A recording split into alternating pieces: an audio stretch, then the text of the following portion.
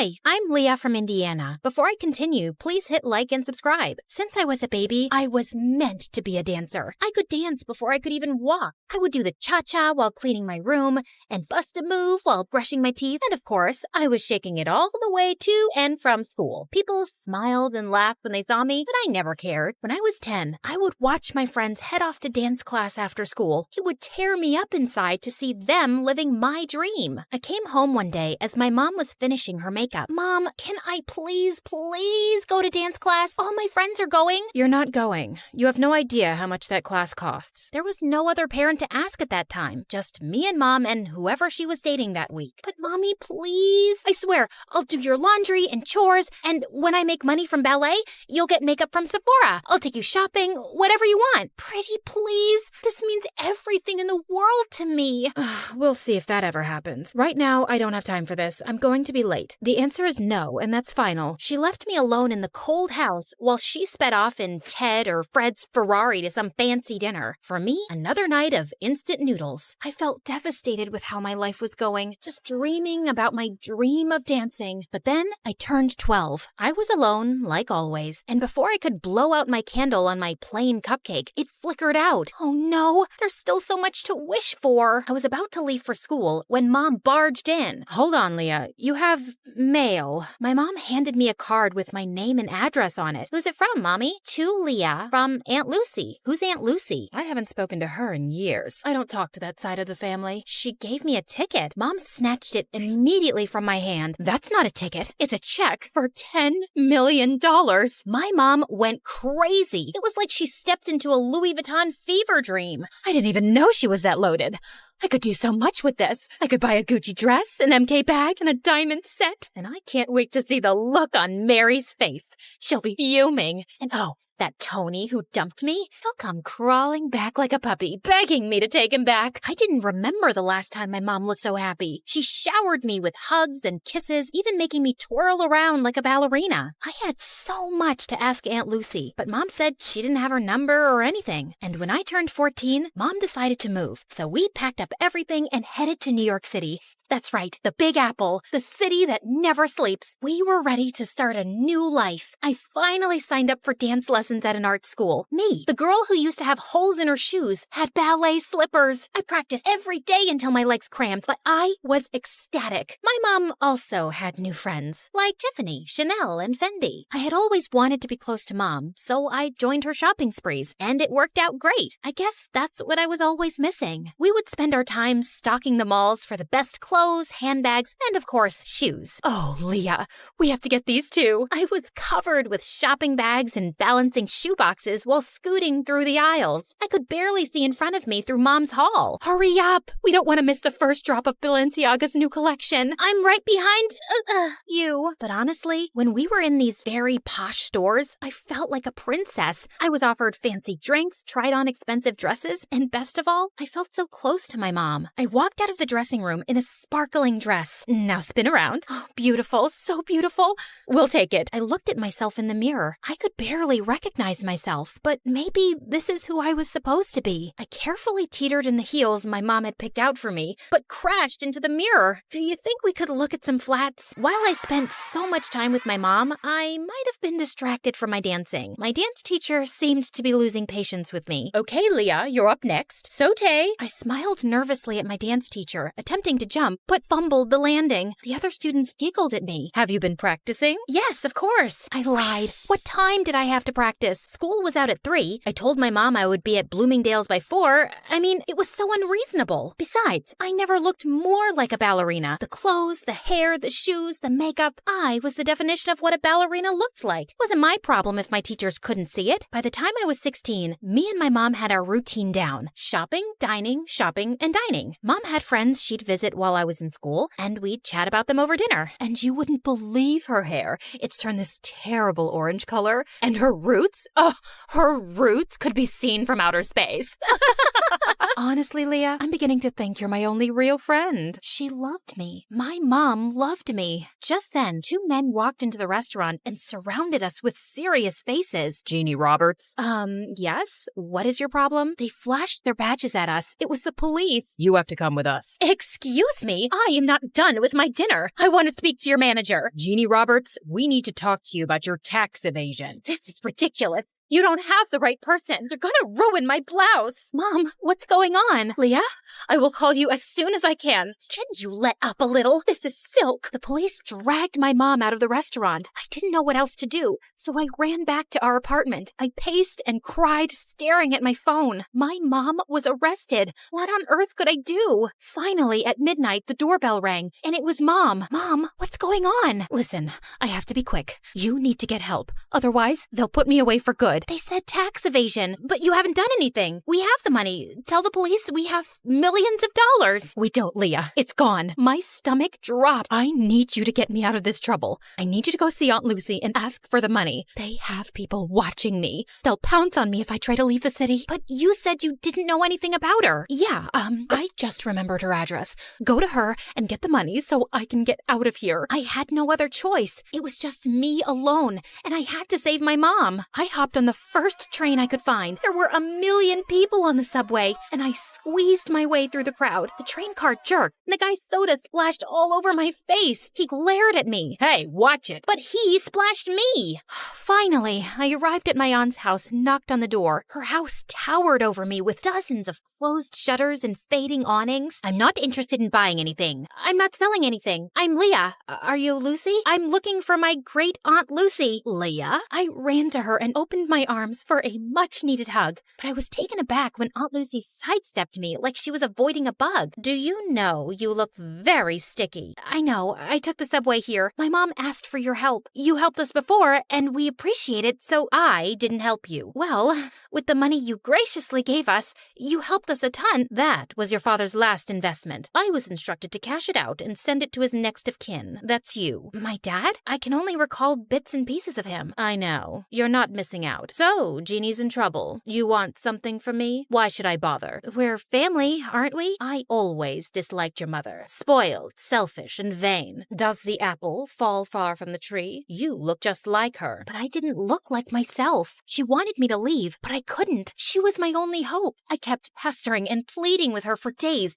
buzzing around her like a pesky fly. Finally, after what felt like forever, she talked to me. This used to be a hotel, you know. I took care of everything, and I was great at it. But it's hard for a person my age to manage everything around here. There's too much space and too many stairs. I have a few guests coming over, but I don't have much staff. I would like to see how useful you can be. Whatever you need, I can do it. I needed to win her over to save my mom, so I got to work by cleaning out the fireplace. Large chunks of ash rained down on me, covering the floor in a thick blanket of gray. Ugh, oh my God, what a mess. Leave this and go wash your face. And when I scrubbed the windows, one of the panes cracked and a large piece of glass fell. I caught the glass right before it hit the floor. Oh no! I heard some guests coming, so I quickly shoved the glass under the bedspread. A large older man entered the room and plopped down on the bed. The glass made a large crunching noise and the man screamed, "New sheets! You must need new bed sheets!" I scampered out of the room and caught Aunt Lucy giving me the death stare. On the way to get new bed sheets, I bumped into a flower vase and knocked water everywhere. I sprinted off into the hall and grabbed the mop to clean, and then thud! The rest of the guests slipped and fell. Oops,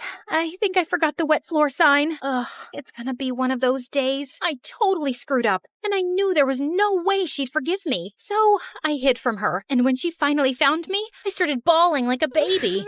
She couldn't be mad at a sobbing girl, right? I could see her face soften, and I figured I had a chance to get on her good side. I tried to make up for all the mistakes I had made. I gave my aunt a foot massage, made her fresh juices and warm soup, and in my final efforts, I polished her dresser and found a music box. Don't break it. Oh, I wouldn't. I love it. I'm a ballerina too. Well, maybe. I used to be. You're a little young for used to be anything. For me, this ballet feels like... Aunt Lucy and I were finally talking, and it felt like the ice was melting. She told me how she used to be a dancer. When I was a baby, my dad would tell her all about how much I loved dancing. I finally got through to my aunt, but I still needed her help. I brought up how desperate I was to save my mom. I was wrong. You're not like your mother at all. Okay, enough of all this. Let's go. We took a car downtown and met my mom. What on earth happened, Jeannie? You are still as disappointing as ever. Ugh, here we go. Why did you even bother to come here? You could have sent the money with Leah, but I guess belittling an innocent woman is more your speed. Aunt Lucy asked Mom for her tax forms, but all she got was silence. Mom, just give her the paperwork. She'll help us. What's wrong with you? Okay, fine. I'll just leave.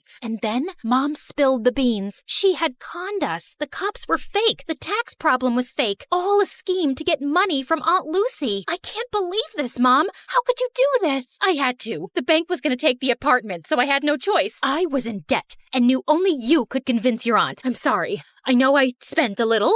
But I spent on you too, and it was for us, right, Leah? It made you happy, right? You were happy, and that's what made me happy. But I'm behind on all of my classes. We're out of money, and we don't even have the apartment. And now you're definitely not happy anymore, so I'm not happy. And I don't see how I could ever become a dancer. Enough. Leah, you need to go to school and work on your studies. You want to be a ballerina? Yes, of course. Then you are coming with me. And Jeannie, you need to pay all of this off. You'll need a source of income to dig your way out of this. This is an impossible situation. I know I made a mistake, but I want to change. And I can't live without you, Leah. I had doubts, and I was furious too. I even stepped outside with my aunt to leave. But then I realized I couldn't abandon my mom, not even after all the things she did. Okay, Mom, I think we should try to be a family, all of us together. I believed that this time it was gonna work out. The three of us went back to the hotel and were ready to start our new lives together. But the next morning, Mom, I ran around the hotel but couldn't find my mom. Her clothes and purse were gone. I searched up and down until I got to the front desk. The cashier's box was completely empty. She left and took my Aunt Lucy's money.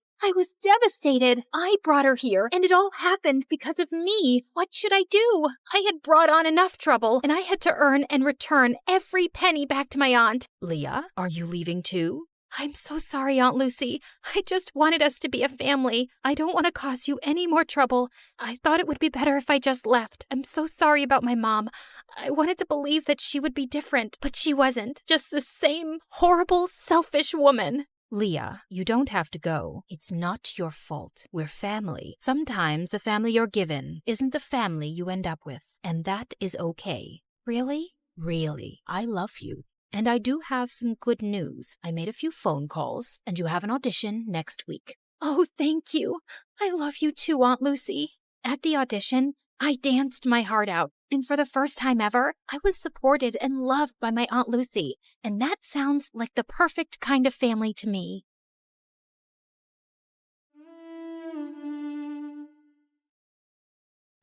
Hi, I'm Blair, and I'm about to tell you a crazy story. Before we continue, please like and subscribe to MSA. Growing up, my parents fought constantly over money. Dad was a struggling sculptor, and Mom, who was a waitress, cursed the day she met him because we constantly had money problems. She always said dropping out of school was her biggest mistake, so she made sure I studied hard. That's how I earned a full scholarship to one of the city's top schools. But my true passion was painting. I fell in love with it at 5, taught myself through YouTube, and by 13, I was winning major school competitions.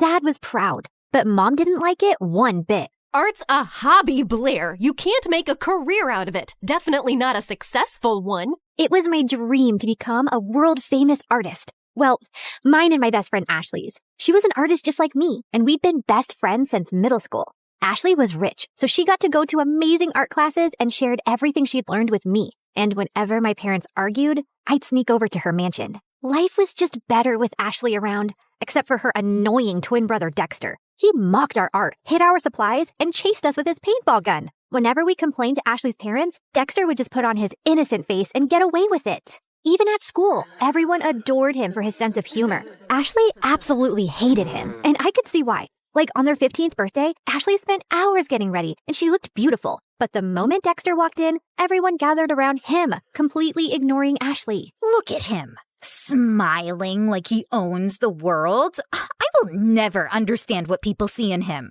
Probably his athletic body. I mean, if you look at it from an artistic point of view, Dexter's pretty much perfect for a portrait. What? I mean, so what if he's good looking? You've got a great personality. That's what you tell ugly people, Blair. You're also so much more creative and way smarter. People would notice that someday. Notice what someday? That you're a total jerk. Aw, are you jealous because no one's paying you attention? Go away, Dex. It's her birthday too. Don't make things worse. Fine, I'm sorry. Here, I got you a flower, little sis. Happy birthday. But as soon as Ashley took it, the flower squirted water all over her face, ruining her makeup, and Dexter ran away laughing. As we grew older, Dexter just got more annoying. At 17, he joined the football team, became the most popular guy in school, and a serial heartbreaker. Every day, some girl would be crying over him, and it was nauseating. As for me, my parents were fighting a lot more lately, and one day, Dad just packed his stuff and left. Shortly after, he filed for divorce, and Mom went bonkers. She refused to shower or step out of the house, and a week later, she came home and told me she'd quit her job. Between rent and expenses, we soon ran out of our savings and didn't even have enough money for food. Do you have cash? Sure, let me just grab some from the secret trust fund your dad left me. No, I don't have cash, you moron. Just run the card again. I've already tried 3 times. It's not working. Pay or leave. Mom just started yelling at the cashier like a madwoman. He called security, but as they approached, Mom grabbed a bunch of stuff and bolted in the other direction. She went round and round in circles before the security guys finally caught her and dragged her out. Since Mom was acting all kinds of crazy, I took up a part-time job at a cafe to help out. But between work and school, my life was miserable, and Ashley wasn't helping. What do you mean you're not coming for the concert? We booked this months ago. Things were different back then. Now I have to work. Ask someone to cover your shift. We're short-staffed, and I need the money. But Hank's gonna be there, and I need your help talking to him. You're not getting out of this. Ashley kept pushing me, but I kept refusing, and eventually she gave up. The next morning, she told me Hank had asked her out, and I was happy for her. College applications were looming, and I desperately wanted to get into NYU's art program, where Ashley was applying to. It was expensive, and I needed a strong portfolio for a scholarship. I couldn't risk my mom finding out, so I stayed late after my shifts at the cafe to work on my portfolio. One day, while I was heading back home, it started raining heavily. It was already late, so I couldn't get the bus, and was waiting for a cab when someone walked up to me with an umbrella. Dexter, what are you doing here? I was just across the road running some errands, and by errands, I mean date that didn't go too well. Anyway, I saw and I thought I'd help. Dexter led me to his car, and on our way, we got talking. He asked me how I was doing, and I don't know why I ended up telling him everything about Mom and how things were really tough at home. Ashley told me about your parents' divorce, but I didn't know things were so bad. If you need anyone to talk to, I'm here. Something about the way he said it made my heart melt. And after that day, Dexter and I got closer. He would wait for me at the cafe and then walk me home. We'd debate over classic movies, argue over music, and bond over our favorite MSA videos. The more time we spent together, the more I saw a different side of Dexter. One that was kind, funny, and surprisingly thoughtful. And before long, I started having feelings for him. You know, I've always had a bit of a crush on you. Really? Why? You're kind, beautiful, smart, creative, and you're probably the toughest person I know. Wow, thanks. I always thought you're kind of annoying. Gee, thanks. What a compliment. Let me finish. But now I think you're the only person who gets me. You've shown me what it's like to really connect with someone, Dex. I guess what I'm saying is... That you like me? I like you too. And then Dexter kissed me, and it was perfect. I wasn't sure how Ashley would take it, but before we can even gather the courage to tell her, we found her crying in the school garden the next day. Hank dumped me. He says my nostrils are too big and that my face reminds him of his dead cat. What kind of reason is that? The kind that's a lie. Hank's a total player. Why would you ever fall for him, you dumb... Ow! I mean, I'm sorry you're hurting, but don't weep over that idiot. You're stronger than that. Be a man, woman, girl, be a girl. Did you hit your head or something? Why are you even talking to me? Blair, I need a hug. The next few days were a mess. Ashley was hung up on Hank and dragged me along for endless shopping sprees and salon visits to distract herself, and I didn't think it was a good time to tell her about me and Dex, who I wasn't even getting to spend any time with. She was also home all the time, so Dexter started sneaking into my room late at night. This is not fair. You're totally ignoring me. I know, but she's miserable, and she needs me. Hey, Han, remember when you needed her, but she was too busy falling in love? Anyway, my football team's having a party tomorrow night, and I'd love for you to come. It's low-key, just close friends. How close are we talking? Close enough to do this. Dexter leaned in to kiss me, But before he could, someone knocked on my door. Ashley! He hid under the bed as I opened the door. Who are you talking to? No one. I was just humming to myself. La la la. See? You tell me, what's up? No time long see. You're being weird. Anywho, I need your help. I've heard the football team is having a party tomorrow and Hank's gonna be there. I need him to know that I've moved on and this party is perfect for that.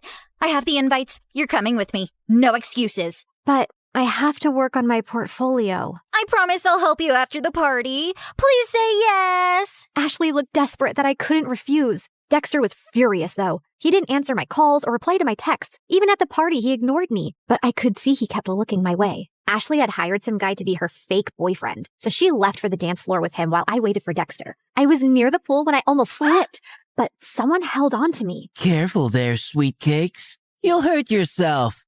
Blair, right? I'm Hank. I know. Great. Then let's skip the introductions and dance. I don't want to. Come on. She said no. I turned around and saw Dexter looking furious. And who are you? Her boyfriend? Yes, now back off. Or what? You'll hit me, pretty boy? You bet I will. Dexter punched Hank right in his face and he stumbled backward. Hank charged at Dexter and the two got into a fight. Everyone gathered around and I caught sight of Ashley's face in the crowd. She looked furious. I ran over to her, but I slipped and fell in the pool. I don't remember much after that, but when I opened my eyes, I was in a room with Dexter and Ashley staring at me. What happened? You passed out. You don't know how to swim? I didn't exactly grow up with a pool in my backyard, so no, I don't. You're bleeding. That's no big deal. Yeah, no big deal. Just like it's not a big deal to hide from your best friend that you're dating her idiot brother. How could you not tell me? I don't know, okay? I freaked out. You've always hated Dexter, and then you'd just broken up with Hank, so I didn't want to rub my relationship in your face. You don't have to treat me like I'm a child who doesn't have a handle on her emotions. Anyway, you've chosen Dexter. Although I can't understand why him out of all the boys on the planet. But you did, and you're my best friend. So I'll accept it on one condition. Never, never make out in front of me, or I'll projectile vomit all over you. Deal? Deal. After that, things went smoothly. Dexter and I could now date openly, which made me really popular. One of his friends asked me to create a portrait for her dad. He loved it so much that he gave me a lot of commissioned work. Soon, I was making enough to quit my job at the cafe, and life became a lot easier. I even finished my art portfolio and was working on some last-minute changes one night when Mom barged in. You're applying to an art college? Why didn't you tell me? Who told you? Doesn't matter. Have you forgotten how much we've struggled because of Dad? And who will even pay for this college? I don't have that kind of money. I'll get a scholarship, Mom. I made a portfolio. Look. No, art school is too expensive and not worth it. You'll join a community college and stay close to me. Now give me that. Mom snatched the portfolio from me and left. I followed her, but she locked herself in her room. No matter how much I begged, she wouldn't open the door. Mom didn't get out of her room the whole day, and since submission was only 2 days away, I had no choice but to give up on my dream. I was talking to Ashley and Dexter about it when he came up with a brilliant idea. Dad knows the dean personally. How about I talk to him and get you a personal interview? And we can ask my friend whose dad bought paintings from you to let us borrow those. It could be your portfolio. That'll work. It should. I'm not letting you give up on your dreams, Blair. What about Mom? She just has to make peace with it. I know you love her, but what she's asking of you is not fair. She's acting like the kid in this relationship. The interview was scheduled for 2 days later, and I spent every second preparing. On the big day, I felt really confident. But as I was on my way, I got a call from the admissions office saying that my interview was canceled. Apparently, I had called and canceled my interview, claiming my mom was unwell, even sending medical reports as proof and withdrawing my application because I needed to take care of her. I tried telling them so many times that it wasn't me, but they just cut the call. I had no idea how Mom had found out about my interview, but I was furious that she'd done this. I went back home to confront her, but to my shock, I found her passed out on the floor. I called 911 and immediately rushed her to the hospital.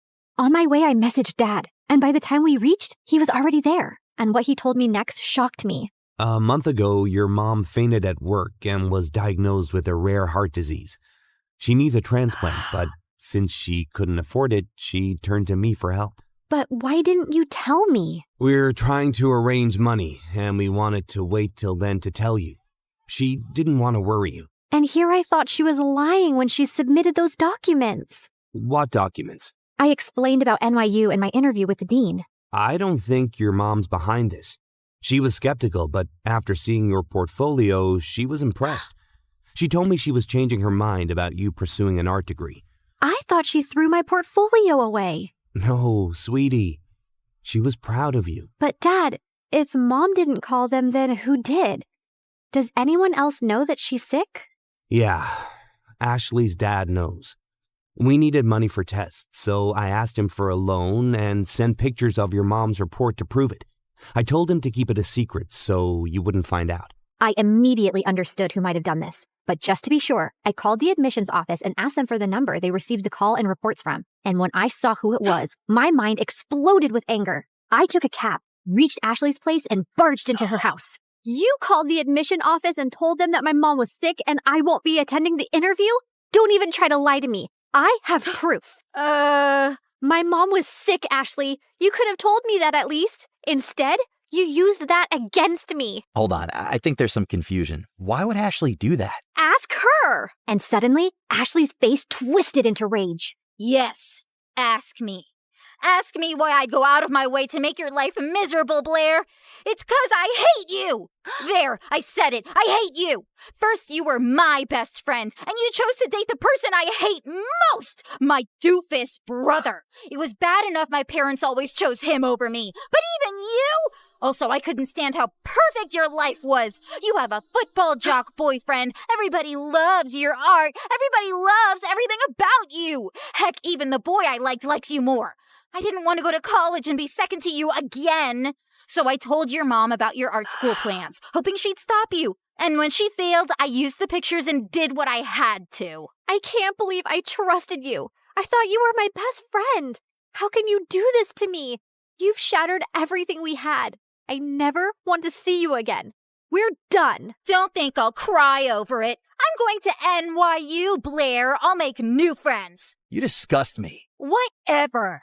I never saw Ashley's face again, and Dexter told me that his parents heard her entire confession and ended up grounding her big time. She didn't even get through NYU, but I did, thanks to Dexter's dad who got me a second interview. Mom stayed in the hospital for a few more weeks before coming home. A month later, we found a donor. It was tough to get the money for the surgery, but we managed, and Mom made a full recovery. Today is my first day in college, and I couldn't be happier.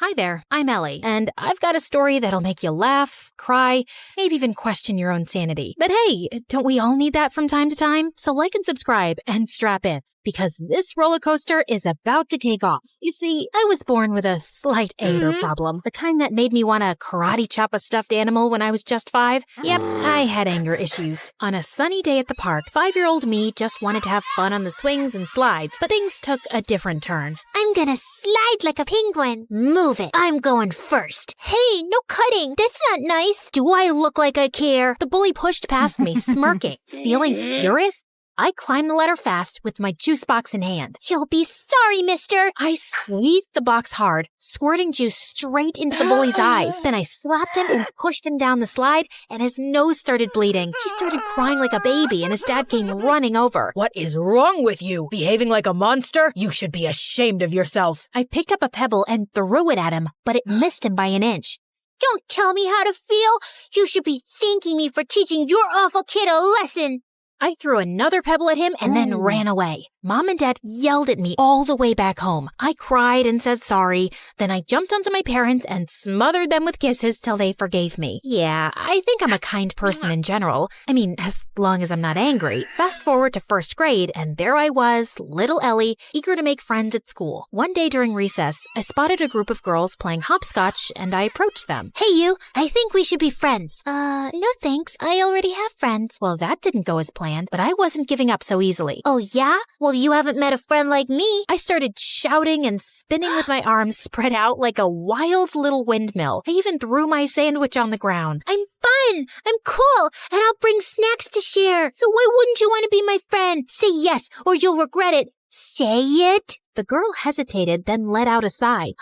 Okay, fine, I'll be your friend. Please, just stop yelling at me. And just like that, I made a new friend. Her name was Lucy, and she was the best. 2 years later in 3rd grade, my family told me one day that we had to move for Dad's job. Scared of losing Lucy, I got really angry. I won't leave Lucy. She's my best friend, and I'm not going anywhere. I protested by staying in our backyard treehouse, and I refused to come down till my parents changed their mind. We know you're upset, but we have to think about what's good for the family. But when I didn't budge, my parents caved after a few days. I was so happy, I finally climbed down from the treehouse. And I learned that standing up for what matters can make a difference, and that my anger was the best thing I had. It gave me whatever I wanted. What I didn't realize back then, though, was that Lucy eventually figured she could take advantage of my anger issues to get her way, too. If she wanted something from someone, she'd come up with a sneaky plan to get me all riled up against that person. Yeah, it always made me the bad guy fighting and bullying people, while Lucy looked like she was the nice, calm friend of a monster, but no one got seriously harmed. As we entered middle school, though, Lucy started doing it more frequently and for bigger things, and I began getting into serious trouble. Like one day, Lucy came to me saying that Mrs. Thompson had called her into her office and said she was giving her a C- on her project. You know what else she said? She told me that I should get myself a better friend because you're distracting me with all your fights and affecting my grades while you get good grades yourself. She even said that you hang out with me just so you can feel better than me. Can you imagine? What? That's not true. Of course I know that. Listen, in today's lesson, I'm going to confront her about this psychological manipulation. And if she sneezes a lot, it means she's nervous that I've told you everything she said. You know all the teachers fear you, But Mrs. Thompson is always sneezing because of her allergies. yes, but sneezing a lot means she's nervous and she's hiding something. She told us that once, but I guess you forgot. Lucky you have me to remind you. When it was Mrs. Thompson's class, Lucy gifted her a red nose, and seconds later, when she confronted her about the manipulation, Mrs. Thompson started sneezing like crazy, and I felt furious. How could you? I thought you were a nice teacher, but you're just like the rest. And with that, I pushed her hard. She fell down and screamed in pain. While everyone's attention was focused on me, Lucy sneaked into Mrs. Thompson's laptop and changed her own grade on the project. Mrs. Thompson broke her arm, and I got suspended for 3 weeks. My parents were furious with me and insisted that I tell them exactly what happened. When I did, Mom said that Lucy was the manipulative witch here. I yelled at her and didn't talk to her for days. How could she say that about my BFF? Days later, I visited Lucy, and her mom opened the door and looked at me like I was some cockroach. Ugh, you again. What do you want? I heard what happened with Mrs. Thompson. Why can't you be a normal human being? Poor Lucy, she almost failed her project because of you. What? Yeah, you're crazy and you're affecting my child. She'll end up failing all her classes because of you. Why does everyone keep saying that? Because it's true. Hey, listen, you silly woman. I was about to scream at her when Lucy showed up and pulled me inside her bedroom. Please, Ellie, you can't talk to Mom like that no matter what she says. But I'm a good friend and I forgive you. Now calm down, girl, and take the Snickers bar. I know it's your favorite candy. Lucy had clearly been spreading lies about me, but I was too blind to see it back then. And when I returned to school, things were a bit different. A new girl, Isabella, had joined our class. She was rich, pretty, and quickly became popular. Lucy seemed annoyed by her existence, but she seemed like a cool girl to me. Till one day, Lucy and I saw Isabella walking out of the bathroom, and I noticed a marker in her hand. Lucy went in to use the bathroom as I waited in the hallway, but moments later, she came out, dragging me back into the bathroom with her. OMG, you gotta see this. You won't believe what Isabella wrote about you on the door. It's totally her handwriting. I'm so done with this annoying psycho Ellie. She's always bullying everyone. I want a peaceful, calm school that I can brag about to my rich friends. I offer $1,000 to anyone who can get rid of her. DM me on this Instagram account if you're interested. What a stupid, ugly witch. Furious, I stormed over to Isabella. How dare you write that about me on the bathroom door? I saw you with that marker, so don't you dare lie to me. Ellie, seriously? I had a marker, but I was working on an art project. I didn't write anything about you. Oh, yeah? Well, Lucy seems to think it's in your handwriting, and Lucy said that? Okay, you should stop listening to that friend of yours. She's just using you like a puppet. Can't you see it? For some reason, Isabella's words struck a chord with me, like she just said something out loud that I kinda already knew, but I quickly brushed my thoughts away. You don't know anything. Just leave me alone. But Isabella didn't leave me alone. She'd always make an effort to talk to me and waved at me with a smile. I started warming up to her, and we got closer. But that drove Lucy crazy. One day during lunch, I was sitting with Isabella, laughing and chatting, when Lucy stomped over angrily. Ellie, how could you ditch me for Isabella?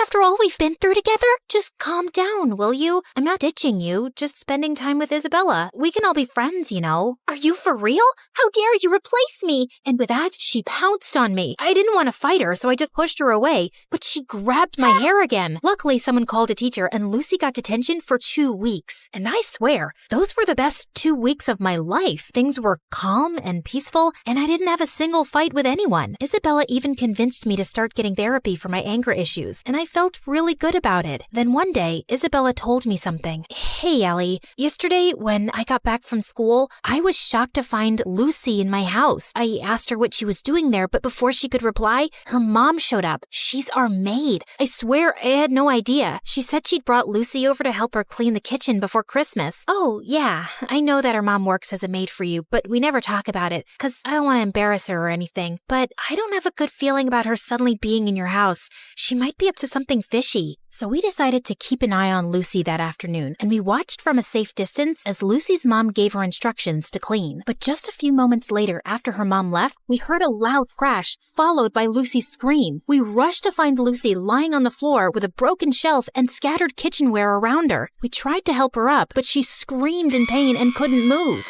Just then, Lucy's mom and Isabella's parents came running too. Oh my God, what happened? Oh, Mom, I was just reaching for something on the shelf, but it was unstable.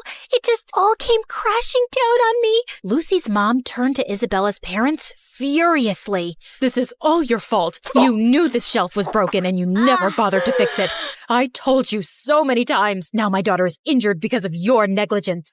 I'm gonna sue you for this. You'll pay for the harm you've caused my daughter. Isabella's parents tried apologizing repeatedly, but Lucy's mom didn't listen to a word and called an ambulance to take Lucy away. I couldn't help feeling sorry for Lucy, although I was almost sure she'd hurt herself on purpose to cause trouble for Isabella and her parents. She probably hadn't expected it to be this bad. And sure enough, the injury was very bad, and Lucy couldn't walk for a few months. A few days later, the teacher planned a visit to Lucy's house for the class to cheer her up. But the moment we entered Lucy's room, she went ballistic, calling me a horrible friend who'd betrayed her, and calling Isabella bad names too. I was feeling angrier by the second, but I tried staying calm. Just then, Lucy's mom walked in, and she started calling me a bad friend too. Are you here to hurt my Lucy even more, Ellie? You've made it obvious whose friend you really are. But be aware, Isabella, I'm certain she only chose you because you're rich. Ellie has always been a bad, rotten egg. Suddenly, I just snapped. I jumped at Lucy's mom and she fell back and hit her head on the floor.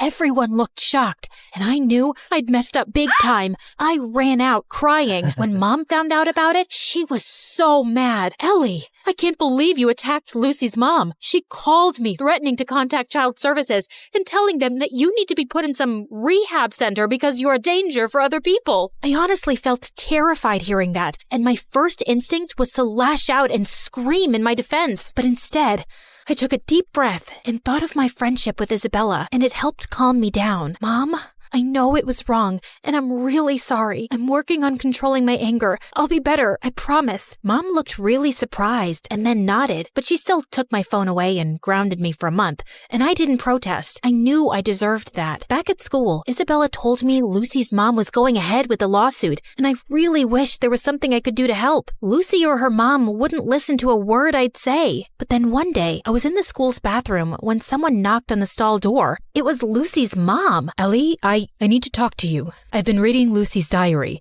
and I've discovered the truth about her actions. She's been using your anger issues to her advantage. I sometimes had a feeling that something was off with Lucy's behavior, but I never knew for sure. Are you still gonna sue Isabella's parents or report me to child services? No, I just wanted to apologize to you, and I won't be causing you or Isabella's parents any more trouble. I'll also get Lucy the help she needs. We might even move to another town and live with my sister if it means Lucy can get better therapy. I'm so sorry for everything, Ellie, and I want to thank you for being a good friend to Lucy, despite everything. With that, she gave me a quick hug and left. I felt tears pricking my eyes. I was kind of sad I wouldn't get to see Lucy again, but I also felt lighter and free. Moments later, Isabella walked in. Ellie, everything's gonna be okay. Isabella hugged me tight, and for the first time in a long while, I felt like everything would be okay.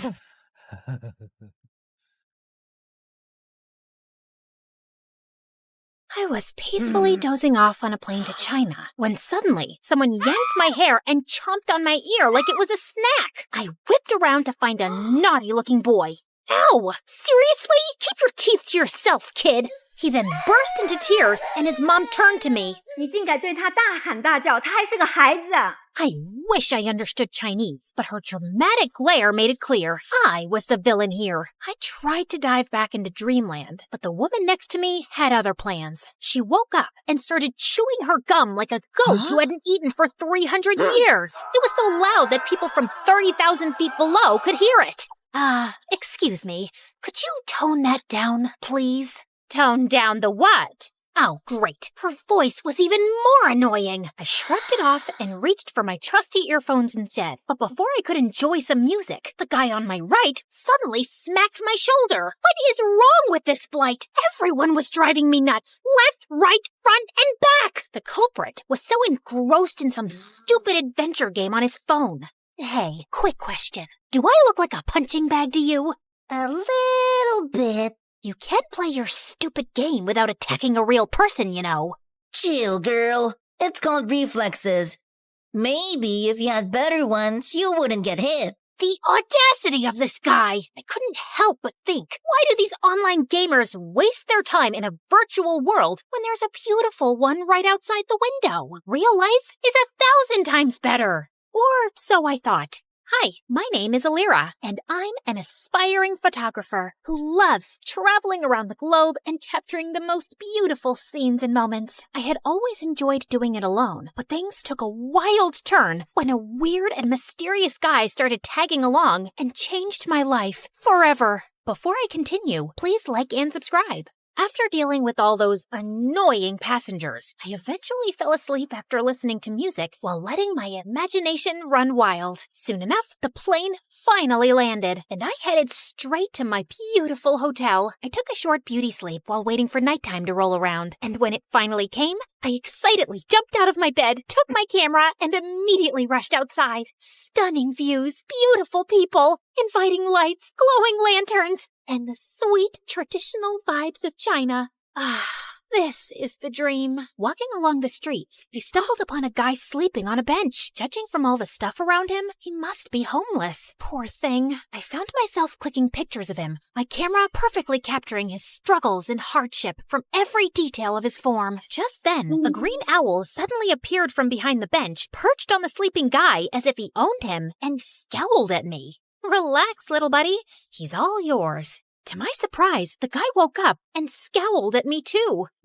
Who are you? And what are you doing here? His eyes then lowered to my camera. Were you taking pictures of me while I was sleeping? Duh, I was taking pictures of the street, but you were blocking my view. It's not my fault you were sleeping there. That's a terrible excuse for disrespecting my private space. The private space? That's rich coming from you, who is sleeping on public property. Delete my pictures, or I'm gonna delete it myself. Don't you dare touch my camera! Do you have any idea what it takes to capture a beautiful moment or view? The countless hours, the right timing, the quest for the perfect angle. I pour my heart and soul into every shot. Those aren't just pictures. It's a piece of me, a piece of my struggle, my passion, my life. So please, don't take that away from me. I trailed off when I realized that he was now holding my camera and swiping through the shots. But how? So you're not only homeless, you're also a snatcher. Give it back, you jerk. I lunged at him to retrieve my camera, but he suddenly vanished. I spun around, and he was still swiping. This guy, I swear to God. In all fairness, you have quite a remarkable talent for capturing beautiful images. What do you think of me now? Just some lousy, try-hard photographer? I snatched the camera back, and this time he didn't resist. He practically handed it over. I immediately checked my gallery and realized he hadn't deleted anything. Relax. I usually don't meddle with other people's business. Unlike you. I tried glaring at him, but I felt like I ended up pouting, which made him smirk. Oh, well, at least I finally bumped into someone who speaks English. I'm so tired of racking my brains and using weird hand gestures to understand what the locals are saying. He ignored me and started picking up his things as if preparing to leave. So, where are you from? Not from around here. I see. Where are you going? I don't know. Maybe under the bridge, at the back of the junkyard? Just anywhere with a roof where I can recharge my energy, so I can continue my pursuit of answers to my questions. Just then, a sudden rumble of thunder echoed through the streets. I think you should speed your pursuit up, because the rain is about to pour, buddy. I don't mind the rain. It helps me think better. But your owl doesn't. He stopped in his tracks when he realized that I was right. You know what? Why don't you just come with me to my hotel? I'll get you a room. It's just nearby. I appreciate your hospitality, but I don't need your pity. Oh, look. Mr. Grumpy Bench Guy is being such a drama queen. Fine. But the moment the rain stops, we're out. Another thunder rumbled as we started walking away. When we reached my hotel, the receptionist immediately greeted me with a question. 给你朋友另一个房间。 As I scrambled for my translation book, Hatham suddenly swooped in. Shida, Ching. Did you just speak Chinese? I speak multiple languages. I have a constant hunger for endless knowledge. So, you're a polyglot. So cool. That's literally my dream. But learning another language is so difficult for me. What's your secret? Oh, I use this splendid application on my phone, Duolingo. Oh, I have heard about it, but I never tried it. It has a fun and engaging approach to learning a language. It's like casually playing a game, which is a pretty good motivation for the learning process. Okay, that sold me. I immediately downloaded the app and was greeted by a cute green owl named Duo, who looked very familiar. I turned to his pet, who was sitting on his shoulder. Whoa, Duo looks exactly like your owl. They have the same name too. Just a little warning. Duo's nice and helpful, but he can be a little persistent sometimes. But it's also for your own good. Well, he seems to be a cute little guide. I went straight to my first lesson, and I was already liking it. Shui means water. Shui? Gosh, I am so thirsty. I need some shui. Okay, got it.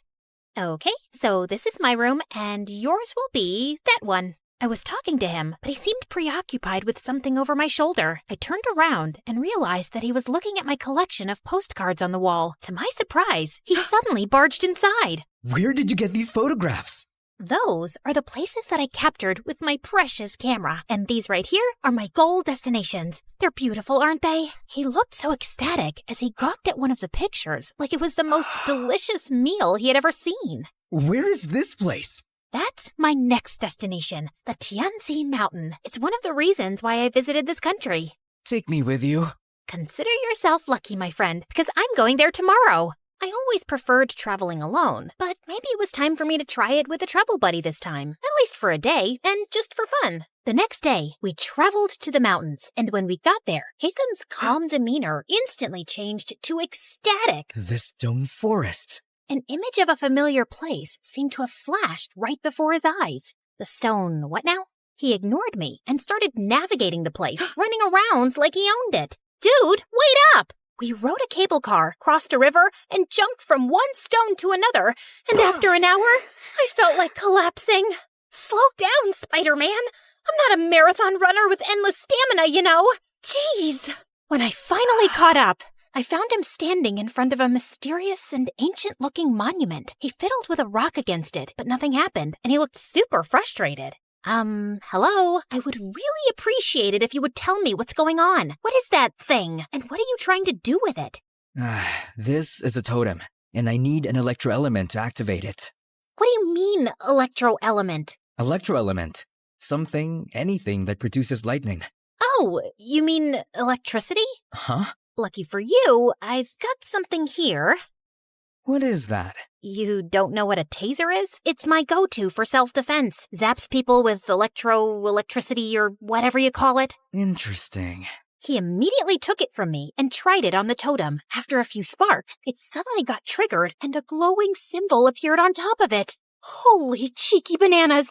Is that a hologram or something? He found 2 more totems, and after doing the same thing to each of them, a strong streak of light came from above, forming a pillar. What in the world is happening?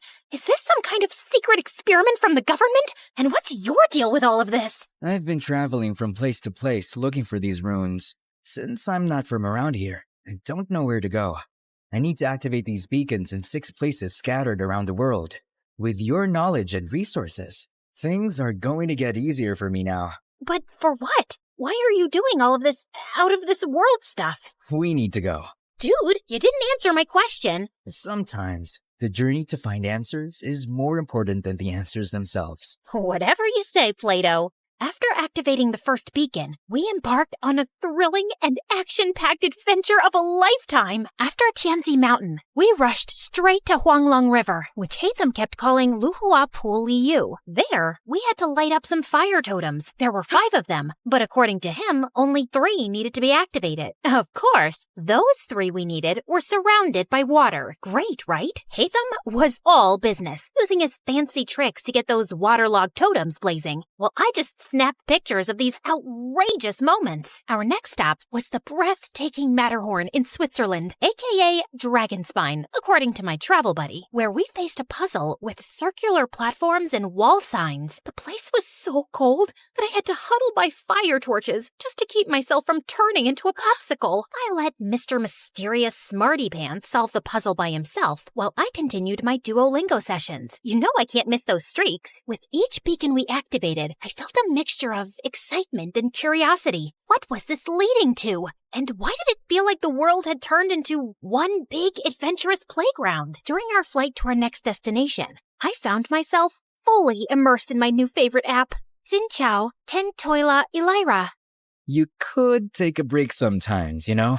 I need to learn the basics, at least for now, and I like how Duo keeps reminding me with his cute little expressions. When we finally reached Vietnam, I decided to try out what I learned by asking the locals about the directions. Xin Loi, Bang Ko Te Chung Toi Duang. The woman stared at me as if she was solving the most difficult math puzzle. Ko Te... Xin lỗi, nó ngàn con đít chỗ, chúng tôi vết đông vết vinh, ha lông đục trong. Được chứ, bạn chỉ cần đi thẳng, rồi đi qua cái cây khổng lồ kia, sau đó rẽ phải và đi bộ khoảng 200 mét sẽ thấy một khoảng đất trống. Okay, I guess it was too early for me to attempt a conversation. After learning the direction, Hatham continued walking towards the bay. Ugh, why is this guy so good at everything? You still have a long way to go, Elira. I literally just started. Just wait and see. I'll be leading the leaderboard with an unbeatable streak in no time. I commend your determination. Keep it up.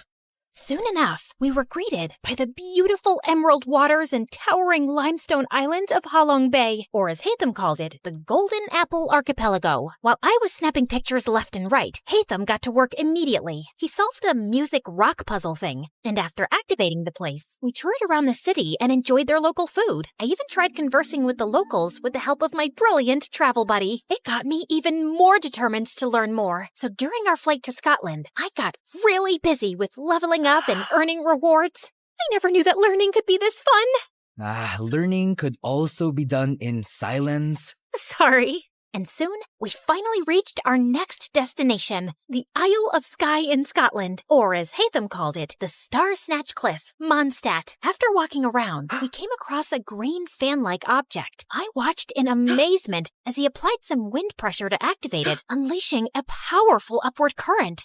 Whoa, that's so dope! So, what's next? Time to fly. After taking a large cloth from his bag and holding onto it, he wrapped his arm around me, and we gracefully floated in the magical breeze. I never thought I would experience flying like this, not even in my wildest dreams. If this is a dream, I hope I can keep enjoying it and not wake up too soon. Our imaginations know no bounds, Elira. They possess the extraordinary ability to unlock infinite possibilities. We then found 2 more fans along the way before we finally activated the totem at the top of the cliff and summoned the pillar. I stood there for a while and looked ahead at the seemingly endless horizon, thinking about how Hatham sees this beautiful world in his own vision. Finally, we were down to the last one, Deshra Desert Sumeru, or as we call it, the Great Pyramids of Egypt, my favorite. Hatham looked so nervous and excited while I was taking some pictures of the legendary structures. After hours of touring around, I followed him as we headed to the group of old, weathered columns. So, how do we solve this one? We need to hit the larger columns until you match them with the corresponding symbol on the smaller columns beside them. Match all 3 big ones to the smaller ones to summon the last pillar. Aye, aye, Captain.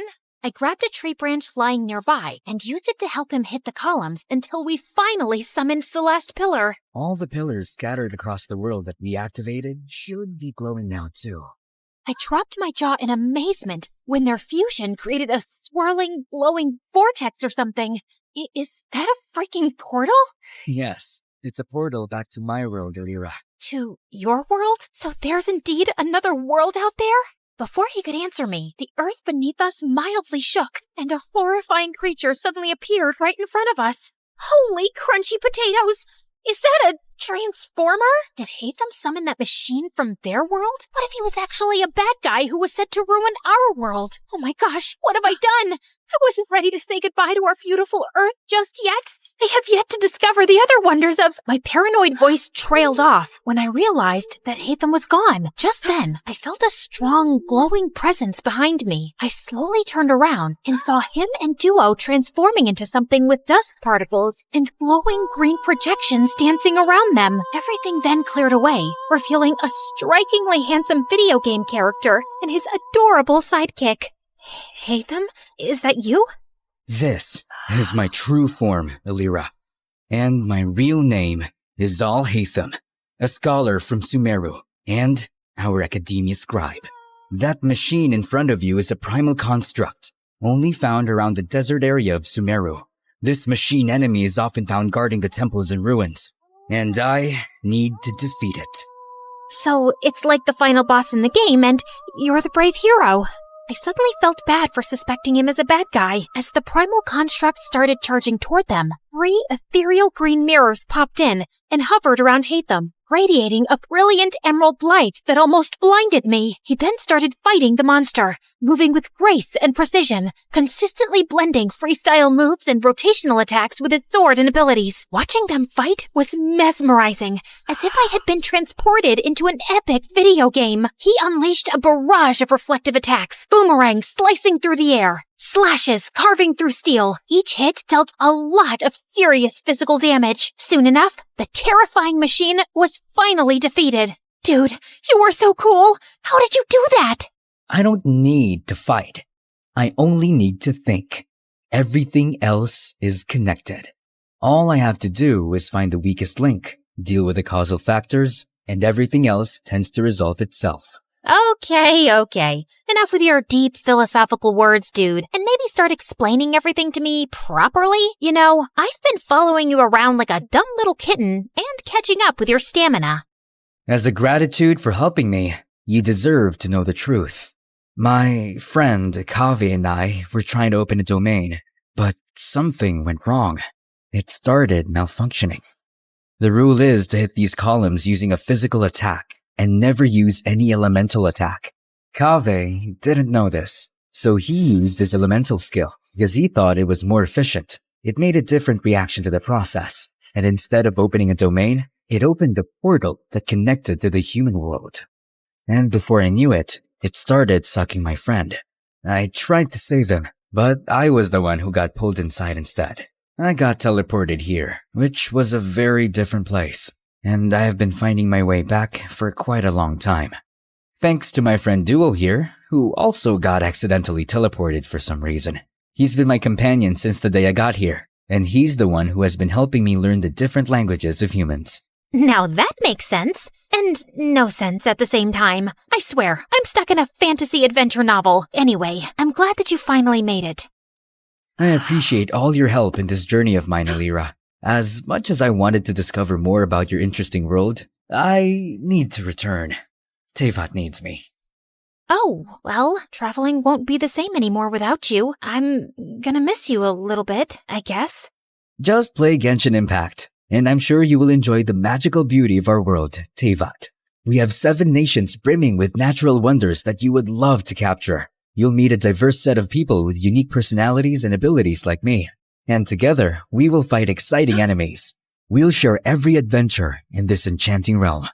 I felt a lump in my throat as he extended his hand, but knowing that I would be seeing him again, I shook it with a smile.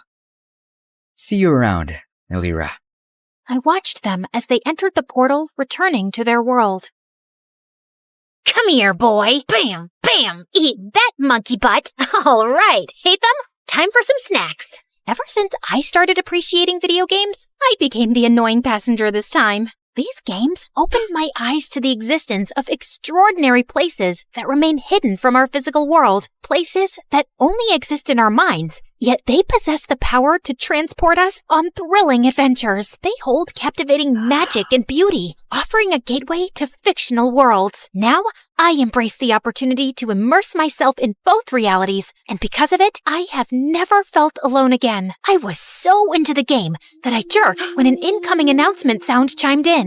Ladies and gentlemen, this is your captain speaking. We will begin our final descent to Paris shortly. And now, it's time to explore the famous beauty of Paris.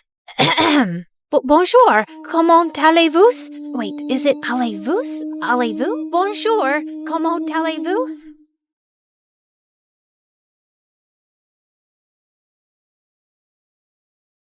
You're never here when my tears dry.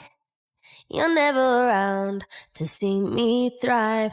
When it's my birthday or my day off, you got other plans and can't show up. Hi, I'm Hope from Honolulu. Please like and subscribe to 4Eve. My parents always said I was born beautiful. I received so many compliments and modeling offers for baby products that they launched my modeling career when I was just 3. But I never really knew my parents. When I was 6, they started a clothing line named after me and got really busy with it. So they mostly left my older sister Leilani in charge, and she hated me. You promised we'd play with the dolls. You can't always be the center of the universe. I have to take this call. Fashion Kids magazine wants you again. She'd always lie and say we'd do one thing, but we'd do another thing instead, and I'd suffer. You said after my fashion show, we'd go home. I'm tired. Just sign a few more autographs and don't be so ungrateful. Sometimes I wondered if she was so mean to me because she was jealous of my fame. Once when I was 12, I was at a signing event and I escaped from the crowd. I stumbled into an alley where a girl my age was looking through the trash with her mom. I offered them some snacks from my bag, and their reaction was so wonderful. Just then, Leilani found me and dragged me away. And later, when we were on a video call with our parents, she told them what had happened. Hope, it's not okay to sneak off like that. And that poor family could have robbed you. Or taken a lock of your hair to sell on eBay. No, they were nice, and I liked helping them. Nonsense. You're too busy and famous to be doing anything else. Anyway, we heard your sister booked you on a morning show for the launch of your new toy line. Little Hope dolls. They're gonna sell like hotcakes. Sometimes it felt like my parents just used me for money. In fact, I felt people were friends with me for the same selfish reasons. But I never gave up on the idea of using my wealth for good. When I turned 14, I held my first fundraising event for homeless people, and it was a big success. But my second fundraiser turned into a complete nightmare, because the day after it, my face was all over the news with the words, "Teen Thief." Hope, they're saying you kept all the funds for your business. What? Why would they think I took all that money? The news is saying they got an anonymous tip. This can't be good for your career. It's all over social media. They're calling it the biggest scandal of the year. You need to stop all this charity nonsense. We need to work on saving your reputation so you won't lose out on any modeling contracts. I didn't care if I never modeled again. I didn't understand how anyone could think I'd steal charity money. I was too embarrassed to even leave the mansion. Soon after, I was about to join a new high school, and I went to Leilani with an odd request. Help me make a disguise for high school. You're my makeup artist. If anyone can do it, it's you. Look, it's hard for me to trust people. They'll probably use me for my money and fame or spread more lies. I'd rather just go as a regular kid so I can be active in the school's charity clubs. You don't think you could just go as yourself? Doubtful. I always become the center of attention without meaning to. And because of that scandal, the charity clubs might not trust me. I just want to fade into the background and do the things I care about. Please. To my shock, she agreed to the makeover. She gave me cute short hair as part of my disguise. I decided to keep my disguise a secret from my parents. They were not happy about my short hair, but my agent had advised me to take a break from modeling and stay out of the public eye anyway till the scandal died down. At home, I was Hope, the supermodel on a break. But at school, I was Minnie, the humanitarian. I joined the charity club, and the volunteer work I was doing felt amazing. And I was making friends pretty easily. But one day at school, I was lifting a heavy box of canned food donations when I suddenly threw out my back. Whoa, are you okay? I suddenly noticed there were two really cute guys watching me struggle to stand up straight. Guess I'm an old lady who's not used to heavy lifting. Ouch. Let's take you to the school nurse, Granny. I'm Kai. And I'm Crane. Here, let me take your bag. What was in that box? Canned stuff for a food drive. Crane immediately dropped my bag to the floor. You're part of a food drive? Not gonna help you. What? Come on, Nan. Let's just take her to the nurse. She's hurt. Whatever. Not my problem. And then he just left. What was that about? Are you seriously doing a stupid food drive, Granny? My name is Minnie, and what's wrong with food drives? Minnie? Minnie. Everything about them is wrong, Minnie. If the poor just got off their butts and worked, they wouldn't be poor. Why should we treat them like babies and take money from people who do work? Wow. Sometimes it's hard for people to find work or earn enough, and they need help. Maybe lame losers do. Well, Minnie, here you are. Kai winked at me as he left. What a jerk. But I wasn't going to let his arrogant opinions stop me. I organized a school dance to raise funds for the food drive, and it was a hit. But just as I was dancing with some friends, Kai and Crane busted through the gym doors with crowns on their heads. To the rich, stand with the rich. What are you doing, Kai? We're here to tell everyone the poor are pathetic and charities are scams. Don't be fooled. Just then, Crane started kicking down the display of food donations like a maniac. Luckily, the teachers there kicked both out before they could do more damage. What planet were these jerks from? But I forgot all about them when I got home that afternoon and saw Dad running out to me. Didn't you check your phone, Hope? I think the battery died. What's wrong? Your mom and sister got into a car accident, but the doctor said they'll be okay. They both had some broken bones and will need bed rest. I started to cry, and Dad hugged me. I couldn't remember the last time he'd done that, and I decided I'd stay home for the next few weeks to take care of Mom and Leilani. The next evening, my bodyguard drove me down to the food bank to drop off the school's donations. To my shock, I saw Kai step out of his car in front of us, and he was dropping off bags of donations. What the hot fudge? I snapped a picture of him, and I confronted Kai in the school hallway the next day. Saw you at the shelter last night. What are you talking about? This? How did you...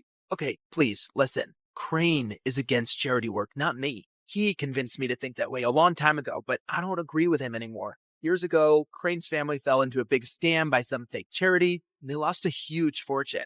Oh no. Yeah, his dad had to work so hard just to get them back on their feet. Now, he talks trash about all charities, and he doesn't trust the poor. He actually enjoys shutting charity work down in public. He bullied me into crashing that dance.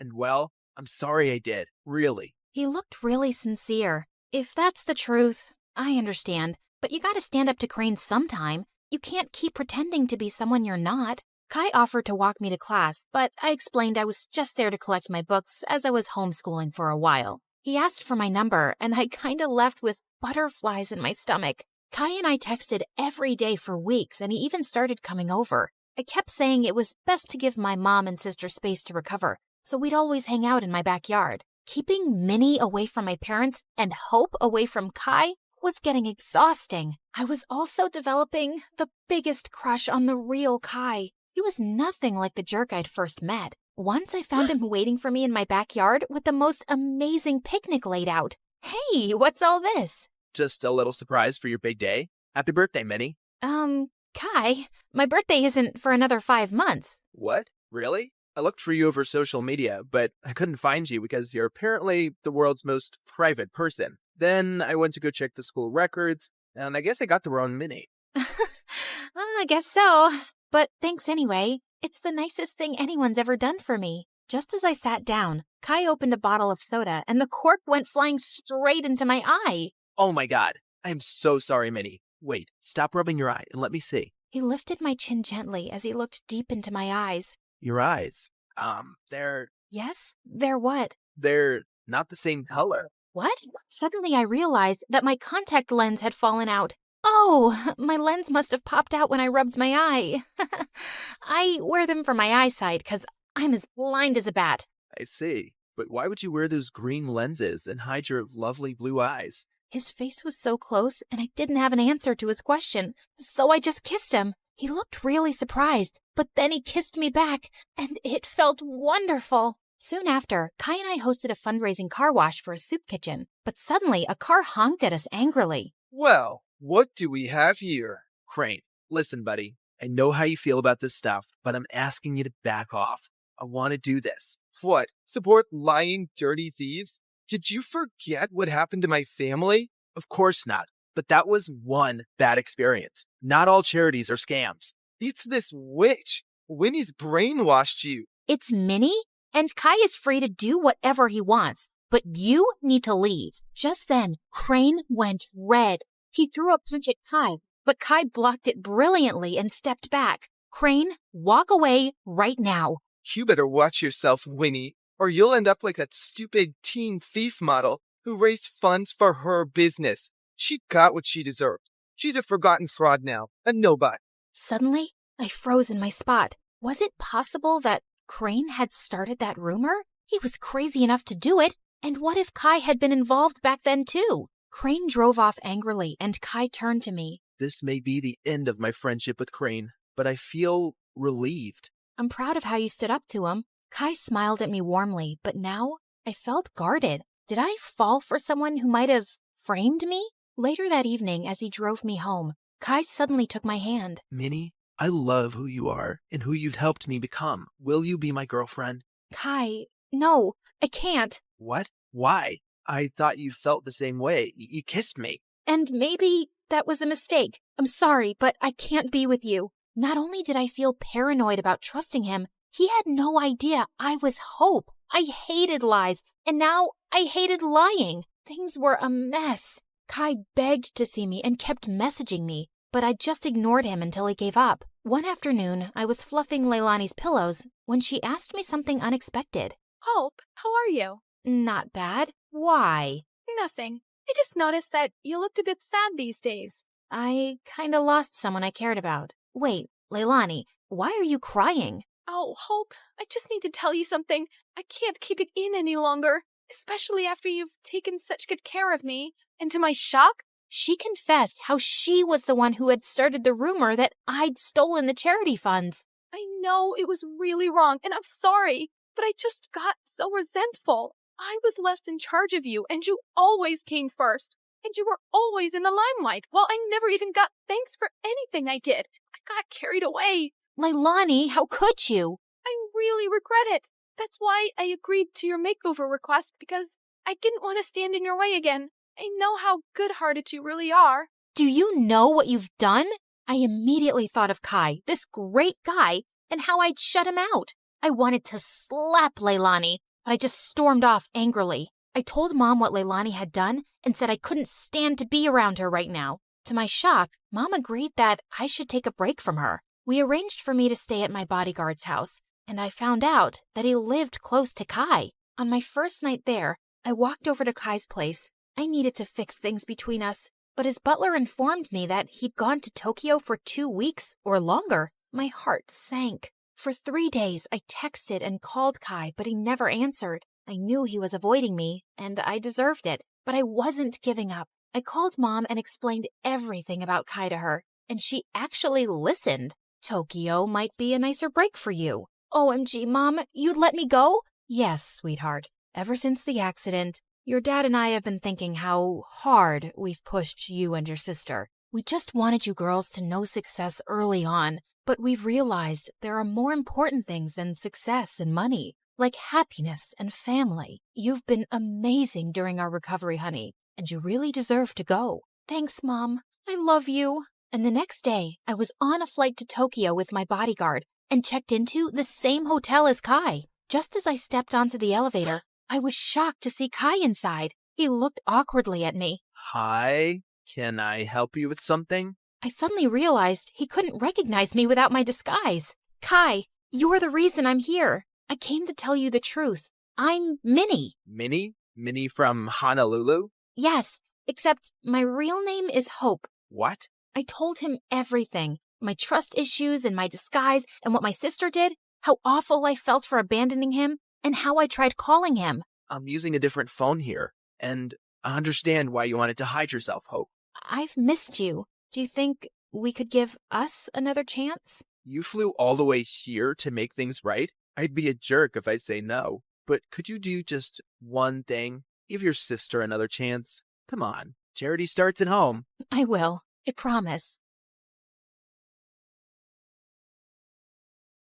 When the music kicked off and everyone started dancing, I escaped to the garden for some fresh air. As I sat down by the fountain and sighed, a soft object hit me squarely in the face. Then someone in black jumped down from the tree above me. Brought your favorite cheeseburger. Meredith, what are you doing here? And why would you hit me with a burger? Wait, are you dressed up like Catwoman? Yeah, it's been my look for weeks now. 1, it shows off my fantastic figure, which is a service to humanity. 2, every vigilante hero needs a costume, and I've always found Catwoman classy. 3, vigilante hero? You basically rob people. Yeah, like Robin Hood, stealing from the rich and giving to the poor. You steal for yourself. I am the poor. And what's all this you nonsense? Last time I checked, we were a team. But sis, what's taking so long with this mission? It's not that simple. It's pretty simple. You make this rich dude fall for you, get access to his vault, steal the painting, and we run off to Bora Bora. Are you having trouble making him fall for you? Maybe he hates your eyebrows. I don't know, but I feel like punching you in the face every time I see your eyebrows, which is basically every time I see your face. Shut up, Em. Everything's going fine. Okay, but hurry up. This catsuit is giving me a butt rash, even though I use baby powder under it. I want to put it away soon and retire on a beach in a bikini. Aren't you looking forward to it? Just take the stupid suit off. You're a con artist, not a cat burglar. And of course I'm looking forward to it. You should go before you blow my cover. And thanks for the burger. It's not a gift. Duh. You're gonna pay me back. I've noted it in my diary. See ya. I couldn't help laughing as I saw her clumsily climb the wall, then fall over to the other side. But as I turned away, I felt troubled. The problem wasn't about making this rich guy I had to rob fall for me. He already had. The problem was, I'd fallen for him too. Let's start from the start, okay? Hi, I'm Claire, originally from Connecticut. And yes, you might have heard some fun words being used for me. Deceitful witch, manipulative liar, and con artist might come up, none of which is an exaggeration. But people change, okay? Before I tell you my crazy story, please like and subscribe. My mother was born into what she always called old money, which basically means her family had been rich for a long time and their wealth was passed down generations. Unfortunately, it skipped our generation. Apparently, my dad was extremely charming and swept Mom off her feet when she was just 20. She married him against her parents' wishes and they cut her off from their wealth. Then, 2 years later, Mom gave birth to twins, Dad met another woman, and he abandoned us. At least he left us the house in a nice neighborhood, but my grandparents refused to help Mom out and said she had to live with her decisions. Mom, how are you feeling now? Like my organs are shutting down one by one. So, same as this morning then? Here's some chicken soup. There's no chicken in it. Well, you asked for chicken soup when there was no chickens in the fridge, so I guess we all have to use our imaginations, don't we? Oh, the soup at my parents' house always had chunks of chicken and big fat prawns. What has life come to now? I was raised as a creature of luxury. I'm like that fairy tale princess who couldn't sleep because of a single pea under her mattress. So you say, but there's a bunch of sharp pebbles under your mattress and you sleep like a log and snore like a bear. What? How could you put pebbles? I do not snore. Leave me to decompose, please. Well, you have to return to your waitressing job, so get well soon, Mom. Shall not.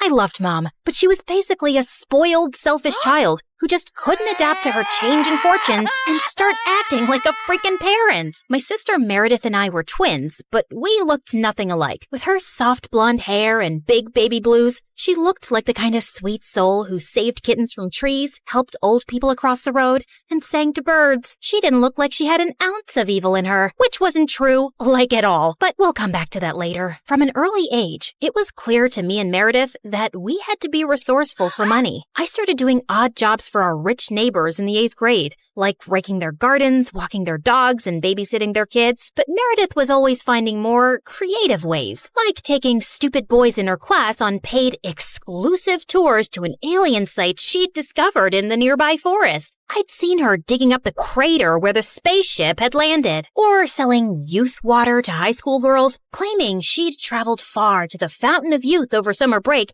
and had a limited supply. They actually thought she was telling the truth because it tasted different. Yeah, Yeah, that's because she was filling up bottles from the neighbor's gross jacuzzi. People eventually caught on and stopped buying from her, and that's when she started stealing from me. But whenever I'd confront her, she'd throw a tantrum and deny it like I'd accused her of killing someone. So the next time, I hid money in my diary and made my latest entry. Dear Diary, guess what? What? When Mom took Meredith to the hospital for her sore throat the other day, the doctors made a shocking discovery. Meredith has a rare, incurable disease. She only has a few more months with us. We've decided not to tell her so she isn't scared and lives the rest of her short life in peace. Yes, I'm sad, but not that much because my baby sister is going to a better place and leaving me all her stuff. I knew my trick had worked when Meredith came down one morning with swollen eyes. When Mom asked her what was wrong, she burst into tears about her incurable disease. Where would you get an idea like that? Yes, Meredith. Please, tell Mom where you got this idea from. You wrote it in your...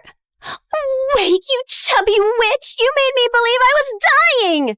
Meredith lunged at me and we went rolling all over the kitchen floor. But she ended up getting grounded for a month for stealing and invading my privacy. I soon started missing her at dinner time though. So late one night, I snuck into her room with ice cream to find her playing darts with my face as the target. I'm sorry you're stuck here, but you did steal from me. I know we don't have a lot right now, but we'll work hard and make money in the future. But the future is in the future. What do I do now when I need money for mascara and gummy bears? Maybe we can think of some business idea. Oh, I thought you'd never ask. She pulled out a box from under her bed full of t-shirts. So you know my friend George, the next-door gardener's nephew? Apparently he volunteers at a mental institution every weekend. The owners got t-shirts made from all the patients, but they refuse to wear them, blah, blah. So now the mental place has hundreds of these lying in storage. George said he can score them for me, and we could have our own t-shirt range with cute things written on them. Look, here's what I made for myself. I want to go to Bora Bora, but I'm Bora Bora. Please help me. Funny. I'm very serious, actually. I'm gonna live in Bora Bora one day. So, are we selling these t-shirts? I'm in. I also made one for you. That'll be $10, thanks. Money can't buy happiness, but poverty can't buy anything. Please help me.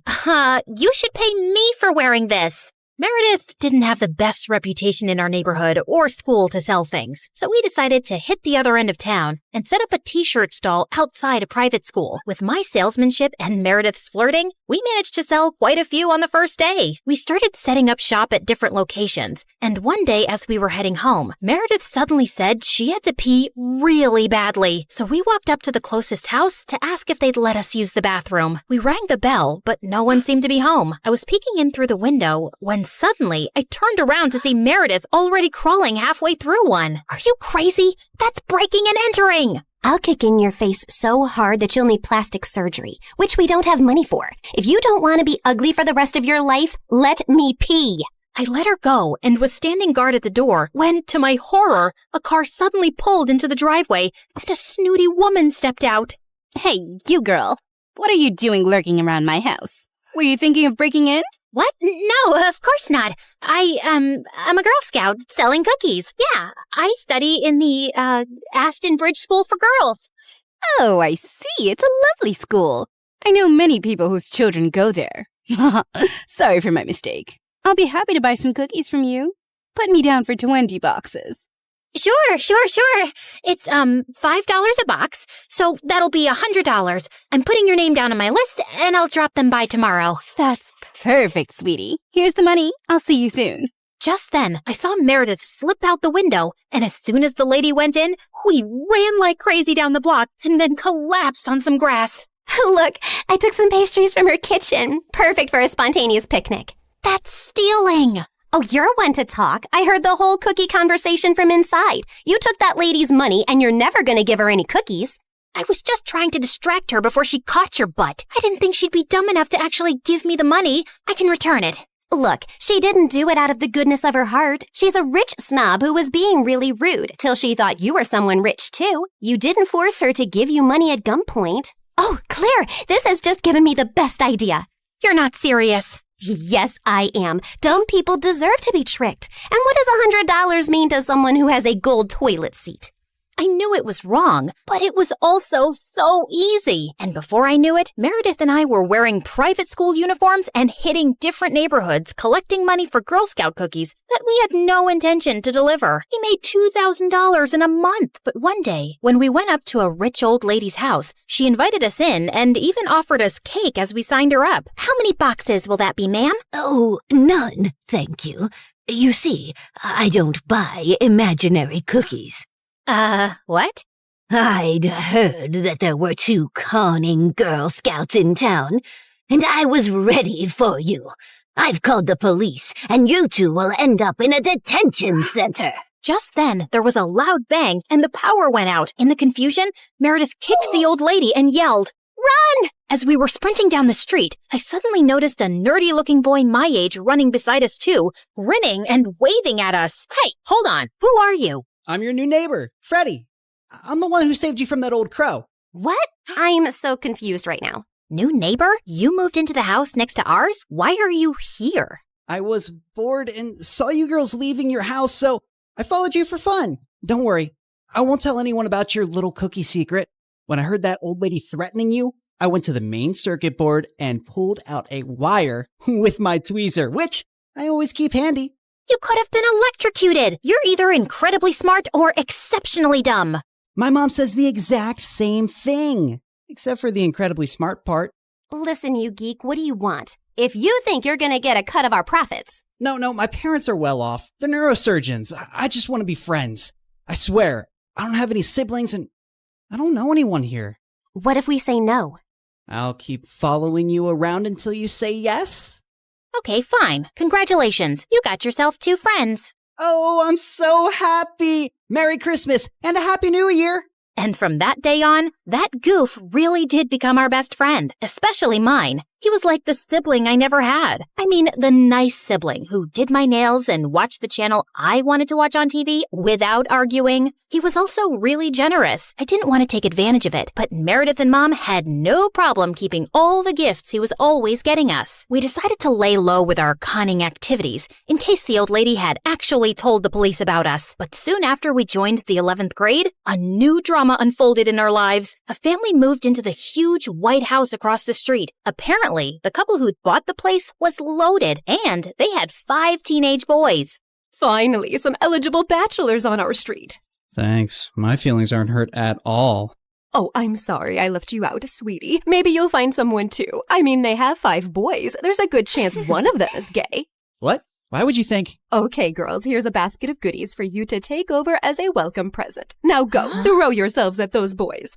Meredith and I rolled our eyes, but we decided there wasn't any harm in checking them out, and we were welcomed by the ugliest quadruplets ever. They were really sweet and really excited to see us, but with their orange hair, acne, and buck teeth, they were not a pretty sight.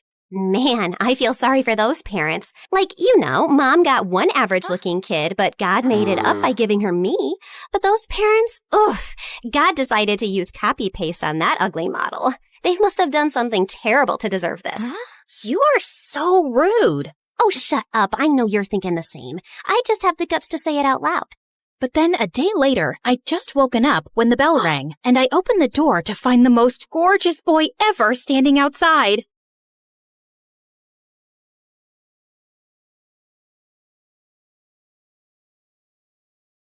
Little Natalie's tummy couldn't stop growling. She had been hungry the whole afternoon, but it was evening now and her mom wasn't home yet. Those rich people should stop making my mom work so much.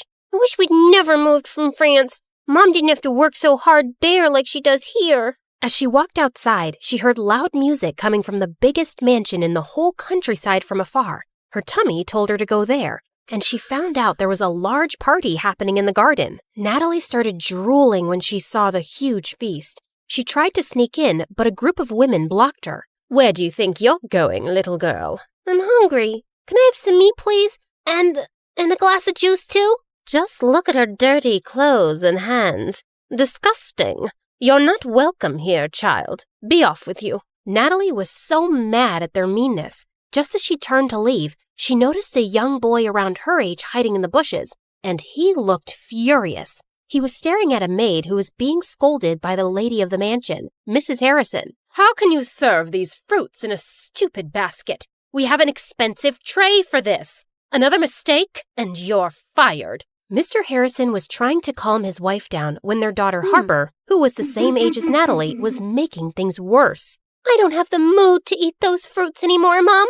That woman ruined my night. Natalie felt so bad for the humiliated maid. She joined the boy in the bushes. I hate these people. Me too. And that's my mom they're yelling at. They don't deserve all this delicious food. I have to teach them a lesson. Wait, are you going to do something bad? Mom said you shouldn't do bad things no matter what. But he just ignored her and dragged a bag of manure lying close by. Then he started climbing a tree that overlooked the garden. But moments later, the branch under him cracked, and he went tumbling down straight onto the food table, spreading cow poop everywhere. Everyone screamed, and Mrs. Harrison looked ready to explode. She yelled for security, and Natalie thought she had to do something to save her friend. And with that, she ran towards the nearest barn, rode on a young horse, and made it run around the garden, completely ruining the party. You little rascals! Natalie grabbed the boy's hand, and they fled the scene. I can't believe you just did that! You're so cool! Natalie's tummy suddenly let out another growl. He chuckled and took out an apple from his pocket. For you! Make it 2, 'cause I saved your butt. I'll get you another one soon, promise. What's your name? Natalie. And you? Caleb. Nice to meet you, Natalie. Can we be friends? Okay. And since then, Caleb and Natalie became best friends. Growing up, they shared their love for food and their hate for rich and mean people, especially for people like the Harrisons. Caleb was 11 years old when his mom met a guy, Mr. Cross, a gardener for the Harrisons. His mom said that from now on, Mr. Cross would be taking care of them. Hello, Caleb. Your mom told me you like apples. And reading? Not long after, Mr. Cross and Caleb's mom got married, and he became the hero in Caleb's eyes. He was so amazed by his stepdad, how smart and strong he was, and how good he was to both him and his mom. When I grow up, I want to be just like you, Dad. I'm sure you'll be better than me and every wealthy man in this land, my child. He would help Caleb understand his math homework, give him tips on how to build a dove house, and he also gave him really good life lessons. My dad told me something. I want to share it with you too, 'cause you're my best friend. Really? Tell me. He said, sometimes we need to stand up for ourselves and fight back, whatever it takes. Yes, we fight back the right way. Mom said we shouldn't do bad things no matter what. I know, you told me. But is it bad to defend ourselves? Do we just let other people do bad things to us and say nothing? You always speak about how unfair the system is in this town for poor people. Yeah, I do think that. Like, if someone hurts you, I'll hurt them too. Natalie was surprised by how firmly Caleb said it. Suddenly, as she changed her position, she lost her balance and fell. Caleb laughed and helped her up.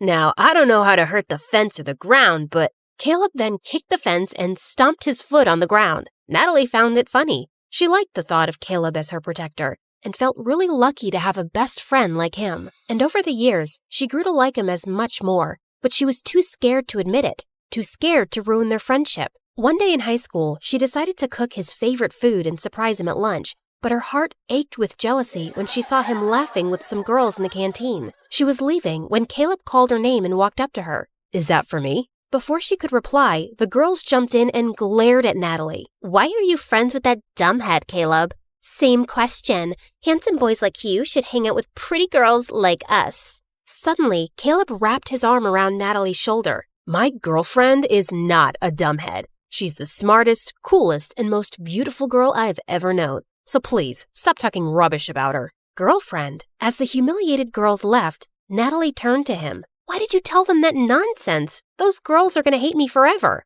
Are you mad? Yes, I'm mad because you lied. We're not dating. We're just friends. Fine, I'm sorry. But what if I wanted to be more than that? What do you mean? Can I hold your hand? No. I love you, Natalie. I've loved you since we were kids. Do you love me too? Caleb's sincere gaze made her melt.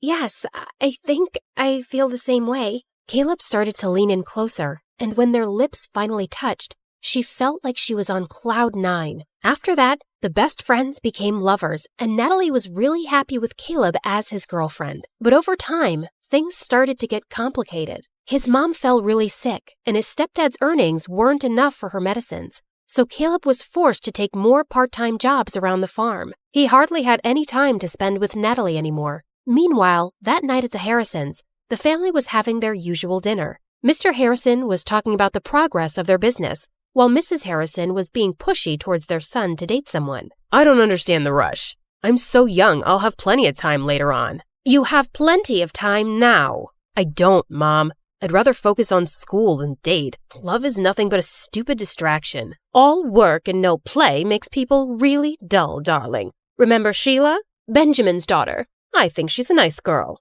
Mom, I don't like her. She's weirdly obsessed with me. Duke, she cares about you. Ah, let him be for now. Don't push him so hard. He'll eventually find someone. But Sheila might not be around till he decides he's ready. And I think she would be so good for him. She's a smart young woman. They're perfect for each other. I have no interest in wasting my time on girls right now. Oh, brother, how about boys? Do you want to share something?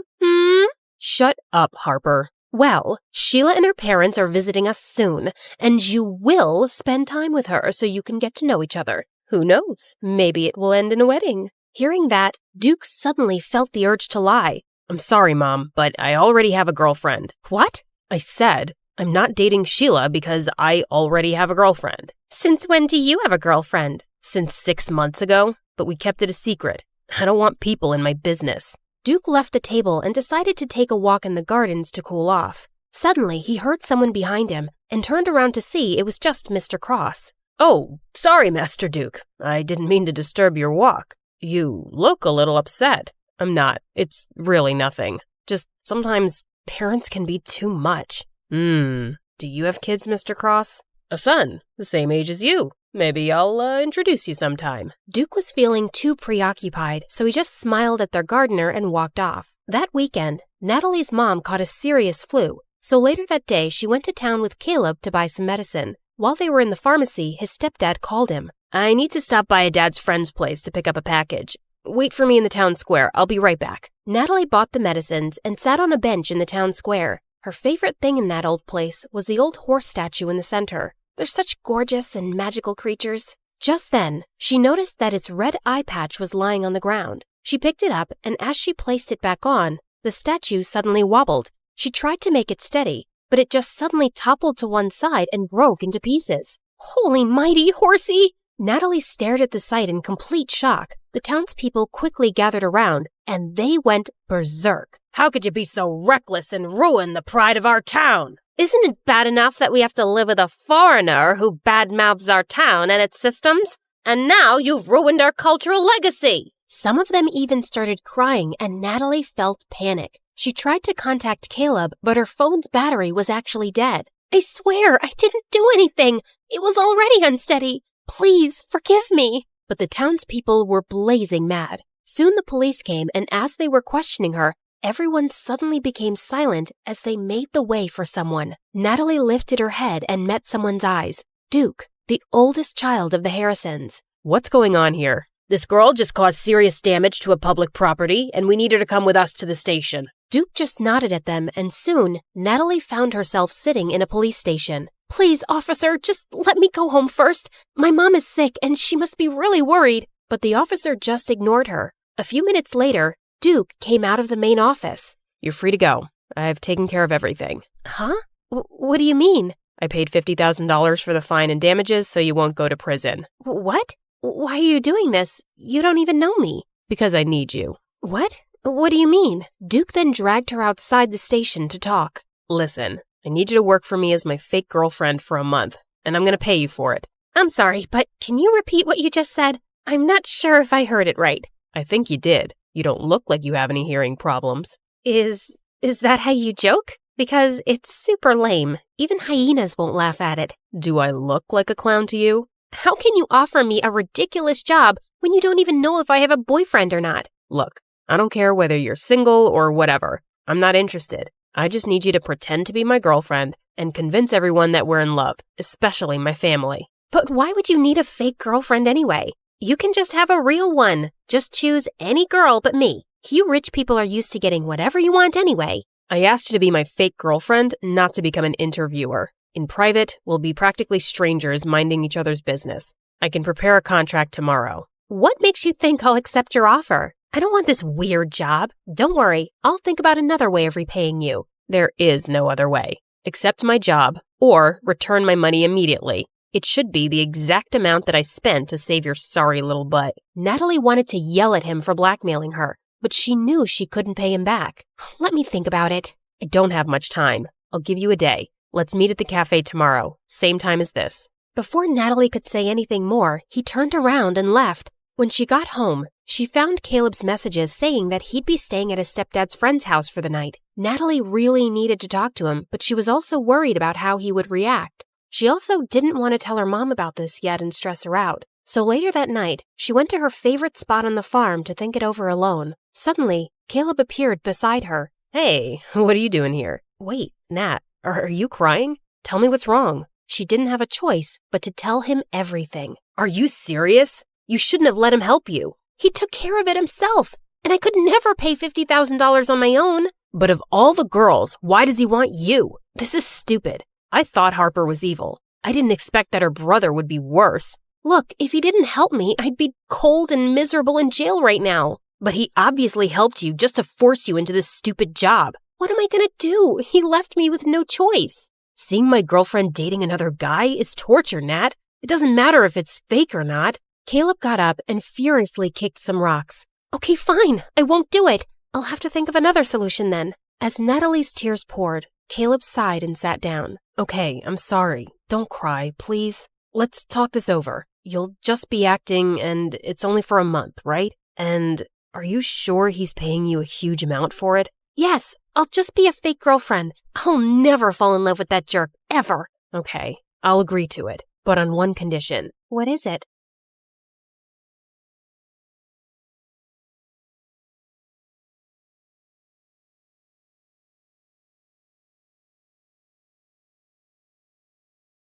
Your mom, she isn't okay. There will still be other hospital expenses, and you girls will have to figure out something soon. Do you have any relatives? Of course. I'd do anything for you, Claire. Can you tell me where the trial patient files are?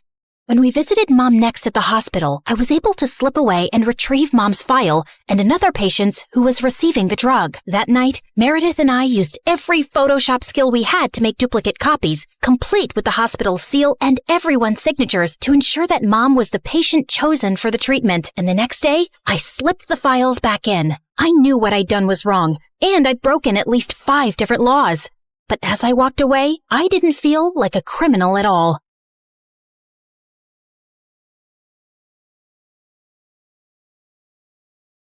I was walking down the hospital corridor with Freddie when Meredith came running towards us. Where have you been? Mom's awake. She's finally awake. Huh? Oh my God, seriously? This better not be a joke, Meredith. I swear on my beautiful face, it's the truth. The doctors are just checking her vitals. Can you girls stop making so much noise? It's a hospital. Oh, shut it, nurse. We're in the coma ward. Who are we disturbing here? Don't you want these people to wake up? How dare you talk to me like that? This is preposterous. That's not even a real word. Remind me to buy you a dictionary. How did you become a nurse? Jeez. We ran down to Mom's room to find her fighting off the doctors. She jumped onto her bed like an animal and started screaming at them. Where am I? Are you doing science experiments on me? You will not touch the daughter of Vladimir. I learned how to catch fish with my bare hands when I was 3 and tackled a bear when I was 5. You think you are any match for me? Ma'am, we mean no harm. We're your doctors. How are you old enough to be a doctor? You have a pimples like a teenager. I'm fully qualified. Shut up, little boy. Tell me where I am before I take your eyeballs out and play bubbles with them. Mom? Mom turned and stared at me with wild eyes. Let's get out of here before she attacks us. For once, I agree with Meredith. Who are you? And what did you just call me? Hey guys, the last time you saw me, I was walking down a hospital corridor after switching the clinical trial files. That was 2 years ago, so let me get you up to speed on everything that's happened since then. Mom entered the clinical trial, and her tests started showing signs of progress, but she didn't come out of her coma anytime soon. Freddie tried to help us, but Meredith and I had to learn to manage on our own. And it turns out there's a lot you can steal from a hospital. We never had to buy toilet paper or cleaning supplies again. And we always had endless cups of pudding and Jell-O. Meredith, is that diaper cream you're putting on your face? A girl's gotta moisturize. It's very hydrating. My face is as soft as a baby's butt. What did you score today? More useful things like new bed sheets, pads, towels, and batteries for our TV remote.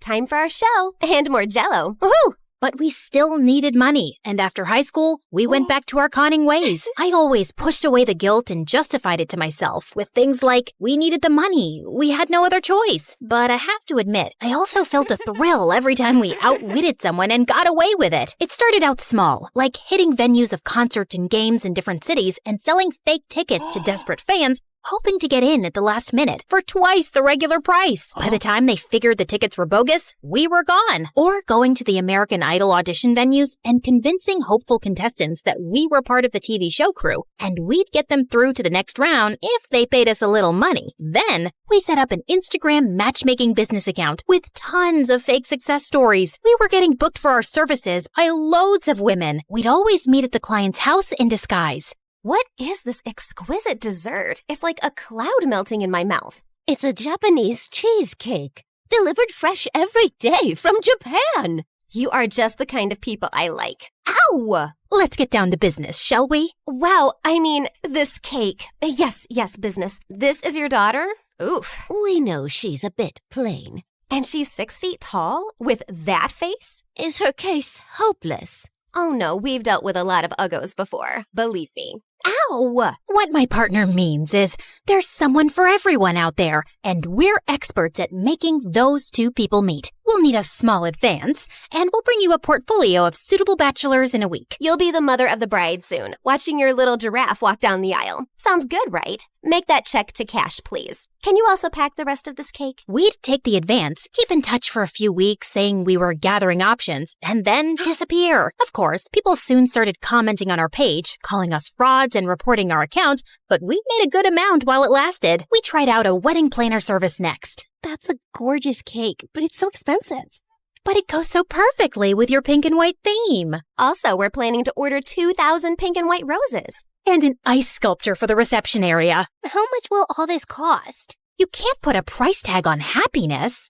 Daddy will have a heart attack. He's gonna have one anyway. I just saw him eating a block of cheese. Why should that stop you from having the wedding of your dreams? Really, you deserve the best on your big day. Okay, I'm sold. Let me write you a check. When that went bust, we became travel bloggers and influencers. With our huge number of fake followers, we managed to get into the best hotels for free as long as we wrote a review. When I'm rich, I will buy a hotel and live there. They have the best beds. Room service? Yes, we'll have 2 lobsters, 4 sushi platters, 2 beef burgers with fries, the prawn tempura, the fish tempura. Okay, anything with the word tempura. And why don't you bring up the entire dessert menu? Thanks.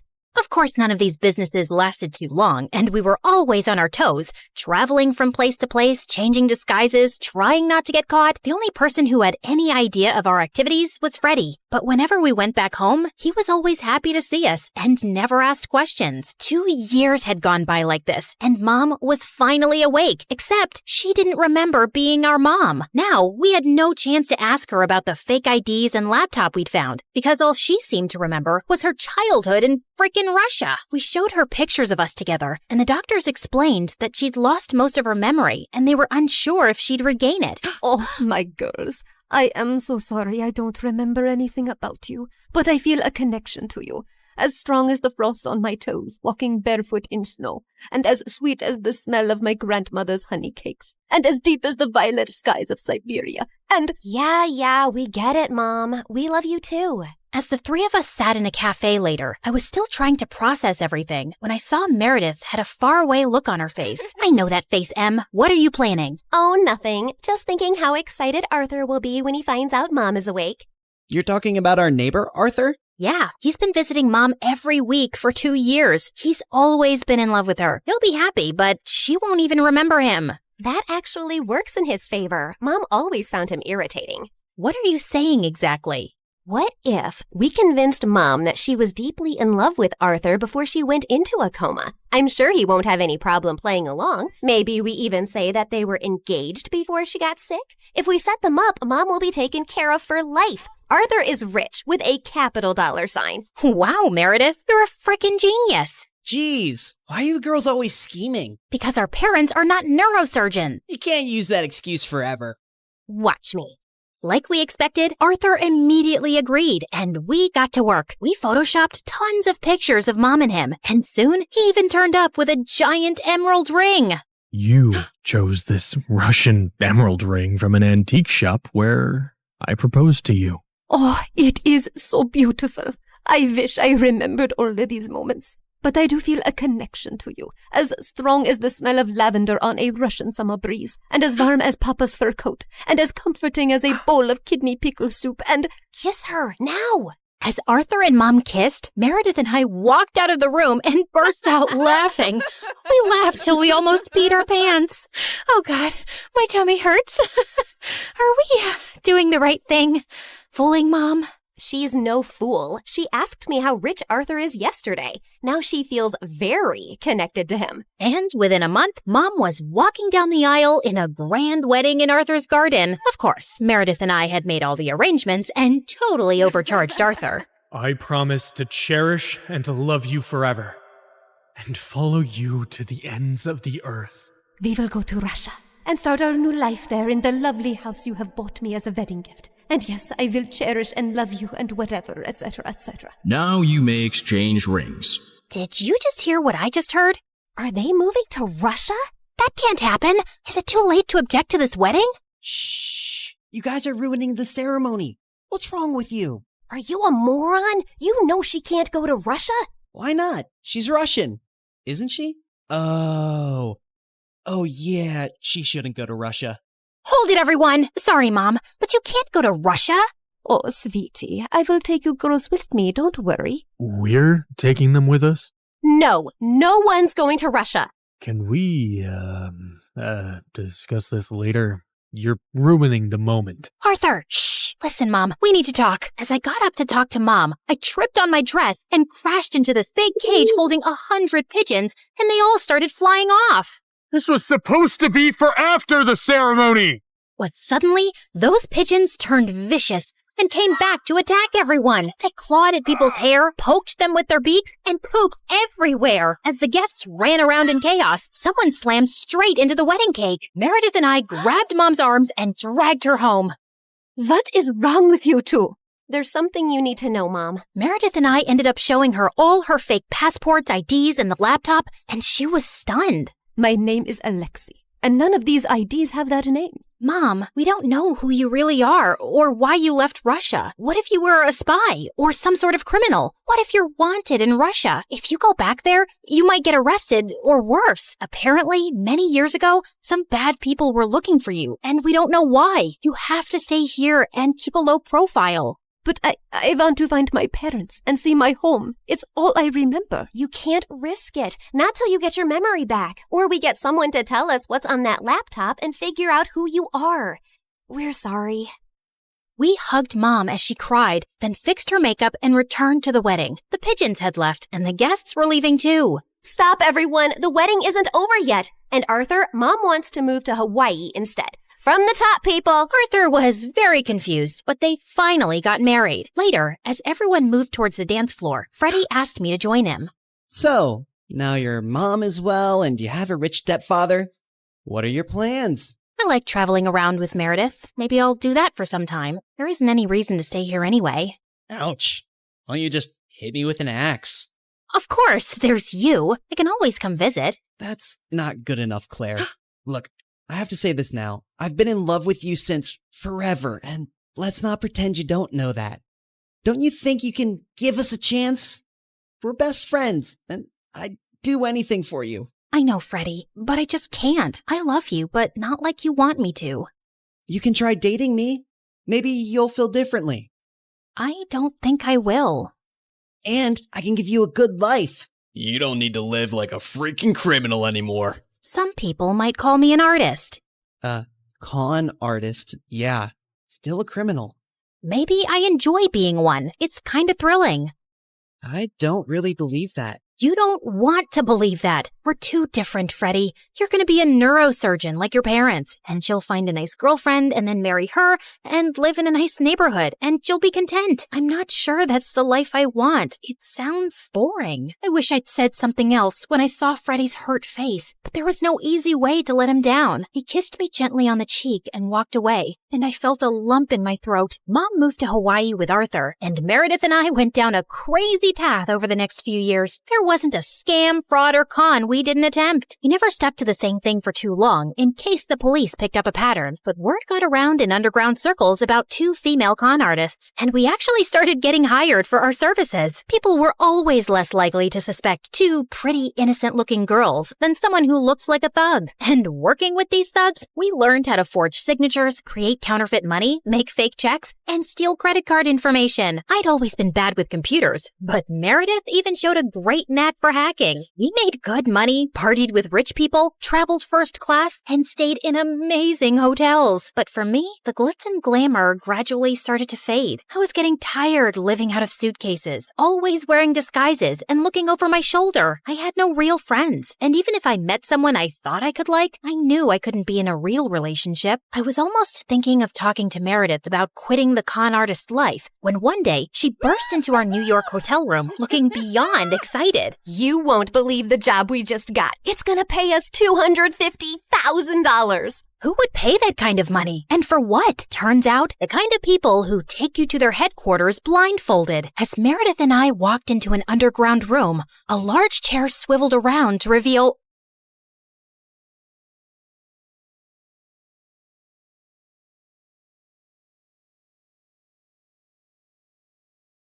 Hi, I'm Emma from Chile. Please like and subscribe to MSA. Show your love for MSA with their awesome bottles and notebooks. Peek at the collection in the description and pick your favorites. My childhood was tough. My parents were always fighting. But when I grew up, I met Clara, and my life started to become better. We met on the first day of high school, and I remember it like it was yesterday. Hi, is this seat taken? No? Great. I saw you sitting alone and thought you needed some company. Is that a choco chip muffin? I love them. You get the best muffins at this coffee house nearby, but if you eat too many, you might get gas or a sugar rush. Sorry, I'm blabbering a lot, right? Kind of. You'll get used to it. I'm Emma, by the way. Do you want to be my friend? Trust me, we both need friends if we want to survive high school. Oh, okay. I'd like that. I'm Clara. Since that day, we were like gum. Clara was a pretty and shy girl, and me, well, I was the weird girl with a tiny obsession for Sherlock Holmes. You better not be asking who Sherlock Holmes is. Wow, that's an interesting outfit. It's my Sherlock Holmes uniform, Clara. I already told you like 1 trillion times. Yes, of course. How can I forget? The world's greatest detective, right? The best, the biggest, the most... Wait, are you teasing me? Wow, you figured it out. Guess you are good at detecting things. It's elementary, dear Watson. What? Oh, never mind. But despite my weirdy personality, Clara always stuck by my side until one day, everything started to break. I was coming back from school and saw Mom going crazy in rage. She was screaming at Dad, throwing his stuff outside, while Dad just looked like a deer in the headlights trying to stop her. Let go of my hand. That's it. I can't live with someone who scams others. We're done. Get out of my house. Please, not in front of Emma. Why? She should know what kind of father she has. Tell her how you scammed people into investing money in your little Ponzi schemes. Tell her that you're a liar and a crook. Go on. A mouse got your tongue? Mom kept screaming at Dad, and I just couldn't take it, so I ran away to my room and locked my door. Mom followed me and was still screaming, but I just lay on my bed, trying not to cry. And later that night, she came into my room. I know you feel horrible, darling, but it's for the best. Your father was a good guy, but now he prefers money over his own family. But what happened? I don't know, dear, but I do know that you and I are going to be just fine. We're a team. Remember that, okay? The next day, I went to school feeling worse than ever, but I saw Clara and I got a little happy. Hey, I had the most awful day yesterday. Can we skip classes and talk? I really need to vent. And why do you think I have the time to listen to you whine? Excuse me? Clara started to walk away from me, but I stopped her. No, wait, I don't understand. Did I do anything wrong? We can talk about it. Oh, God, if I have to listen to you talk one more time, I will kill myself. I don't even know how your parents tolerate you. You're so childish and annoying. I can't be around you anymore. But we're best friends. And now we're not. So please Please, don't talk to me again. Clara left, and I felt completely broken. Did she always think of me like that? I tried to talk to Clara between breaks, but she ignored me, and she did so for the rest of the week. I had no other friends, so I just spent my time in the school library reading some Sherlock Holmes. At least the books were loyal. But one day, I was walking to my next class and saw a notebook by the lockers. I opened it out of curiosity, and what I saw blew my mind. The notebook was full of pictures of Clara. Clara going to class, Clara in the gym, Clara walking to her house. What kind of creep would do something like this? I was flipping through the pages when I noticed someone familiar in one of the photographs. It was this guy from our class, Gerardo, and he was holding a camera in a mirror reflection in the photograph. I'd seen Gerardo following Clara around in school, and I always felt that there was something off about him, but Clara would never let me chase him away. And now he was taking her pictures? This guy was a freak, and I had to do something before Clara was in some serious trouble. So I went to the principal and explained everything to her. I can't accuse any student without real proof, Emma. I mean, Gerardo is the official photographer for our yearbook. He could be taking pictures of anything else. But if you feel so strongly about this, I'll tell the teachers to be on the alert, okay? But nothing ever happened. Since telling the principal blew up in my face, I fell back on the one thing that I knew would work, my awesome detective skills. I spent the entire night stalking Gerardo on social media, but it was a dead end. The only possible solution was to confront him. But the next morning when I entered school, I saw Clara walk in with Gerardo looking completely different. Her face was painted with makeup, and her hair was all red. Oh my God, Clara, what happened? Did a radioactive spider bite you or something? What happened to your hair? And what's with the makeup? Can you stop touching her, you freak, and get out of the way? I wasn't talking to you, creepy stalker. Clara, what are you doing with him? Did he torture you? Do you need my help? She doesn't need anything from you, so get lost if you have nothing to say. Clara didn't look at me, so I walked closer to her, ignoring Gerardo's protests, and pulled out the notebook. Clara, this guy is a stalker. He's been taking your pictures since God knows when. Look, he's even in one of these pictures. Can you see that tiny little reflection in the background? Clara ripped the notebook out of my hands and finally looked at me, angry. What part of I don't want to be your friend didn't you understand? I don't care about your little detective games, okay? It's not a game. This guy is creepy and weird, and my boyfriend? He's my boyfriend, okay? Now stop insulting him with your dumb games and get out of my face. Clara stormed off before I could ask any questions, but Gerardo stayed, smiling at me. Thank you for finding my notebook. I was worried about losing my favorite photos of my girlfriend. Listen, I don't know how you brainwashed her, but she's not like that. I didn't do anything to her. I just offered her a quick way to earn money. What did you make her do? Why don't you ask her? He left with a victorious grin on his face. I started to feel really worried about Clara. The next day, after the end of the school day, I was determined to save Clara any way I could, so I decided to follow Gerardo like a shadow. After a while, I saw him slipping through the school back gate and entering a scary dark alley. I hid behind a pillar and saw him wait there, and moments later, a bunch of guys came in on their motorcycles, each scarier than the next. How you feeling about tomorrow, boss? Pretty good. You have the motorcycle I asked for? Yeah, it's in Clara's house. Perfect. I taught Clara everything she needs to know about riding motorcycles, and I've told her to meet us right here tomorrow. I'm telling you, Clara's so ready for this race. She's gonna nail it. And what if she doesn't? Then we train her more till she can. But don't worry, I can feel that money is ours already. Everyone started cheering in celebration, so I got out of there before they saw me. I ran until I found a bench and sat down. Clara was participating in a motorcycle race? Why? I had so many questions, but right now, the only thing on my mind was to save Clara from this dumb race. The plan was simple. I was gonna go to the dark alley after school and wait for Clara to show up, and then I would just grab her arm and run till we were safe. So the next day, I went to the alley extra early and waited for everyone to show up. Everyone, including Gerardo, was around, but Clara was nowhere in sight. Half an hour went by, and when she didn't show up, I decided to leave. But my jacket got caught in one of the boxes, and I fell, and all eyes turned to me. Whoopsie! I was just making sure there was no rats here. I think it's safe to say that this place is officially rat-free.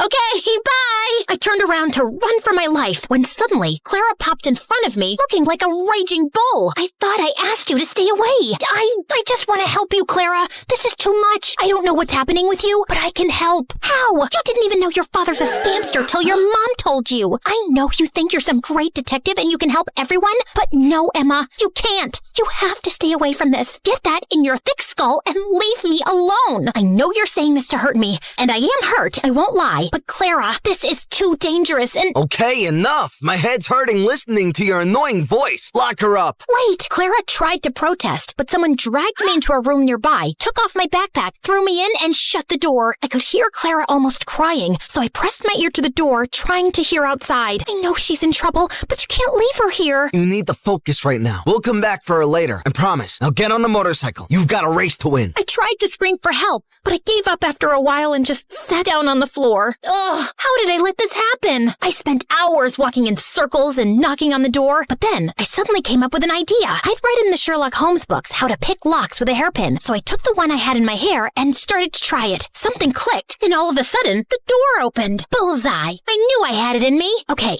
now focus. I left the alley and started to run without direction, but then I heard sounds of motorcycles. I went down a stone stairway and found a giant tunnel full of motorcycles and people. And Clara! But before I get Clara out of there, I need to do something else. Hello? 911? Come to Keller Street, down the stone stairway, and hurry up. There's an illegal motorcycle street race happening. Can you provide me with your name? There's no time. Hurry up! I hung up and ran down the stairs. All the motorcycles were already lined up, and Clara was on one of them. I could see Gerardo talking to some guy, so I ran to Clara without him seeing me. Come with me. It's impossible to escape from you, right? You can roll your eyes later. Just get off this thing and come. Emma, you don't understand. I found out a week ago that my parents declared bankruptcy, and we might have to move to a homeless shelter. He's a liar. Look at that nose on his face. It's so plastic and fake. You can't trust him. His nose was really crooked. You should have seen. Wow, great story. Let's save it for another time. Now come. Just as Clara stepped down from the motorcycle, we heard police sirens outside. I pulled Clara away before Gerardo or anyone else could frame her. How? Shh, you're a suspect. If anyone asks why you're hiding behind this bush, pretend that you're from a really exotic island, you know? Maybe you're collecting a... Emma, I'm such an idiot. I've ruined everything. My grades, my life, my future, our relationship. Gerardo told me not to talk to you anymore because he wanted me all to himself. Emma, I am so sorry about everything. I just really need my friend right now. Hey, don't worry. I'm not going anywhere. You and your family can stay with us until you guys get back on your feet. Let's just go home and get you cleaned up. I missed you. I missed you too, Emma. Thank you.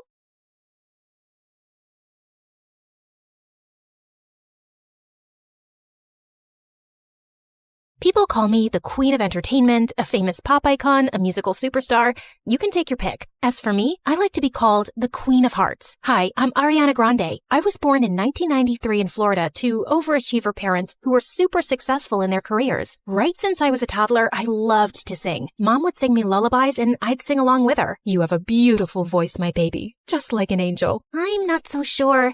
I didn't get selected for the school choir. Don't let that dishearten you, sweetheart, and have confidence in your talent. I'm sure you're meant for greater things. Although I loved singing, I was also fascinated by theater and acting. I performed on stage for the first time when I was 8 in a musical named Annie. Are you nervous, Ari? No, not at all. In fact, I can't wait to set the stage on fire. And I did just that. That musical was a great success, and it marked the beginning of my musical theater journey. After that, I performed in so many other local productions like Beauty and the Beast and The Wizard of Oz. Life was going smoothly, but then my parents got separated. I felt devastated for a while. But thank God I had my pet dogs to keep me going through that tough phase. Just so you know, I have 10 rescue pups. One of them is named Sirius Black. Yeah, I'm quite obsessed with Harry Potter. But then, aren't we all?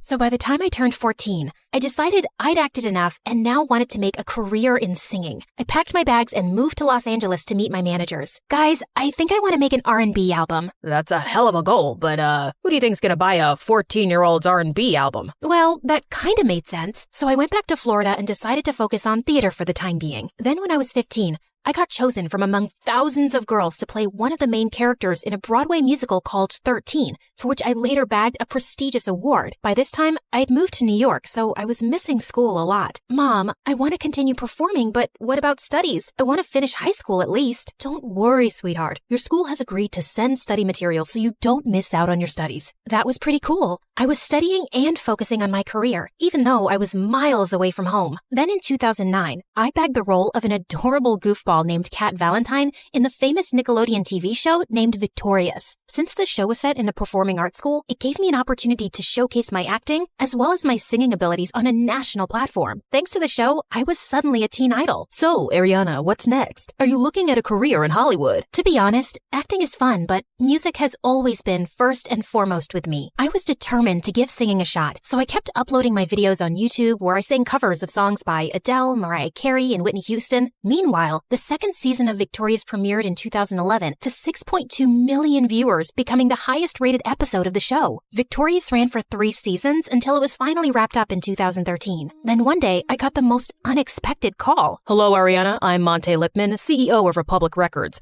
I saw your YouTube videos and I want to sign you up for the label. Are you interested? Yeah, of course. I'd love that. I put down my phone and did a little happy dance. My music career was finally taking off. The next 3 years, I focused completely on my vocals and singing and collaborated with many contemporary artists. The result was my first album, Yours Truly, that debuted at #1 on the US Billboard 200 albums chart, and it sold 138,000 copies in its first week. After that, there was no looking back for me. Today, I've sold over 85 million records worldwide, broke 27 Guinness World Records as a singer, bagged 2 Grammys, and was listed among the 100 most influential persons in the world by Time magazine. So friends, I hope my story inspires you to never give up on your dreams, since miracles do happen. Just believe in yourself, because if you don't, who else will?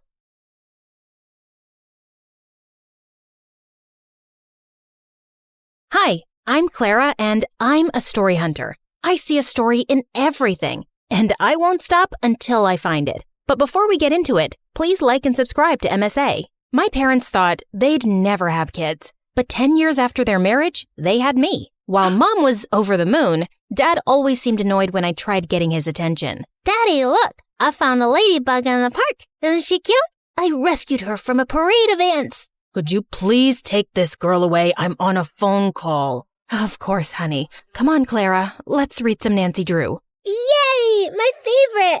Dad was weird, but at least I had Mom. She was a journalist before she married Dad and had the craziest stories to tell me. And growing up, I wanted to be just like her. When I turned 10, Mom got me my first recording set, and I went crazy interviewing people on the streets. Since how long have you been homeless? That's a cute dog. Did you steal it or buy it? People would pass me weird stares, but I just didn't care. I was following my passion. One evening, I was in a far end of my neighborhood when I missed a turn. The street was empty and it was getting really dark, so I started to walk quickly when a shady black car pulled up next to me. Hey, kid, are you lost? It's freezing out there. Hop in. I'll drop you off. Don't be scared. I won't harm you. See, before he could finish, I punched him hard and ran. I thought I was successful, but seconds later the car stopped again and the guy got out, and I was shocked to see he was the frickin' mayor. He wasn't hurt, but this was so embarrassing.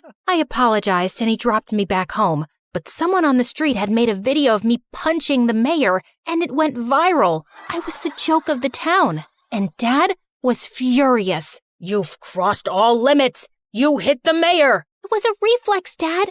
I was scared, and I've read so much about these kidnappers in a black car. All this investigation and these stupid stories are ruining you. What if he wants to take action and drag us to court? I'm a really private person. I don't want this. Jeez, relax, Dad. He won't. He knows it was just a mistake. Why are you getting so worked up? That's it. You're grounded. And no more story hunting. But why?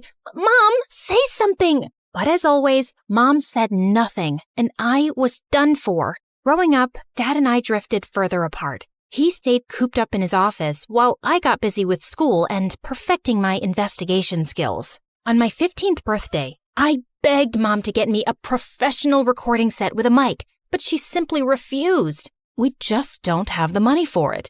I decided to try my luck with Dad and ask him for some money. I wouldn't tell him what it was for exactly, but he wasn't in his office. As I was leaving, suddenly my foot got caught in the carpet and I landed on some boxes full of money. Oh my God, Clara, what are you doing in here? Mom, you said we don't have any money. What is all this? It belongs to your dad, and it's not your concern. But it's a lot of money, Mom. It has to come from somewhere. Is Dad a mafia guy? Oh my God, he robbed a bank, didn't he? Stop it. Please, Clara, you don't understand. You need to leave, now. And don't say a word about this to anyone, least of all your dad. Promise me. Something was definitely fishy, but I'd never seen Mom so serious. So I did what she said. I wanted to know more, but I just didn't get the chance to go into Dad's study again. Soon, I got busy with school and forgot all about it. One time in 11th grade, Lena, the head cheerleader and the most popular girl, walked up to me. I heard you can uncover any truth in the world. Is that true? That depends on what kind of truth you want. Well, don't tell anyone, but I think Nick's cheating on me. Who's Nick? Do you live under a rock? Nick's my boyfriend. He's the captain of the football team. Got it. What about him? I just told you. He's cheating on me, and I want you to find out the truth. Oh, yeah. Leave this to me. Be careful. He's a very good liar. No liar can ever hide the truth from the world's greatest investigator. Go and chill, kid. I got this. I started following Nick around everywhere, but I couldn't find any dirt on him. Until one day, I saw him sneak into the coach's office and saw him making out with another girl. I waited till he left without noticing me, and then, right in the middle of the cafeteria, I made him pay. I dropped an entire carton of milk all over his head. What the heck? What do you want, weirdo? Listen up, everyone. This jerk right here cheated on his girlfriend. No, I didn't. I knew you'd say that. Here's the proof. Nick looked at me in shock as I showed him the video of his makeout session. Lena broke up with him instantly, and he was getting a lot of backlash for cheating on the most popular girl around. Soon after, he left and got transferred to North High, our rival school. After that, Lena and I started hanging out and became besties. As much as I liked having her around, her band of cheerleaders annoyed me. Especially this girl, Wendy. Lena even had a YouTube channel with her where they ran gossip sessions and fashion advice. You know, I was thinking, why don't we add Clara to the channel? Why? So we lose all our followers and our popularity? I don't think having 5 followers makes you popular. But then again, what do I know? Stop it, you two. Clara is a professional. You saw what she did with Nick, and with her brains and cool stories and my beauty tips and styling, we'll be so much more popular. We'll be like Daphne and Velma. Who? Scooby-Doo? Forget it. We should totally do it. I joined the YouTube channel soon after, and we started with collecting scoops on everyone in school. Within a few months, we hit 1 million subscribers. I was happy, but Lena was on cloud 9. Her popularity was through the roof, and she loved the attention. We got invited to every party in town, and she would drag me with her even when I didn't feel like going. One day I was at her house getting ready for a party when Wendy made a snarky comment. Do you always have to dress up like a homeless person? And why's your hair such a mess? There's nothing wrong with my hair or clothes. I don't want to look all dolled up. Detectives are meant to look rugged, right, Lena? Yeah, but it won't hurt you to put on a little makeup now and then. It'll only make you look prettier. No, it'll make me look like a bimbo. So you think I'm a bimbo? I didn't mean it like that. But Lena was already walking in the other direction. Good job, Sherlock. I wanted to apologize to Lena, but she kept ignoring me at the party and at school the next day. I got that she was mad at me, but it wasn't like she supported me in front of Wendy either. I decided to give her some time and continue doing my bit for the channel. The next day after lunch, I was passing by when I saw Wendy terrorizing the school topper and making him do her assignments. But as I took my camera out, Lena walked up to me and knocked it out of my hand. What are you doing? She's our friend. Nope, she's your friend. She doesn't even like me. Why can't you guys just try to get along? For me?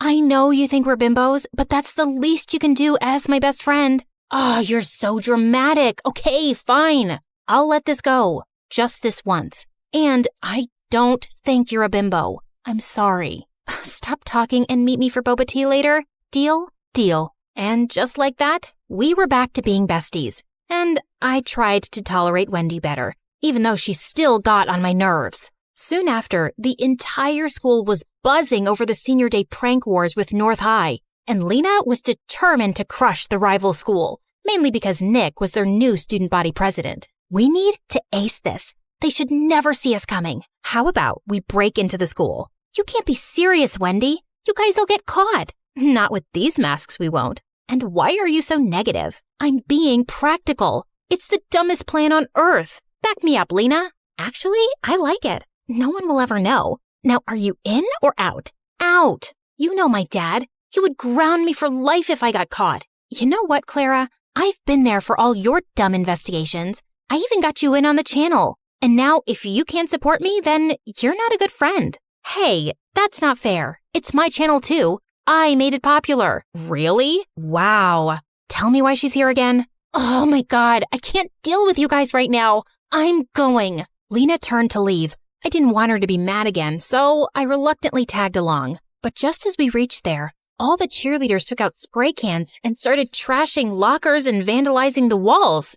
I tried to stop them when Lena banged into me and I went flying into a statue, crashing it to pieces. Those statues are like thousands of dollars. I told you this was a dumb idea. Oh my God, what are we supposed to do? We don't have time. Run!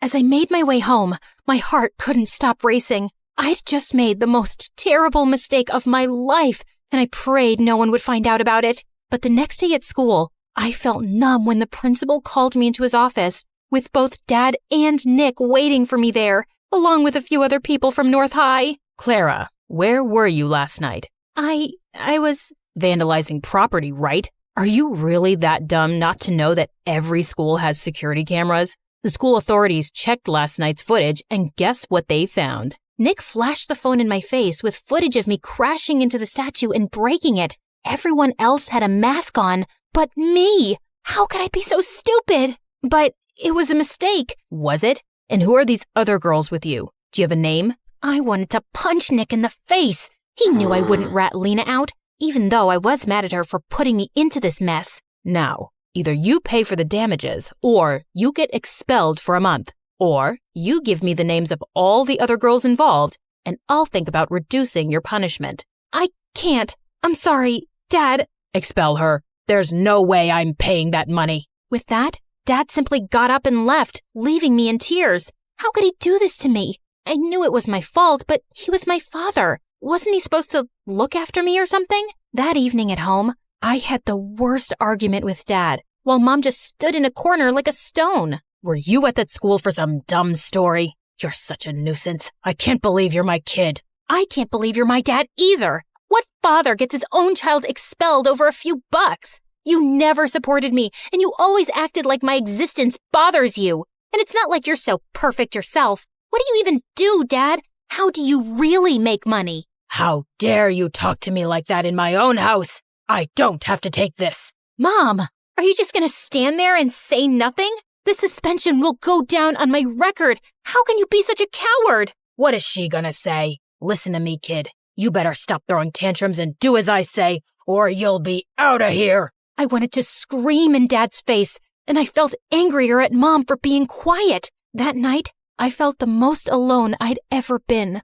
The worst part about this was I couldn't talk to Lena either, even though she'd tried calling me 1,000 times. That night, I slept with the worst headache of my life. And the next morning, I woke up to loud noises and Lena shaking me like a mad person. Wake up, dummy. Wake up. Fine, I'm up. What is that noise? Get dressed and come out. Your mom needs you. It's your dad. He's been arrested. Arrested? For what? Just come down. I rushed downstairs, and I was shocked to see our entire yard was surrounded by police cars and reporters shoving cameras in my face, asking a million questions all at once. How does it feel to be the daughter of a lying thief? Did you know about your father's crimes this entire time? Oh my God, what was happening? Just then, I spotted Mom talking to one of the reporters. Mom, what's happening? And why is Lena saying that Dad's been arrested? What Mom told me next shook my entire world. Your father is a criminal, Clara.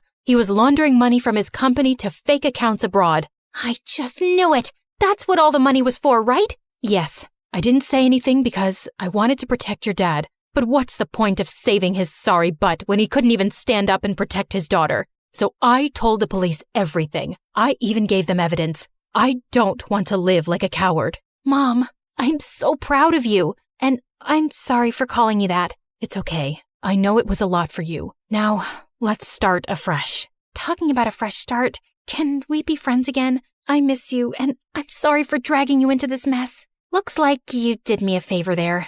If not for you, I wouldn't have been expelled, and Mom would have never taken the step forward. So, thank you. So that means we're cool? Well, will you treat me to boba tea later? And keep that Wendy away from me? You got it.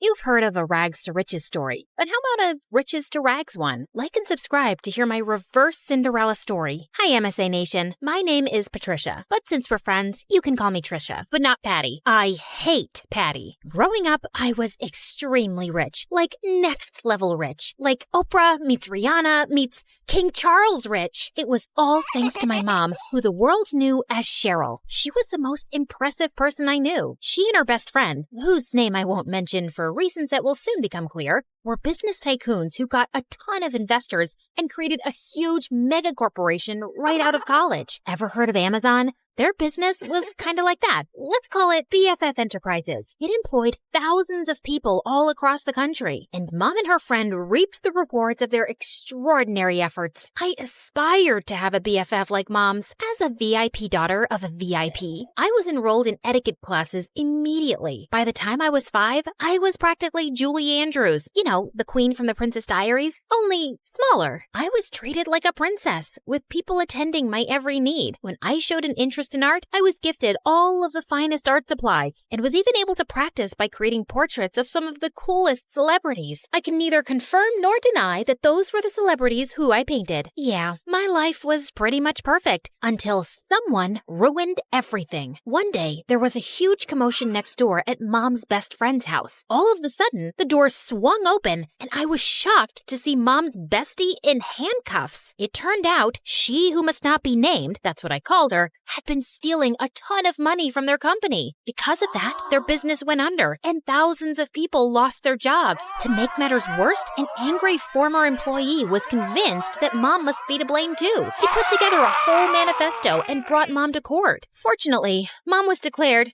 innocent. I knew she always would be, of course. She who must not be named was proven guilty and sent to jail. The employee who had lodged a case against Mom ended up behind bars for defamation too. Mom's name was cleared and she and I lived happily ever after. That's the end of my story. Thanks for tuning in. Just kidding. It got a whole lot worse from there. Even though she was innocent, the public knew Mom as the face of the company, and they were mad. Mom and I weren't exactly well-equipped to fight off an angry mob, so the government intervened for our safety, and we were forced to join the Witness Protection Program and completely change our identities. We were given cover stories and everything. So, remember before when I said my name was Patricia? Well, that was sort of the half-truth. I had a different name before all of this mess. A gorgeous name. But that and everything else were taken from me when she who must not be named ruined my life. I was pulled from my life of glamour and ease and relocated to here. Yeah, the house was a serious downgrade from what I was used to. See what I mean about an opposite Cinderella story? I know this is different from what we're used to. At least we still have each other. One day, we'll live in a big mansion again. I hoped she was right. In the meantime, Mom set up security cameras everywhere. She was afraid someone would somehow find out who we were and try to break in and steal whatever valuables we had left. That fall, I started up at my new school. I thought it would be a breeze. I'd never had any problems making friends before in my fancy school back when I had money, but here, everyone was staring at me as I walked in. I felt like a total fish out of water. What, are you like from Gossip Girl or something? It got worse in the classroom. May I use the washroom? Mayhaps the princess would like a peasant to escort her. And even worse than that in the cafeteria. Look, Gossip Girl thinks she's at a royal banquet. Here, have some slop like the rest of us, princess. I was about ready to blow my cover and demand Mom let us move back to her old life when... Hey, leave her alone. Your mama sure would be mad if I told her that this is how you minded your manners. Wow, thank you for that. Don't mention it. Someone has to show you some proper small-town hospitality. I'm Sally. Patricia. Where are you from, Patricia? I grew up in the big city with a ton of money. My paternal grandparents invented trail mix, but my dad walked out on me and my mom and took all of our riches with him. Oh my goodness. I'm so sorry to hear that. We used to have more money too, but, well, it's complicated. It's hard, what with being one of 6 kids. Hey, if you'll let me, I would love to help you learn the ropes of a small-town life on a budget. Under Sally's wing, I started to really get the hang of my new life. She taught me all the tips and tricks to finding the best deals while thrift shopping. $5, final offer. The art of sandwich making. The more cold cuts, the better. Even how to use a lawnmower. She was a hoot. While all the other neighborhood kids were riding bikes, Sally would show up places driving her dad's lawnmower. And you don't need a license for this? Nope. Weirdly, though, I never actually saw Sally's dad, but more on that later. Sally encouraged my painting, even if it meant using unconventional canvases. She was the most thoughtful friend I ever had. In turn, I taught Sally all about how to host a proper high tea and even how to ballroom dance. Sally was a total girly girl at heart, and I could tell she appreciated feeling like a princess for once. Over time, Sally and I became inseparable, and we especially loved taking her lawnmower out for joyrides. Hey, instead of zooming around town, why don't you put that machine to good use and mow my lawn? I'll throw you $20. $30. Final offer. The haggling skills Sally taught me were really coming in handy, and that's how Sally and I started earning some extra cash. In the beginning, we had a handful of customers, mostly our friends' parents, who paid us to mow their lawns and rake their leaves. But then, Sally had a fabulous idea. Trisha, you're such an excellent artist. We should offer painting services too. You can even do customized designs. Oh my gosh, Sally, you're a genius. We showed up to the hardware store, excited to get all the materials we'd need to expand our business, but were shocked when we saw the prices. We were in over our heads. I went home, defeated, but then I thought of someone who just might have some good advice. Janessa, the apple certainly doesn't fall far from the tree. I'd be happy to jumpstart this business for you too. We'll finally have a new way to make money. But first, I want to see your business plan. With Mom's guidance and funding, S&T's Landscaping was born, and with her savvy advertising, our client base expanded quickly. Plus, I was having a blast customizing people's houses with my art. With Sally by my side, I was starting to finally feel at home in this small town. There was just one weird thing. Sally never invited me to her house. She always made excuses why we should meet at my place instead. Oh shoot, I totally forgot. My crazy Uncle Louie's at my house this week. He always brings all 17 of his pet chickens. We should probably just hang out at your house. I fell for it when she told me about Aunt Linda and her 6 boa constrictors, but 17 pet chickens? Yeah, right. One day, curiosity got the better of me. When Sally told me she was heading home after school, I pretended I was going to my place, but I followed her instead. What could she possibly be hiding? I followed Sally to the outskirts of town, the bad neighborhood. Whoa, Sally lives here? The trailer barely looked big enough to hold a twin bed. How could Sally and her 5 siblings and her parents even fit in there? Just then, I lost my balance and fell to the ground with a huge thud. Trisha? Sally, I can explain. I thought Sally was going to start screaming at me, but instead, she started crying. I'm sorry I never showed you my home. It's just, well, I was embarrassed of this ugly trailer. My dad used to have an excellent job, and we had a big house and a big yard, but Dad lost his job a few years ago and ended up in jail. Ugh! If it wasn't for BFF Enterprises, we would never be in this mess. He was just trying to stand up to their evil owners, and instead Cheryl hired her cronies to make it look like Dad was lying and put him away. It felt like my stomach had dropped out of my butt. Sally's dad was the angry former employee who'd made a case against Mom. Thank goodness Sally had no idea who Mom and I actually were, thanks to our aliases and dye jobs. But why was she blaming Mom when it was really her dad who put us in this mess? I knew I shouldn't say anything or risk Sally getting suspicious, so I ran home before I put my foot in my mouth. Trisha, wait! Was it something I said? I avoided Sally the rest of the week, which wasn't easy. I felt so conflicted. Sally was my best friend, but she hated my mom and blamed her for her dad being in jail. So, I decided to get Mom's advice. I need to talk to you. Sally's dad is your angry former employee who ended up in jail. Oh, come on now, Trisha. What a strange joke. Why was Mom calling me Trisha? At home, she always called me by my real name. Mom, this is serious. Sally has no idea who I really am, or that you're actually the co-founder of BFF Enterprises. Just then, Sally popped up from behind the couch, and suddenly, Mom's behavior made sense. Sally, it's not... I can't believe this. I thought we were best friends, and all along, your family is why my family is suffering? Sally, please, leave me alone. I don't want to talk to you ever again. I've heard of surprise birthday parties gone wrong, but never this badly. I probably lost my BFF forever. But Mom was more preoccupied that Sally would out us both. What are you doing? Follow her. Make sure she doesn't talk. Do whatever it takes. I hadn't seen Mom this stressed out since the trial. I tried texting, calling, even showing up at Sally's window, but she wouldn't even look at me. I returned home completely hopeless. Did it work? Will she keep quiet? She won't even talk to me. Just then, Mom turned into a fire-breathing dragon. Well, not literally, but I'd never seen her this angry. Then we need to move again, now. But this is her home. Sally is my friend. Some friend. As soon as she talks, I'm going to jail. Mom, what are you talking about? Why would you go to jail? The judge said you were innocent. Of course he did. I bribed him. My business partner and I were both stealing funds from the investors because we deserved more. But unlike me, she was dumb enough to get caught and unwilling to do whatever it took to stay out of jail. And Sally's dad figured it all out and tried to get me behind bars too. But I showed him I am not to be messed with. I couldn't believe it. I was so blinded by all of her generosity over the years. I'd never even once suspected that she could have done anything criminal. And I felt so awful for Sally and her family.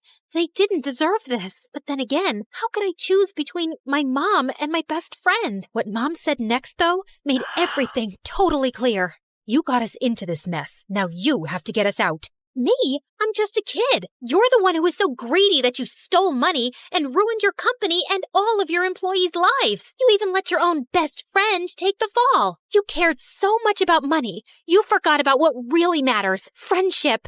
Trisha, come back here. My name isn't Trisha, Mom.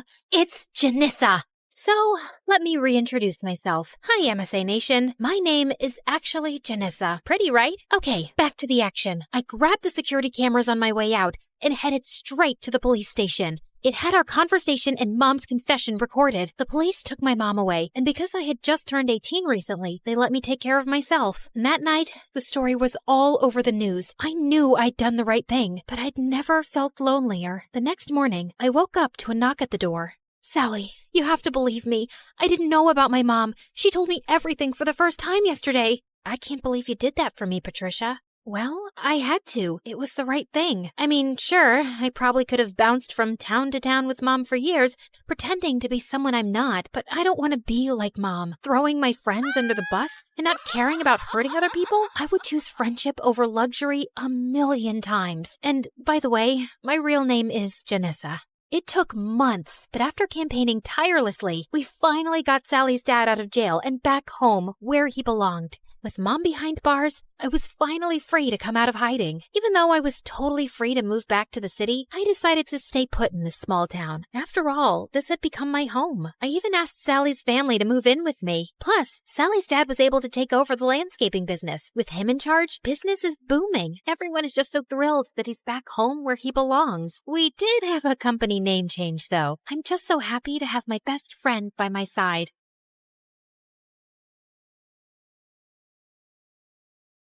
Hi, I'm Joyce, and I'm from China. People think my life is perfect. A pretty face, wealthy parents, and an elite school. But what good is any of that if my family doesn't love me and favors my genius brother? All I ever wanted was for my dad to be proud of me. But I made my brother disappear, and that ruined my life. Let me start from the beginning. I look like Mom, thankfully. Dad's beauty is mostly internal. Mom is the prettiest woman I've ever seen, and she looked more like my big sister than my mom. She looks like you, but I hope she doesn't have your brain, or she'll turn out useless like you. Well, I had learning difficulties and barely spoke more than a few words until I was 5. Dad hated me. He spoiled my brother Dustin rotten. I wanted to impress him too, but Dustin, 3 years younger than me, was already a genius. Dustin loved me, no matter how much Dad compared us. He never let it get between us. Like this one time on my 8th birthday, Dad decided to celebrate Dustin instead of me. He invited all his employees and business partners. Dustin was on stage reciting this long old English poem called Beowulf, and people were already yawning and checking their watches. Mom and I were late because we were at the salon, and when we finally walked in halfway through the poem, every single head turned our way. People looked at us like we were movie stars. Dad came rushing over, looking pissed. What are you all staring at, huh? It's just 2 girls who care more about their looks than their brains. Joyce, you're just a disappointment. Go upstairs. Actually, do us all a favor and stay there. I went to my room, and a few people, including Dustin, gave me the thumbs up and told me how pretty I looked in my dress. So I gave them my best princess bow, threw a couple of kisses like a celebrity, and kept walking. Once Dustin started first grade, my parents adored him even more. Dad gave him the entire second floor, 3 private drivers, and 1 jet. Maybe you're wondering why a 6-year-old needs a private jet. Yeah, me too. But when you're that rich and that obsessed with your genius kid, I guess a bicycle just doesn't cut it. Anyway, once, Dustin took me on his jet to France for breakfast.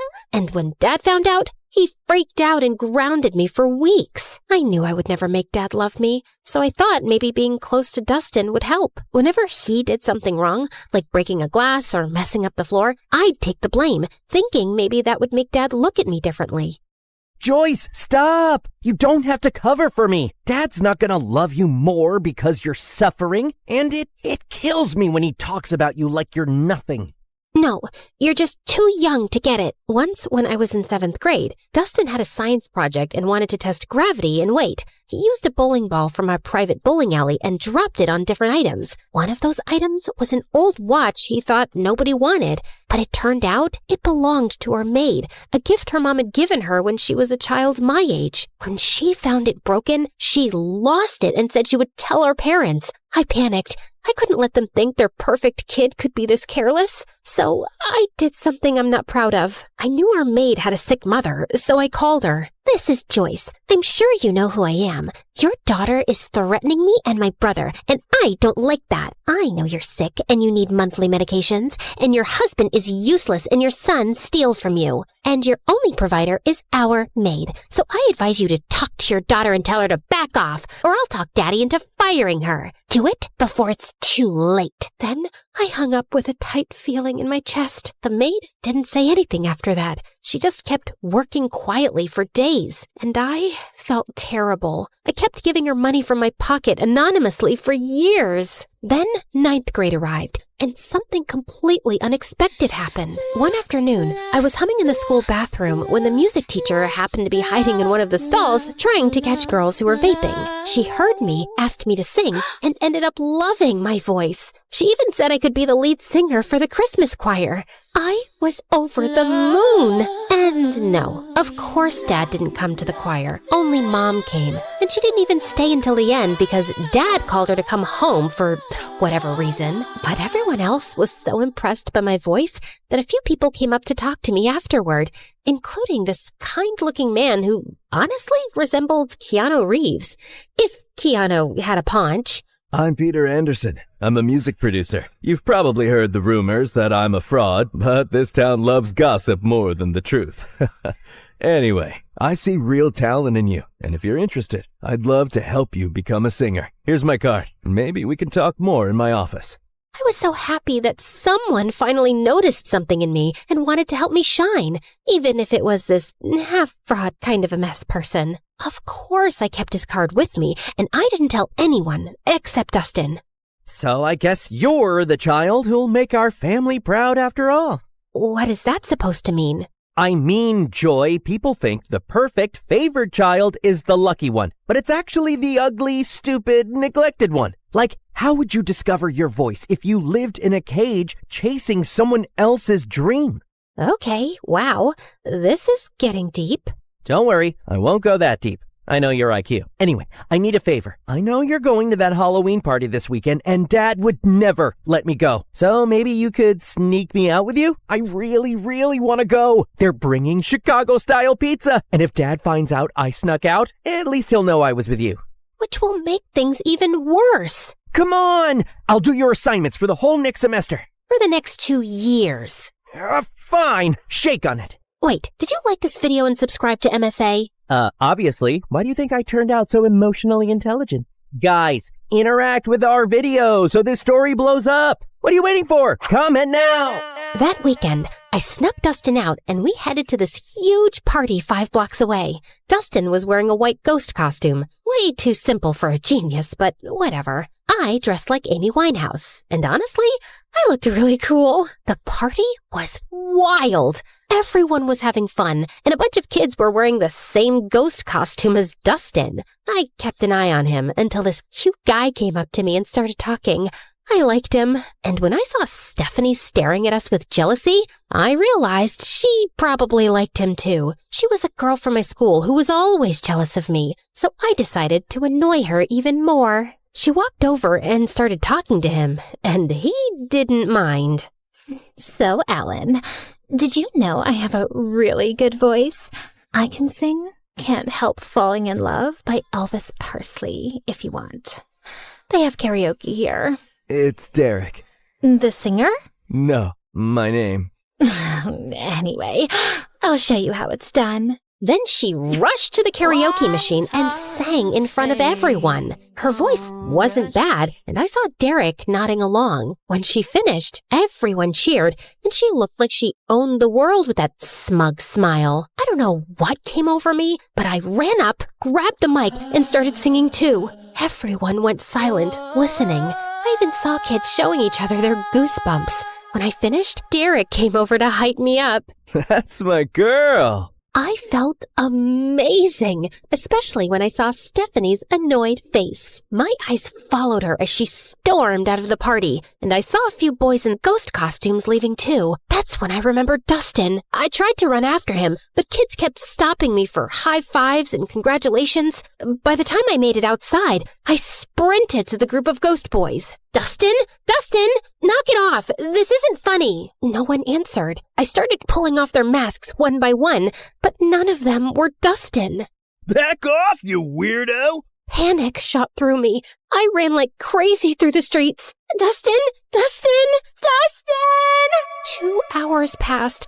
I couldn't find him. I was so worried sick about my brother, and I knew there was no running from calling Dad. I was finished. Dad and Mom arrived with a few police officers, and Dad looked like he was about to finish me off. He lunged toward me, but Mom stepped between us. He glared at her with furious eyes.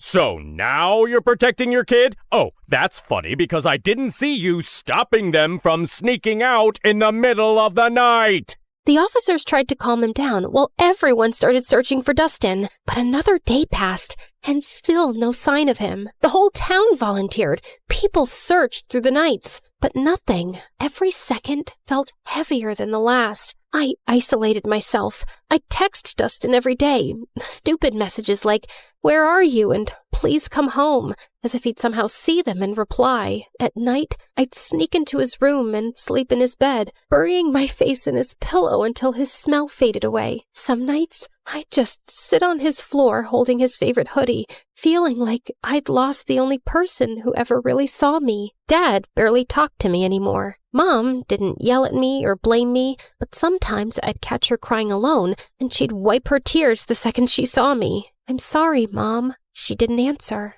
"Can we talk about this? I want to hear your voice. I know what happened is my fault, but I just want you to pat my shoulder, let me cry in your lap, tell me it'll be all right. Just say something, anything." But she didn't. She just gave me a sad little smile, nodded, and walked away. And then I completely shut down. A year of guilt and silence later, I couldn't take it anymore. I needed something, anything to distract myself, even if just for a little while. I remembered the card the producer gave me, and I figured, why not call him? It's not like I had much to do being alone all the time. Wise decision. I'm gonna make you a star, way up in the sky, so bright, your dad's gonna regret not loving you enough. Well, that's definitely a dream to live up to. He started helping me get small singing gigs at local cafes, and I loved it. The attention, the clapping, the feeling that I mattered to someone. One day, someone recorded me singing and posted it on TikTok, and it went viral. People loved my voice and kept commenting that they wanted more. So, Peter created a small YouTube channel for me and uploaded my videos there. He was so proud. It felt nice having a father figure in my life who actually cared. But when my dad found out, he completely lost it. Oh, look at you! Enjoying your little fame with that fraud producer. He's not a fraud. He helps me a lot. He even made me a YouTube channel, and it's growing. Aw, and who gets paid from YouTube? Did he even give you a single cent? Or does he just toss you a few pennies you get from those miserable cafes? I'm not doing this for money. I do it because I love singing. Just like you loved your brother, right? For the first time, I felt real anger toward him. Why couldn't he see any goodness in me? But before I could say anything, he pushed his chair back and walked out. Later that night, he started having chest pains. Mom and I rushed him to the hospital. The doctor said it was stress and that he needed rest. I didn't visit him much while he was there. Not after what Peter told me. Summer vacation's coming up. I was thinking we could go on a little tour around the country. Grow your audience. See where this takes us. I believe in you, kid. I went on that tour in a heartbeat, and I had the best time of my life. For once, I felt like a child again. No guilt, no pressure, just music and freedom. But even then, I worried about Mom. I always felt like she needed rescuing from Dad. That became my motive. Work harder, grow bigger, make more money, and buy us a house far away from him. My fame grew fast. By the time I finished high school, I was well known enough to earn a good income. One night, before leaving the house the next day for good and renting an apartment in the city, I was having my last dinner with my parents. You know, Joy, now that you're getting into business and success, you should know it comes with stress. You might even end up in the hospital since you're so fragile. So I was thinking, I don't trust that knucklehead producer of yours. I should be your manager. I have a pretty good feeling I'll finally be proud of you, especially once we start making real money off your little talent. I paused. The moment I thought would never come had finally arrived. Sure, my dad wasn't nice to me, but maybe this was my chance to make him proud. Maybe I could make up for everything that happened years ago. I looked at Mom for a reaction. She gave the slightest shake of her head, but I convinced myself she didn't mean anything by it. I'll think about it. That night, I told my producer I was choosing my father as my manager. Kid, I can't force you or tell you what to do. You're grown up. If you think your dad's the right man for the job, then go ahead. And just remember, I'm still here for you.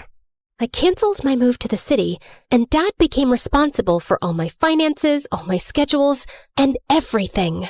Everything was fine for the first few months, but then I started noticing that my finances didn't make sense. I was earning more back when Peter managed me, and I was working twice as hard now. Still, I gave my dad the benefit of the doubt until one day I checked my bank account and it was at zero, completely empty. I freaked out and went to confront him in his office, but he wasn't there. That's when Mom walked in, pale and shaking. She turned on the TV. William Clark, the billionaire owner of Clark Investment Companies, has been exposed as the center of a massive Ponzi scheme. Authorities estimate he conned thousands of people out of nearly $300 million.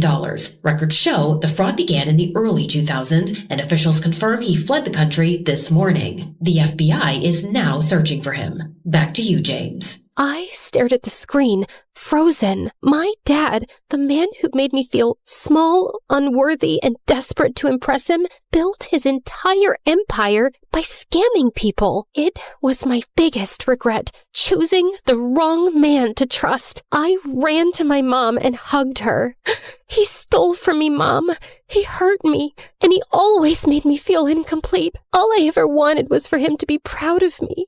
Where did I go wrong? Mom wrapped her arms around me. You were focused on the wrong parent, honey. Every time I tried to hold you, I could feel myself breaking. And I didn't want you to see that. I didn't want you to carry my pain on top of your own. Words were never my thing, but I always loved having you around. After Dustin, everything fell apart. You shut yourself away, and I didn't know how to reach you. But your father's gone now. Good riddance. It's just us. I've saved some money. Let's start over. I hugged her tighter. Her words came late, and in the hardest moment of my life, but somehow I felt happy. I never knew you could feel so happy and so sad at the same time. After that, everything happened in a blur. The FBI seized our mansion, our cars, and everything inside. Mom and I moved into a tiny apartment and hardly left it. Then one day, someone knocked on the door. It was Peter. Didn't I tell you? I'll always be here when you need me. But who's gonna listen to my music after what my dad did? Joyce, what defines Joyce is what Joyce does, not her father. It's time to rock again. Remember your YouTube channel? I've been saving everything we earned from it for something big, and today's the day. No, I can't. I just want a quiet life with Mom. I'm sorry. Actually, I gave an interview this morning. I told everyone what your father did, including how he stole from you. People are sympathetic. I've read the comments. They love you, Joyce. They want you back. Wait, you did an actual interview? For me? Wow. Peter helped me restart my career, and people were happy to have me back. And soon enough, I was a huge success and making good money too. One day, before one of my biggest concerts, Mom told me that Dad had been arrested and was facing decades in prison. She said he wasn't feeling well and wanted to see me. I decided to see him one last time before closing his chapter for good. I know you probably think I was stupid, Joyce. No, you committed every sin in the book, but stupidity wasn't one of them. You know what? I actually feel sorry for you. You spent your whole life putting down an innocent little girl without a shred of guilt. Well, you weren't like Dustin. For Christ's sake, he was the only one who made me proud, and you had to take that away from me. I guess it was for his own good. Otherwise, he would have grown up to be a miserable little fraud like his father. I finally get it. You were never capable of being proud of me. Not because of who I am, but because of who you are. A fraud, in business and as a father. Now, if you'll excuse me, I have a crowd of 200,000 proud people waiting for me. And with that, I spit on him and left. The moment I stepped on stage, the entire arena erupted. I looked out at all those excited faces, at Mom's proud smile, at Peter beaming at me like his daughter had made it. And then I closed my eyes, and I saw him, Dustin, with that same cute, confident little smile he always had when he believed in me more than anyone else. I keep running, like I'm trying to outrun time. I can't stop, I can't slow down with these ghosts still in my mind.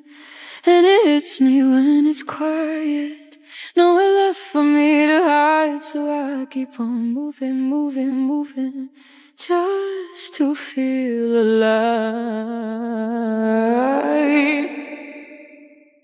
But as I sang, the crowd grew louder than I'd ever heard. I opened my eyes. There was a guy being lifted by the crowd, riding toward the stage, and for a second, I stepped back in fear. But then, my heart stopped. Dustin?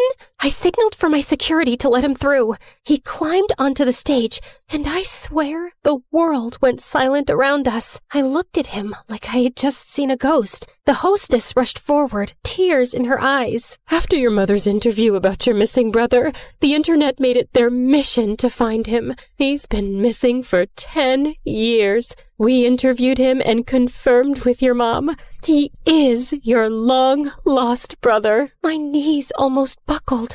I couldn't breathe. But Dustin spoke first. I was taken by some shady people. They asked Dad for ransom, but he ignored them. They took me to Mexico. We got into a car accident. I lost my memory. A kind Mexican couple adopted me. I didn't know who I was, but I always felt like someone out there loved me. I just didn't know it was you. My heart shattered and healed all at once. I dreamt about this moment every day, always imagining myself as the stupid, reckless sister who failed you. I never pictured meeting you like this, as a woman with a life and strength and dreams of her own. Welcome home, brother.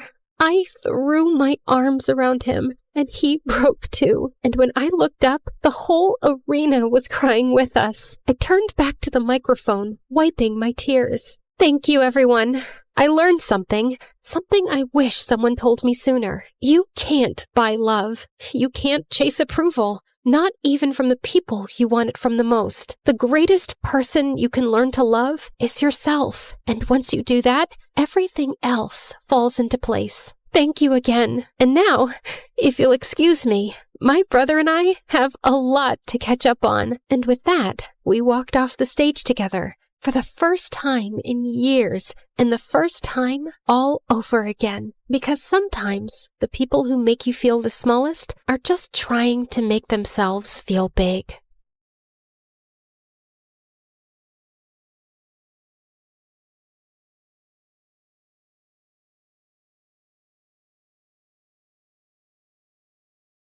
I sat in the audience for the 1000th time watching my annoying sister Mara's talk show. I was just about to fall asleep when suddenly a spotlight shone on me. There she is, my twin sister Brooke. Come help us play the game, sis. Wait, what? Before I could say a word, the audience started chanting my name and my parents nodded at me encouragingly. Mara was waiting on stage with her guest star, who was some famous model. So, Brookie, you and Iris are gonna play the card game War, and whoever wins breaks an egg on the other's head. Can I jump off a building first?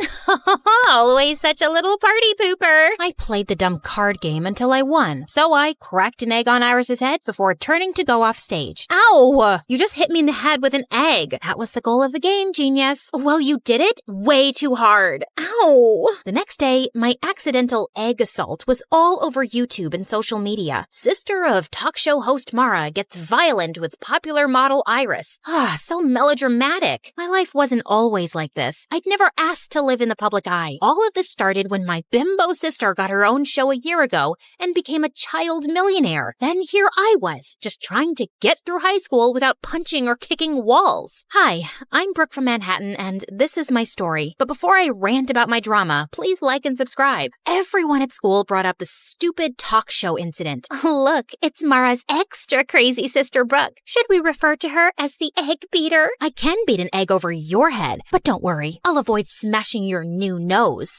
You're always such a witch. This is why nobody at school likes you. She was so cute for thinking that I cared. Anyway, around lunchtime, I headed to the bathroom when suddenly I jumped. One of the most popular guys in school, Lance, was right behind me, smirking. He was a part of a clique of 4 other heartthrobs who all looked like Wattpad princes. You are looking lovely today, princess. You just followed me into the girls' bathroom. I wanted to ask you out on a date. You've never even made eye contact with me before. I used to think you were just Mara's mean loser sister, but when I saw what you did on TV, I practically fell in love with you, babe. I've always wanted a girl with that kind of fire. So I'll pick you up tonight at 8. I didn't answer. I just pushed Lance away from my face and towards the toilet bowl. He landed head first, and I couldn't help laughing. Except later that day, I noticed the rest of Lance's dreamy friends kept staring at me with that same smirk on their faces. In fact, all 5 of them slipped envelopes into my locker asking me on a date. This had to be some kind of joke. I decided to ask Mara about it, since she was the school queen bee and full of gossip. But surprisingly, Mara didn't know anything. Then later that night, she gave me some crazy news. She'd invited all 5 of those guys to come onto her talk show, where she'd set up a competition over who could win a date with me, without even asking me. So what if they're just hitting on you for a joke or a bet? It'll be so much fun. You've never been on any kind of date, and you're in the 12th grade. Please. I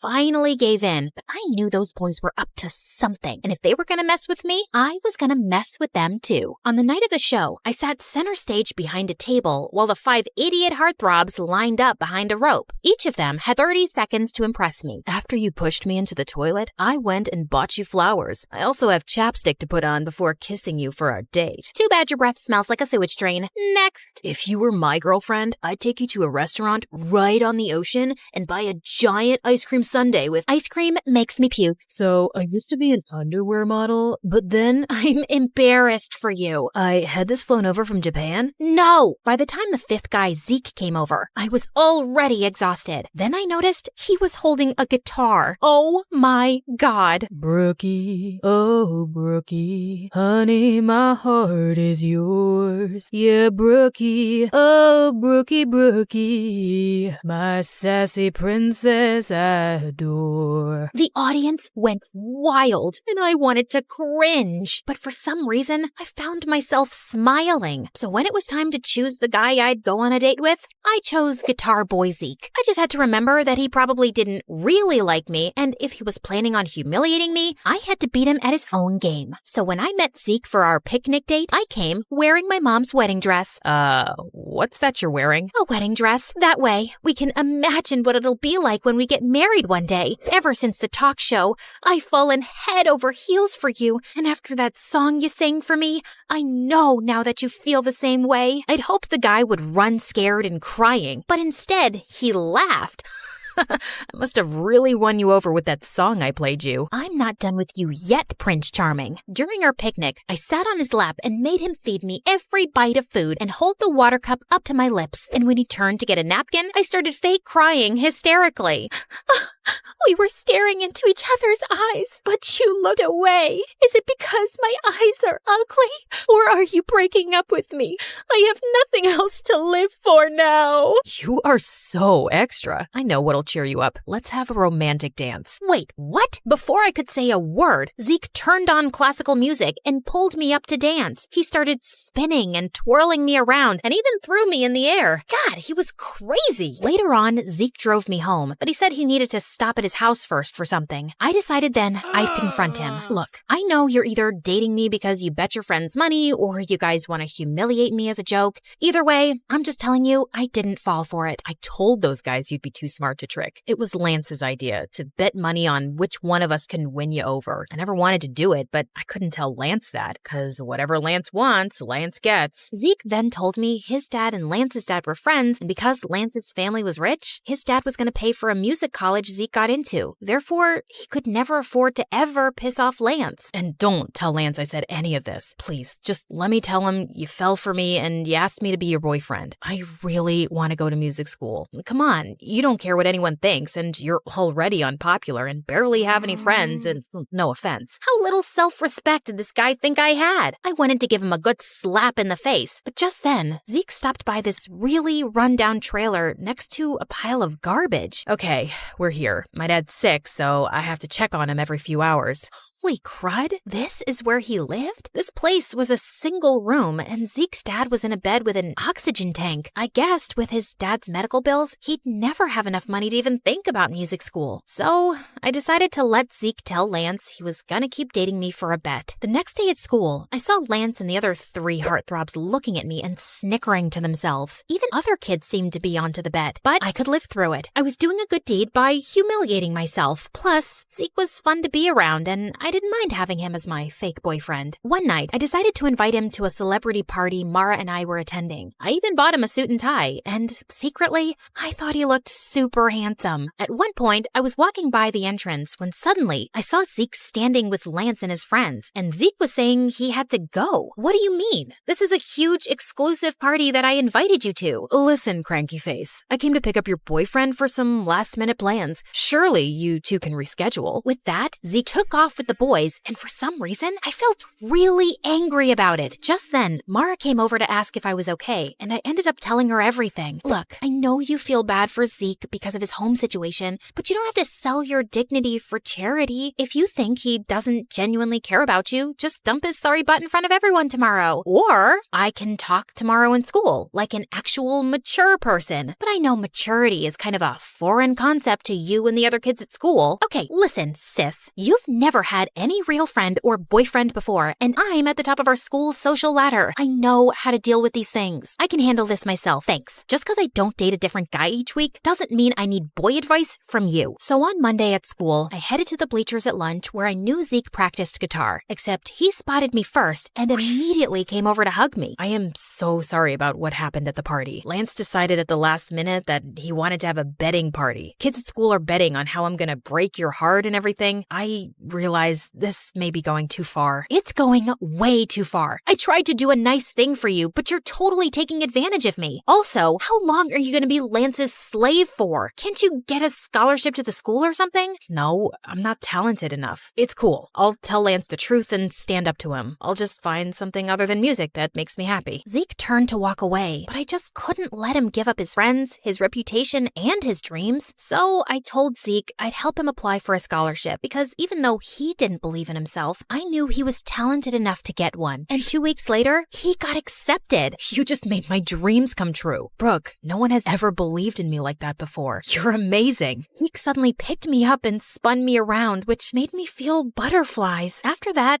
Zeke and I became really close and started hanging out all the time. I helped him take care of his dad, and he helped me make some friends at school. Except there were a couple of issues. One, I started to develop real romantic feelings for Zeke. And two, was Zeke still hadn't told Lance the truth, even though it was part of our agreement. So finally, Zeke decided to confront Lance one day after school as I hid behind a tree to listen in. Look, man, I told Brooke about the bet. It's not right the way we're manipulating her. Plus, I've been hanging out with her, and I think I want to date her for real. You know, she helped me get a scholarship to the music school you were going to pay for. Now, you don't have to. Are you kidding me? What am I going to tell all the kids who've been giving us money, betting the different ways you can dump her? You're one of us, Zeke, and she's an unpopular loser. It'll make the whole squad look bad. If you date her, then you're dead to us. Well, fine then. You guys are jerks anyway. I'm going to get myself an awesome girlfriend. I held my breath as I watched Zeke ditch his friends for me. And just like that, Zeke and I became an item. He held my hand, kissed me in public at school, and didn't even seem to care that he'd lost all his friends in popularity. Everything seemed to be going well, at least for a couple of weeks. Then one weekend, I went away with my family for a camping trip with no Wi-Fi or cell reception. But when I arrived back at school on Monday, something horrible happened. I was sitting in the cafeteria when suddenly Zeke stood up on one of the tables with a microphone and speakers. Can I have everyone's attention? I have something to say to my girlfriend, Brooke. I'm sorry, babe, but I just can't date you anymore. I've realized that I don't want to be with a stuck-up sourpuss who's way below my league. It's also really lame that she's never dated anyone before. So for all of you out there who bet money how I dump Brooke, the ones who selected public humiliation win. I stood with shock as I watched a bunch of kids run over to Zeke, Lance, and the other guys with cash. None of this made any sense. Had it just all been a setup? I ran out of the room and into the hallway to collect myself when I saw Zeke behind me. Brooke, I am so sorry I had to do that, but I had a good reason. What good reason could you possibly have for humiliating me like that? Please, just listen to me. My dad had to have an emergency medical procedure over the weekend that I couldn't pay for, and since there was no way to reach you, I had to ask Lance for help. He said he'd only pay for it on the condition that I publicly dump you. I'm so sorry. I still want to be with you, though. It just might have to be in secret. You know what? No, I don't care what your reasons are. I am so freaking sick of all of your excuses to manipulate and humiliate me. We're done, Zeke. That night, I refused to let myself cry. Zeke didn't deserve my tears. I didn't need any cowardly idiots in my life anyway. The next afternoon,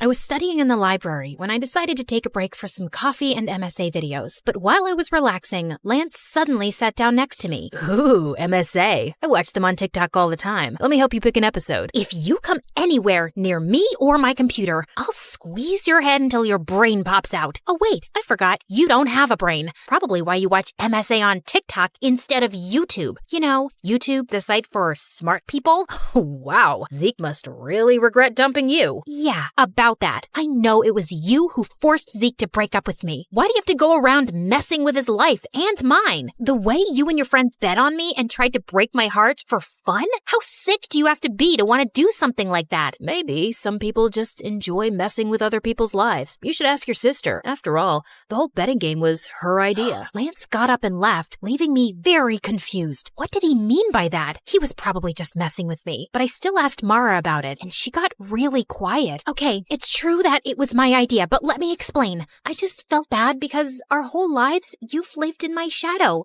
I have everything. Fame, popularity, friends, and you didn't get any of that. So I wanted to find you a cute boyfriend to make you happy. Except none of the guys at school wanted to date you. The only ones who were willing to were Lance and his friends, if they could make money off of it. But I had hoped one of them would fall for you for real. I was stunned and silent as Mara apologized over and over. I knew her heart had been in the right place, but she'd gotten me into such a giant mess. God, I just needed space from everyone. The next morning, I was going through the mail when I saw an envelope from Zeke's music school. To my surprise, they'd returned a check I'd paid as a deposit to confirm his place in the program. Apparently, Zeke had called the college and declined the offer to attend. I thought right away of his sick dad, and suddenly I got a bad feeling. I drove immediately to Zeke's house, but when I reached there, he was sitting outside and playing guitar, looking perfectly happy. Zeke, is everything okay? Did you call your college and decline the offer? Yeah, I just didn't feel right taking your money to attend there, not after the way I treated you. So I'm just going to save up and reapply next year. In the meantime, I got a job and my dad's doing better. Thank you for believing in me, Brooke. You have no idea how much it means to me. Zeke came over to hug me and I felt those stupid, happy butterflies again. Hey, listen, are you still friends with Lance? God, no. I'm done being his slave. I took a loan and paid him back everything I owed him for Dad. So, if I give you a second chance, that means you can't be an idiot this time. I swear on my life I won't be. I want you back, and I won't have it any other way. So, I guess my sister did achieve her goal of finding me a guy, even though it was in the craziest way possible. Still, maybe one of these days I could thank her for it.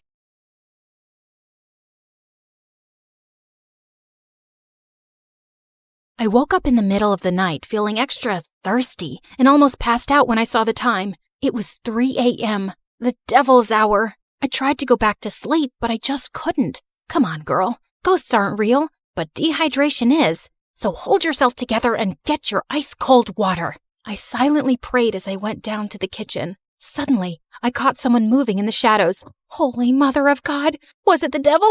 I was about to scream when I realized that it was just my older brother, Kevin, who looked suspicious.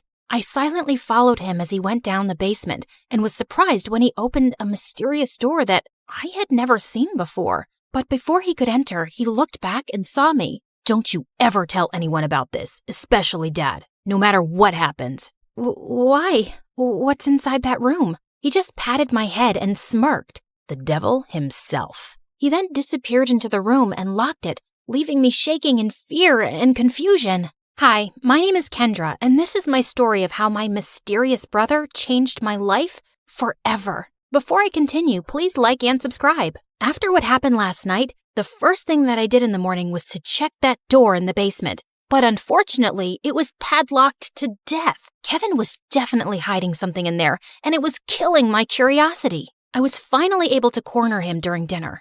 Are you sure that you weren't dreaming? Because that totally didn't happen. That night was really weird, so he could be right. Our conversation was cut off when Dad joined us. Son, it's time for you to take over the company. We will be holding a gala next weekend to introduce you to everyone. They're all so excited to meet you. But Dad, no buts. You're graduating in a few months, so prepare yourself. I don't want any problems. Understood? Of course, my brother couldn't say no to him. He was always Dad's favorite, his golden boy, the perfect son. While me, I was just a stranger to him. If Mom was still alive, things would probably be different. Later that night, when I was about to sleep, I almost screamed when I saw Kevin leaning against my door. Can I help you? What makes you feel alive, Kendra? Huh? What's with you? Why are you being so weird? The less you know, the better. Good night, Peanut. Peanut? Where did that come from? That was the weirdest and longest interaction we've ever had.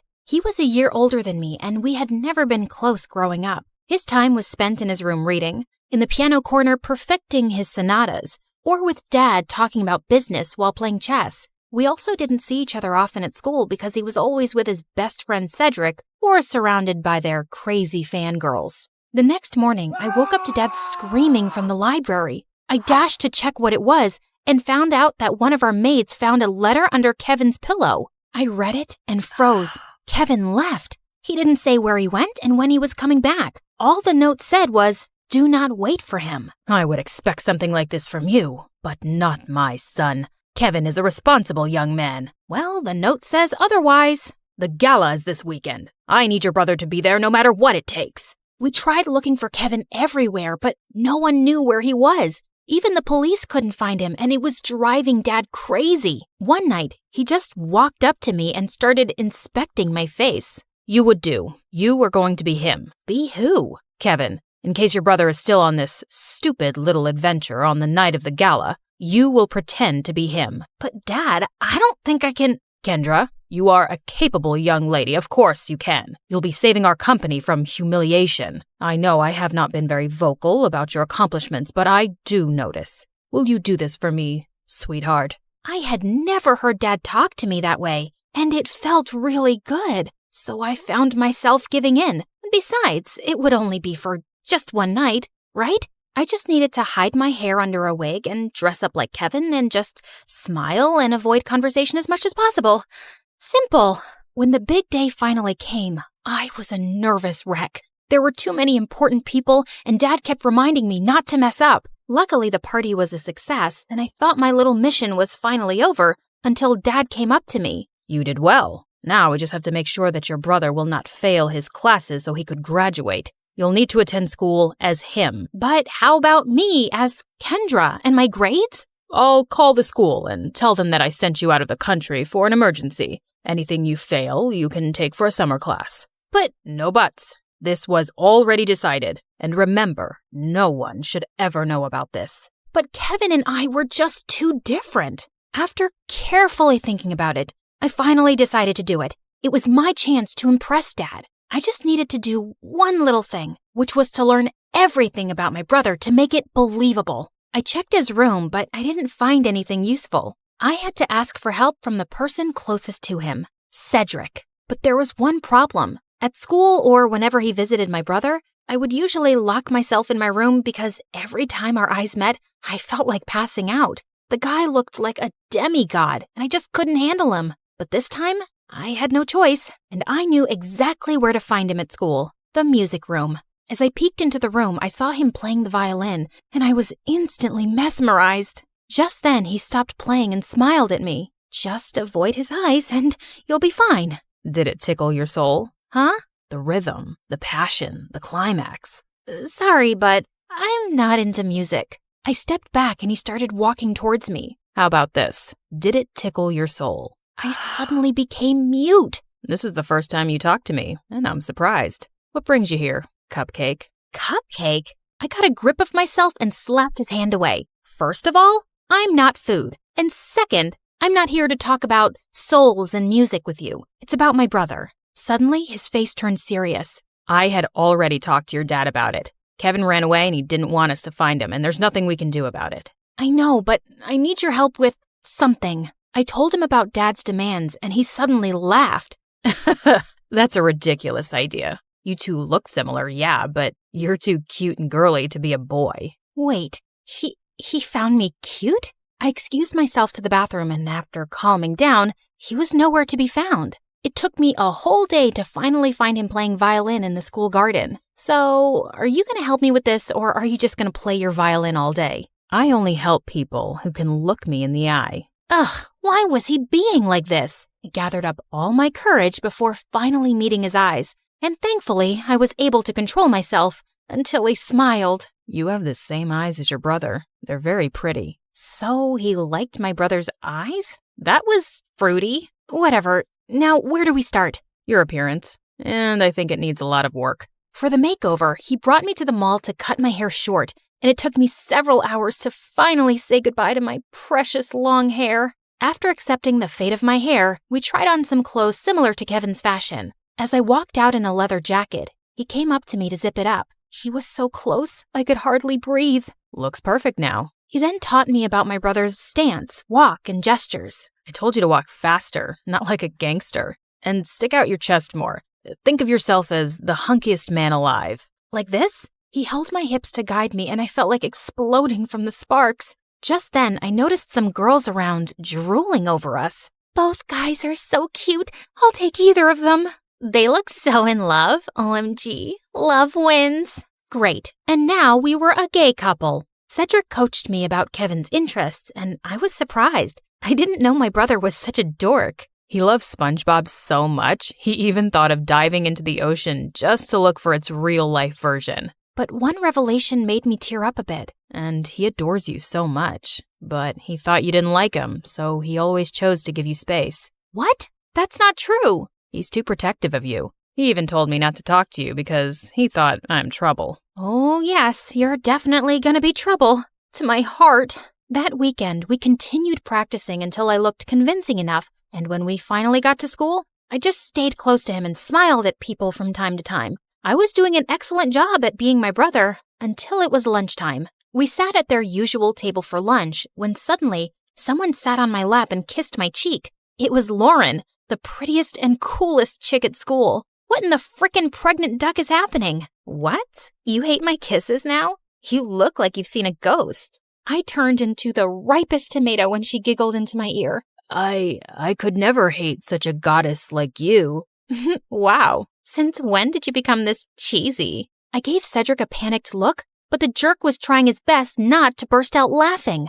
I kicked his leg under the table and his wince was satisfying. I then excused myself in the bathroom and dragged him with me. There, he revealed that Kevin had been dating Lauren for a while now, and I had no idea about it. Lauren had been all over me for the next several days. This was totally normal, of course, except for the little detail that I was not her actual boyfriend. And through all of this, Cedric remained an unhelpful idiot who was clearly enjoying my discomfort. We were walking to our last class when someone suddenly grabbed and pushed me against the wall. You're acting weird lately, and I like it. Before she could kiss me, I acted like there was a bug inside my shirt and ran away. I needed to talk to Cedric. As usual, I found him in the music room. We need to tell Lauren. Suddenly, Lauren appeared from behind me. Tell me what? Wait a minute. Don't tell me that you guys are dating? What? Cedric finally stopped playing the violin and grinned at me. I'm straight, but I don't know about your boyfriend.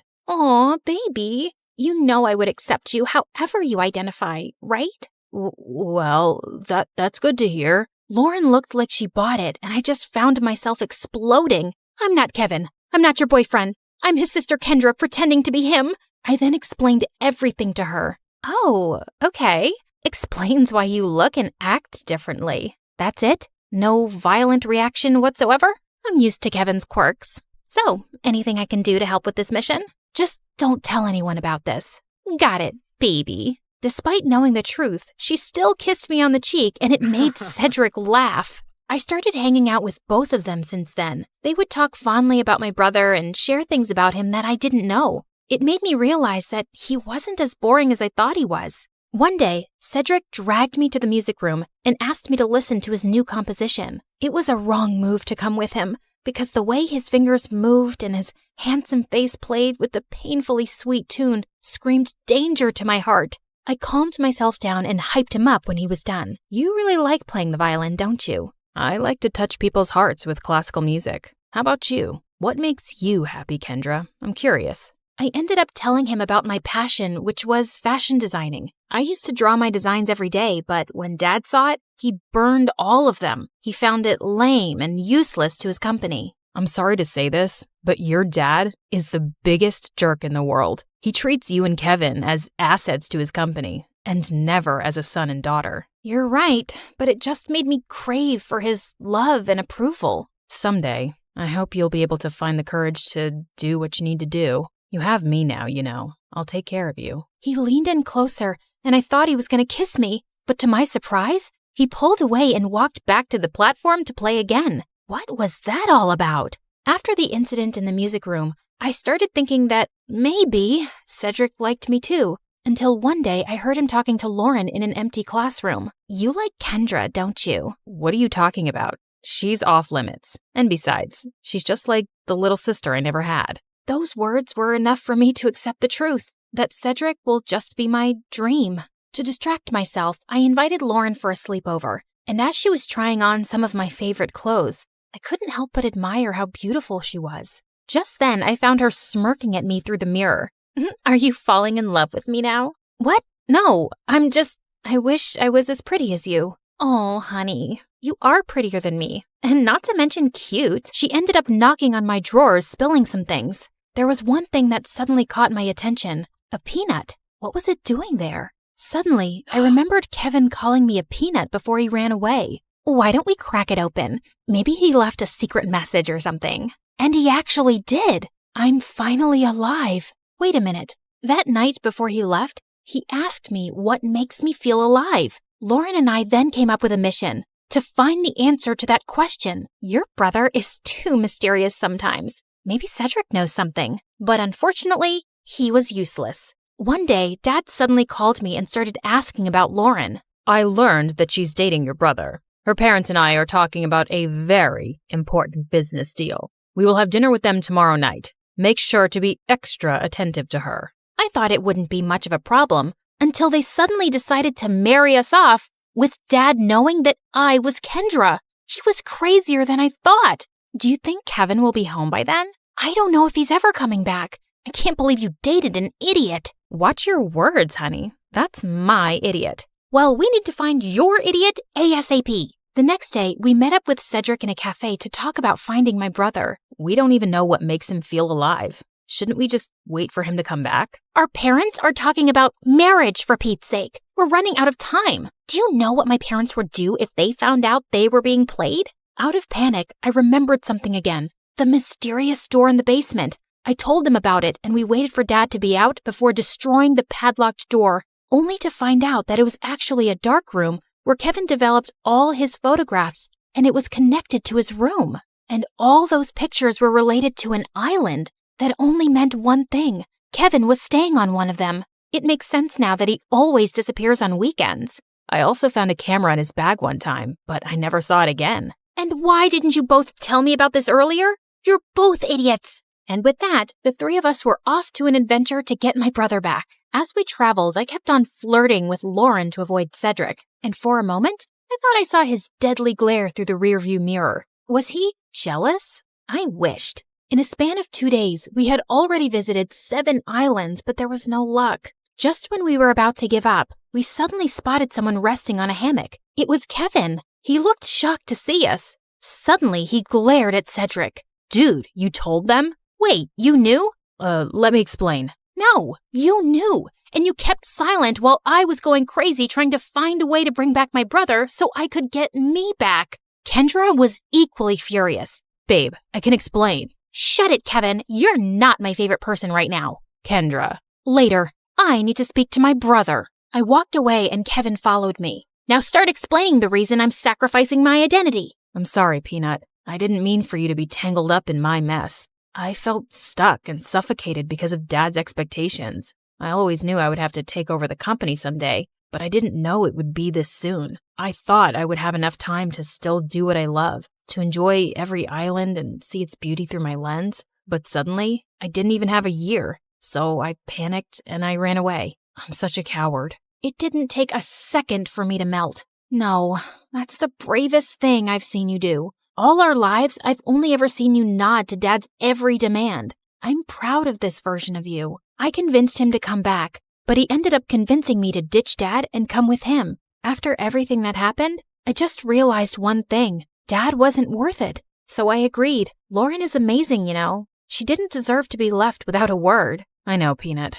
I guess I have a lot of making up to do. Good luck, Walnut. Later that day, he spent his time making it up to Lauren and talking to Cedric, while I was left alone doodling some cute dresses on the sand. My brother then came up to me and asked me something. Are you mad at Cedric? I asked him not to tell anyone. Keeping this from you must have been very hard for him. I understand, but you like him, don't you? What? No, I mean... Don't worry. I finally gave him the go signal. You two can kiss or whatever. As soon as he left, Cedric walked up to me with an earth-shattering smile. Can we talk? I couldn't look at him in the eye again. About us. I've always fancied you, you know. More than violins. I felt like melting at his confession. I told him about the reason why I'd been avoiding him all these years, and he responded to it by finally kissing me on the lips. Thank God I didn't pass out. So, did it tickle your soul this time? Yes. Finally.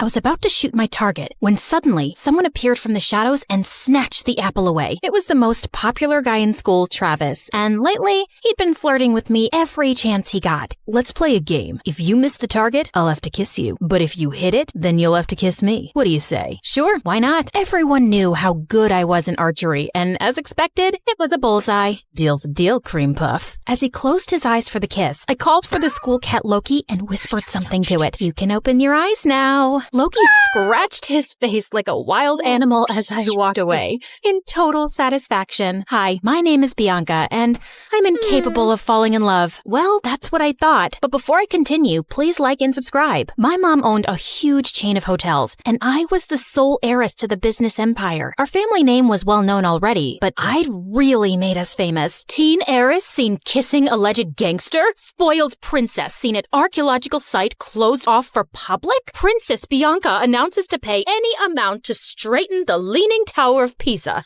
Oh, each headline is worse than the one before. Alleged gangster, Mom. We broke up. And you know my keen interest in history. I had to see that site. And come on, am I the only one annoyed by that Leaning Tower?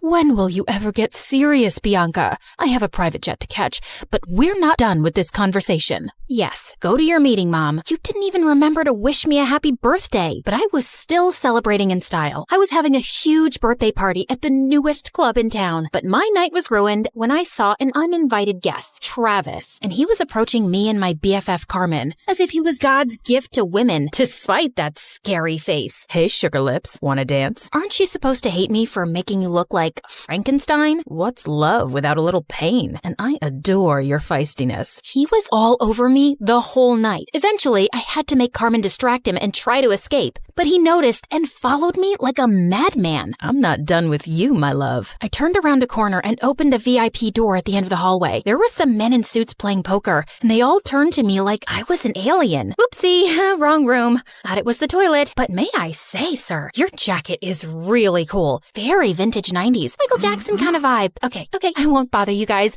May the best man win. Bye. Travis was nowhere to be seen, so I took the chance to finally leave the club. But of course, I couldn't avoid him at school, and he was being such a nuisance that eventually I got a restraining order against him. My life was finally peaceful, till a few days later when Carmen told me that her cousin from the village would be joining our school. Since when do you have a cousin? Ever since he was born? You never told me about him. I love to collect snake skins and samurai swords in my basement. I didn't tell you about those either. What? Friends should share everything. I think some secrets are good. Oh my god, my cousin's here. I turned to this guy who was walking towards us, like he was the king of the underworld. Judging by his walk, he knew he was a fine specimen of the male species. But suddenly, he tripped over nothing and fell into the fountain nearby. And then he immediately got up like nothing happened. I felt like I was watching a comic cartoon strip. Are you sure he's not some hot model you paid to act as your clumsy cousin? Nice way to say that he's hot and adorable. He then spun her around like she was a cotton ball. Carmen, my favorite girl. I missed you so much. The guy turned to me and I was stunned.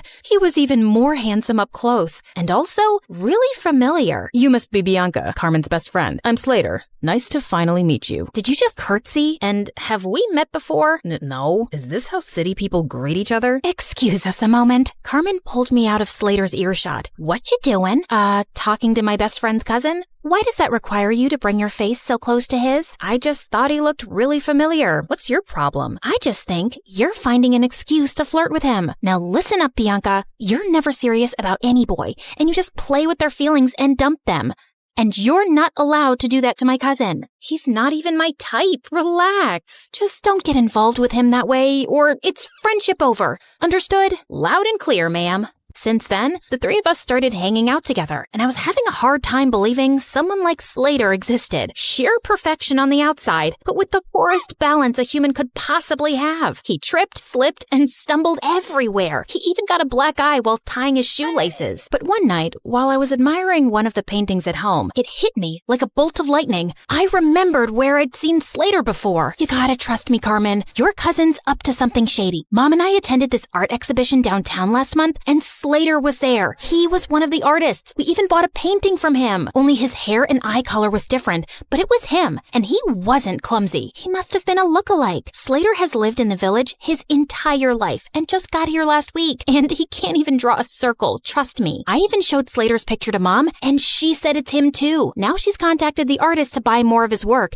and he's coming soon, and I'll finally know the truth. You just need to give yourself something to be excited about. Do what you want, but you're wrong. A couple of days later, later, the artist called Mom to say that he had to go out of town and he'd come to meet her next month. How convenient. I decided not to say anything to Slater and try to get to the bottom of his secret identity. He was always hovering around me and Carmen like an annoying fly. He was sure to slip up at some point. I'd be watching him. But one day, I was spying on him at the gym, and after seeing him miss the 100th basket, I got really bored. I decided to skip the rest of school that day to get a manicure. As I was walking to my car, a van suddenly stopped next to me. "Good day, child. Would you please buy some apples from me? I run an orphanage, and I'd like to get some toys for the children." "Sure thing. Just give me a basket and I'll give you $100,000. I was about to take the basket from her when Slater suddenly popped out of nowhere and crashed into me. "Hey, you, who do you work for? Show me your ID. The poor lady looked terrified and just drove away. What the heck was that?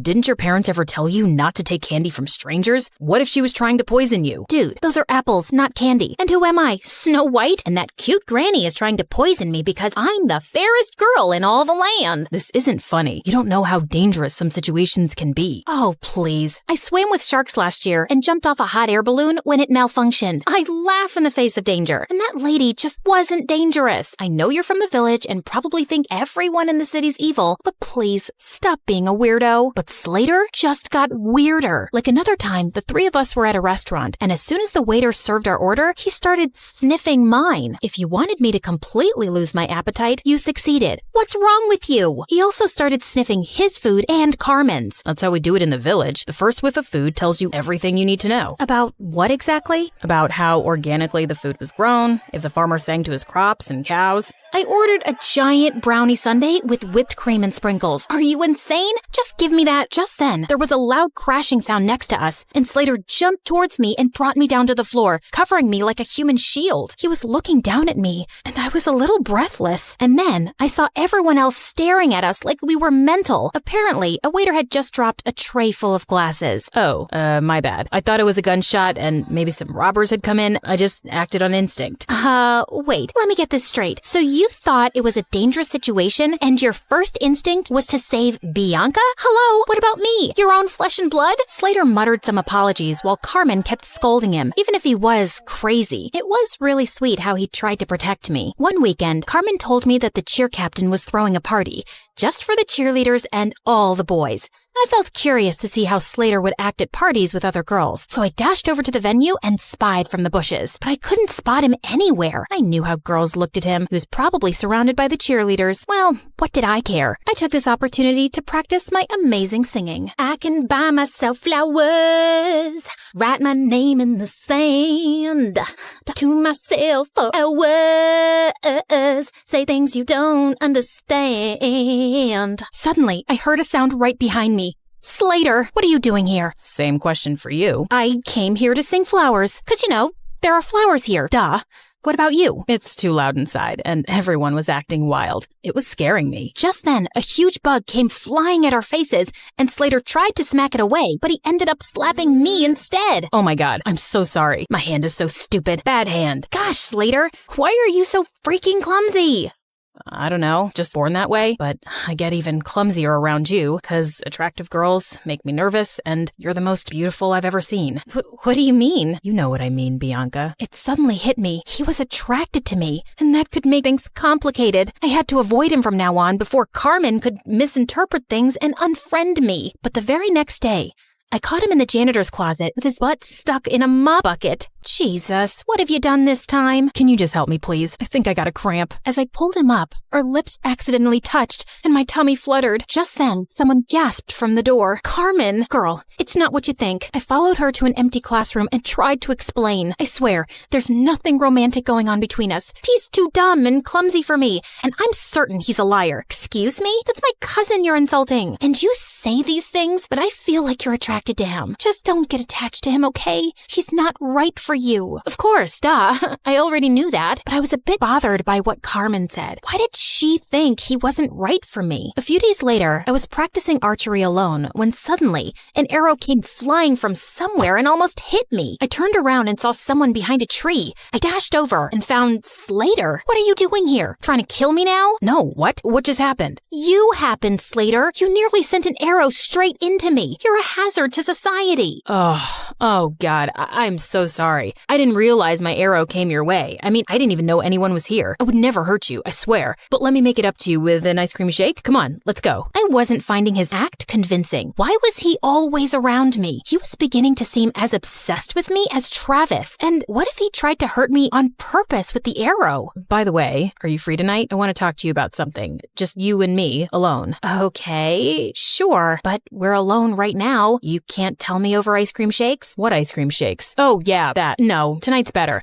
I'll send you the pin location. Driver, I'll get off here. Thanks. See you later, Bianca. And then he just jumped out of the car and walked away. This dude was so weird, but I was really curious about what he had to say. Later that night, I was surprised to learn where he was taking me. The rooftop of an old building. There was no elevator, so we had to climb 8 flights of stairs, and he was holding on to my shirt like a kid. Wait, what if he tried to push me down? Can you move away? I need some personal space. But what if I trip and fall down the stairs? You know how clumsy I get. Why would you invite me to a rooftop then, idiot? You'll see. When we finally reached the top, I was surprised to see a candlelit dinner. What's all this? Obviously a date. Were you expecting a crime scene? Didn't your cousin warn you about me? She did, but I just don't see why she's so against the idea of you being my girlfriend. You're beautiful and amazing. She was trying to protect you because I have a history of not being good with relationships. May I know why? And before I knew it, I just found myself opening up. Growing up, I saw how my dad broke my mom's heart and left her for another woman.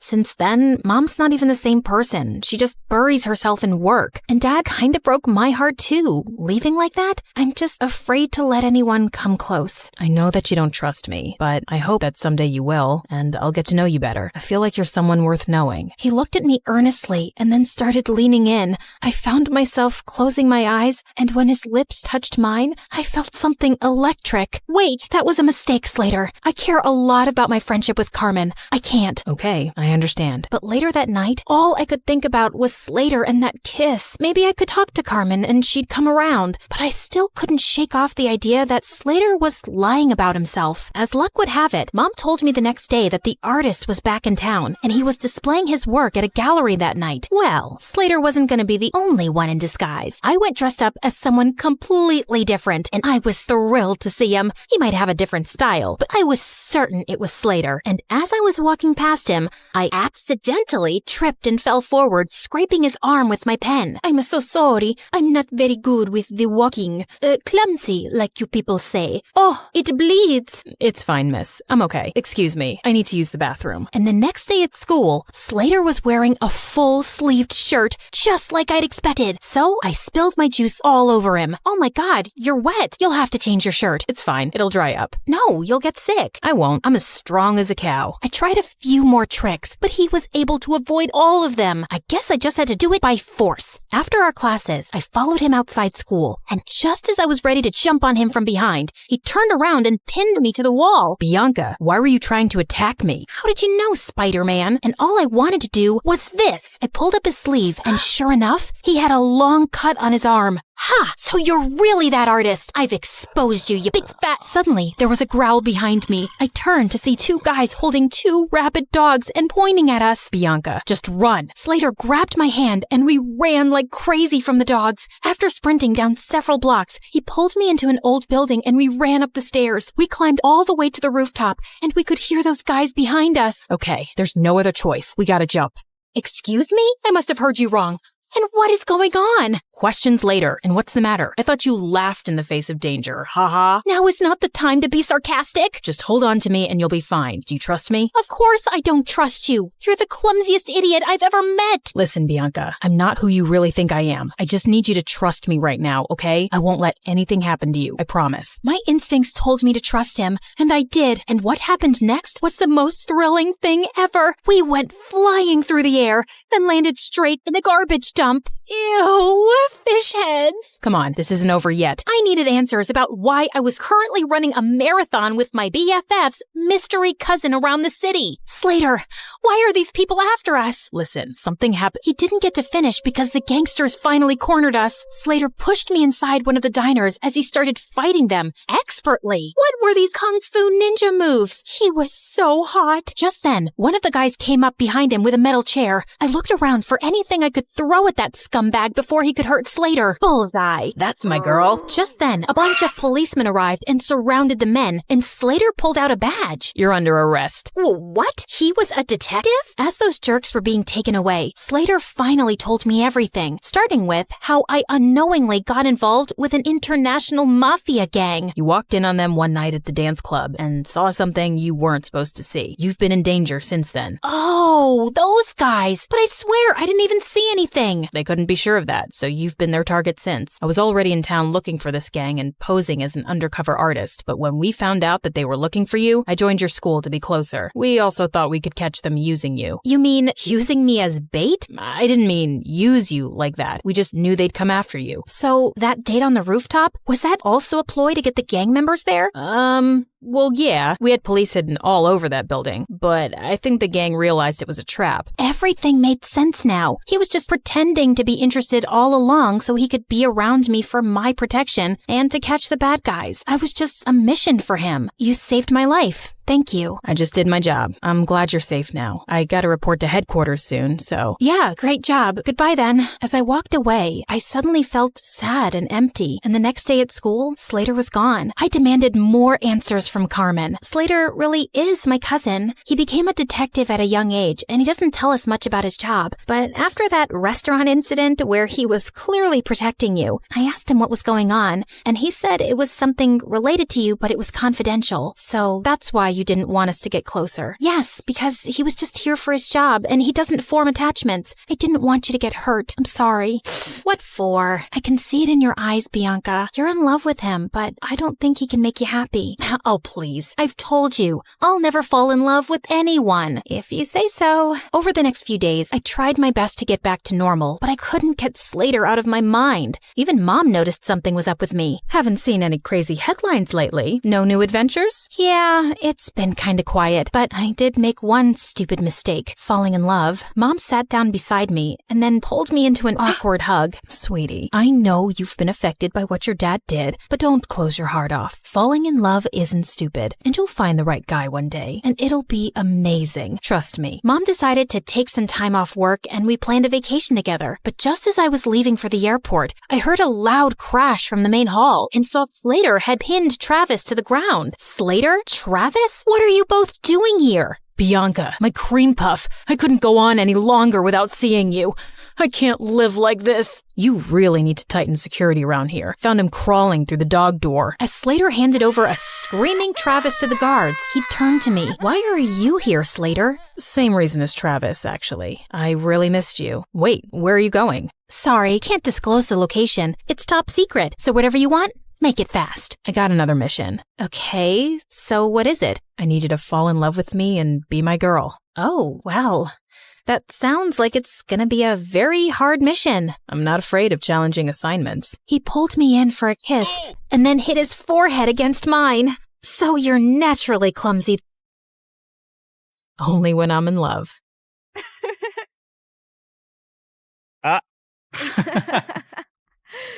Some superheroes strut around in capes, while others rock pixie boots and a trendy poncho. Because, yes, you are looking at a real superhero. Hi, I'm Annie, and I'm from New Jersey. Don't be fooled by my cute pink locks and dazzling big blue eyes, because as it turns out, I'm also a bit of a crazy, jealous maniac. You know, every superhero has a weakness. Mine was my dad. My dad was the center of my world. Mom left when I was 3, so it was always me and him. We'd hang out all day, and he'd do whatever I wanted. Let's jump on your bed and then go fishing for sharks in the park.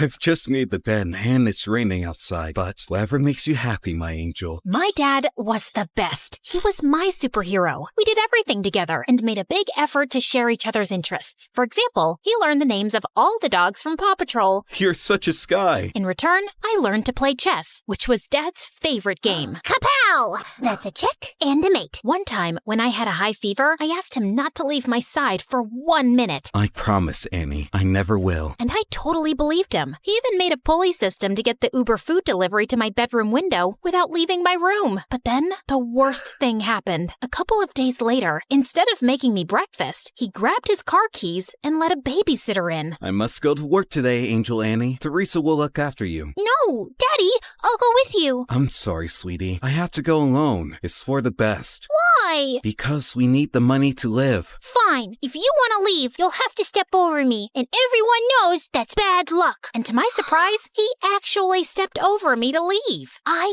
hated babysitters and caused as many problems as I could to get my dad to come back. He used to be late for work pretty much every day and had to sneak out during lunch and leave early to take care of me. So you can imagine what happened next. I got fired. Yay! Daddy's at home forever! Yeah! I was ecstatic, thinking things would go back to normal when I got the biggest shock of my life, kindergarten. I cried all the way and threw a total hissy fit at the front gates. Why? To learn and get a good job when you're older. Jobs suck! You'll make lots of friends. Friends suck! I hated it and let everybody know that I did. I hate it. Stop! Dad got more calls from the kindergarten than the principal's secretary. I know what you're thinking. I was a little monster. And yes, I was. I just couldn't help it. I wanted to be with my dad so bad. Soon, kindergarten turned to school, but things didn't improve. I felt so alone and sad without my dad, and I was always getting into trouble. But then one day, I got the best news ever. I know how unhappy you are at school, so I talked with the principal and I'll take a job at your school as a janitor. This way, we can spend all the time you want together, and I can have a job. God knows we need the money. I know it's not glamorous, but would it be too embarrassing for you? What? Just you and me again? This is the best job ever! But there is one condition. You must behave, because if not, I'll get fired. You promise? Oh, I promise. Pinky promise! And for some years, things were amazing. We drove to school and worked together, sat together at lunch, and whenever he'd go past my classroom mopping the floor, he'd give me a goofy wave. For the first time, I focused on my schoolwork because I didn't want to mess up our arrangement. Other kids were even inviting me to parties. You should go. Make some friends. Maybe you could come with me? Annie, you must learn to do things without me. Rely on other people. Really? Maybe you're right. I guess I can go for like half an hour. Nah, let's just hang out here and watch TV. But then it all changed. I was supposed to be meeting some peeps at the movies, but then remembered Dad's favorite TV show was on. So I decided to go back home and watch it with him. But when I opened the door, I found that Dad was having dinner with a woman with candles and flowers on the table. Annie, Angel, I wasn't expecting you. This is Fern, my new friend. Hello, Annie. I've heard so much about you. It's great to meet you at last. Funny, I've heard absolutely nothing about you. I was hoping we'd spend some time with Fern, Annie. Three's a crowd. Suddenly, I felt so jealous. Why would he want to spend time with her and not me? Soon, Fern became a permanent fixture at our place. Despite my grumpy face when she was around, she was always super nice to me. Wanna hit the shops? I have the biggest discount card. Maybe you can use it to buy another book on winning over skeptical teenagers. And at school, Dad was always calling her. She even joined us for lunch some days. I tried to do everything to get his attention when they were together. Like the time in the canteen, she'd made us all sandwiches, and I pretended to choke. Poison! But they were too busy staring into each other's eyes to notice. Soon, Fern moved into the house, and even though I kept moving her things around, she was always calm and supportive. You can always talk to me about anything, you know. I'm fine. You and your dad have such a special relationship. I wouldn't want to come between you two. Well, cheers for that. You can rely on me, too. I'll always have your best interests at heart. Yikes, is that the time? Gotta run. It felt like Dad was slipping away from me. But at the same time, I was also starting to become independent. During that time, I joined the chess club and quickly showed talent, no doubt thanks to all those games with my dad. I even won the school tournament and got invited to represent the school in an international tournament in Belgium. I knew it was a life-changing trip, but I also knew that my dad's job as a janitor didn't pay much. He would not be able to afford the expenses of such a trip, so I had to decline the offer. I was pretty pretty sad about it. And soon, things got even worse. That same afternoon, I got to class, and one of the more popular girls was sitting in my seat, slurping on a milkshake and making fun of me. Look at me. I'm Annie, and I'm so lame because my dad's my BFF. Great, that's really mature. Now move your butt from my seat. Oh, no. You better call your personal janitor to clean up this mess. What mess? I shouldn't have asked, as she threw her milkshake on the floor on purpose. This mess. What are you waiting for? You better call Daddy. I jumped on her and tipped the rest of the milkshake over her, and that's when the teacher intervened. I got after-school detention. I was really scared that Dad would find out, but thankfully, he went home after finishing his shift. I was super relieved. But then, on my way out from detention, I heard a weird rustling noise from one of the classrooms. That's odd. Everybody went home already. I thought it was best to get out of there. But suddenly, a man in a ski mask rushed out of a classroom, holding a bag full of the school laptops. Oh no, a thief! I froze in my spot as he spotted me and stopped for a few seconds, then started running down the hallway. As he ran past me, he accidentally hit me with the bag of laptops, and I yelled in pain as I stumbled to the floor. Oh my god, are you okay? I looked up in shock as I recognized that voice. Dad? Suddenly, he dropped the bag and ran down the hallway and out of the school. I tried to follow him, but he was too fast. So I sprinted home, and there he was, Dad, completely out of breath and with the ski mask in his hand. The first thing he told me was to keep my voice down so Fern wouldn't hear. Dad, seriously? Stealing from the school? Are you crazy? Annie, you've got it all wrong. Oh, really? Ski mask? Swag bag? Come on! Keep it down, will you? We can't let Fern hear this. Start talking. I did it for you, Annie. Professor Parker told me about the chess tournament and the trip to Belgium. He told me that you turned him down without even telling me. I want the best for you. I don't want you to lose out on something like this because of me. But the moment I saw you, I knew I couldn't go through with it. Now, we can't let the police know. They'll lock me up. If you think about it, no harm was done. Nothing was stolen, so everything's great. Of course, everything wasn't great. While his intentions were sweet, he made a huge mess in school. The principal had reported the attempted robbery to the authorities, and I had to testify in front of the police as the only witness. I couldn't turn in Dad, so I had to lie. I told them that the thief was super short and had green hair. I hoped to keep a low profile about the whole thing, but the next day at school, I was treated like a hero. The girl who saved the school. My hair would have just frizzed out in fear. You're like a real superhero now. Yep, I guess that's me. Want to hang out with us and tell us all about it? And oh, let's snap a selfie. I need to boost my feed with some genuine hero vibes. But the worst thing was, since I caught Dad red-handed, he'd become increasingly clingy and hardly left my side. I guess he was scared I'd confess the truth, but it was really annoying. Like when this really cute boy Warren, who I liked but I didn't think had ever noticed me, talked to me. Hey, Annie, I'd love to take you out for a burger. Sorry, she's busy. Dad? Come on, hun. It's lunchtime. The first one to our seat wins the pudding. Sorry, Warren. I'll just have to go now. A burger soon, though. Sure. But soon, I started hanging out with Warren and his new friends all the time, while Dad's excuses to drop by became increasingly awkward and downright embarrassing. I came by to check if you seen my lost, mop. Thought it might have wandered into your classroom. And he'd always pick the worst times to barge in. I think I'm falling for you in a big way. I think we need to clear the air here. Dad! I'd had enough, and on the way home, I thought of ways to let him down gently. But I ended up screaming the truth at him in the driveway. Dad, it's time for a reality check. You can't shadow me forever. How about picking up a hobby that doesn't involve stalking me? You're suffocating me. Then he looked down and rolled his puppy dog eyes. I began to feel very guilty. But then big news popped up on my phone. A very short man with green hair had been arrested for the school robbery. And it was all because of me. Annie, we must go on the run. No, Dad. You need to confess. Confess to what? And suddenly, we both turned around, and Fern was standing there with the groceries. To not cleaning the bathroom properly. You have never cleaned it properly, Annie. Oh, I think my sock drawer needs some reorganizing. Annie, you can tell me anything. I'll always take your side. You can trust me. I didn't tell Fern. I thought she wouldn't understand. I tried to forget the whole thing, but I felt so guilty. That innocent guy was in jail because of me and my dad, and we needed to set the record straight. But I just couldn't turn my father over to the police. That night,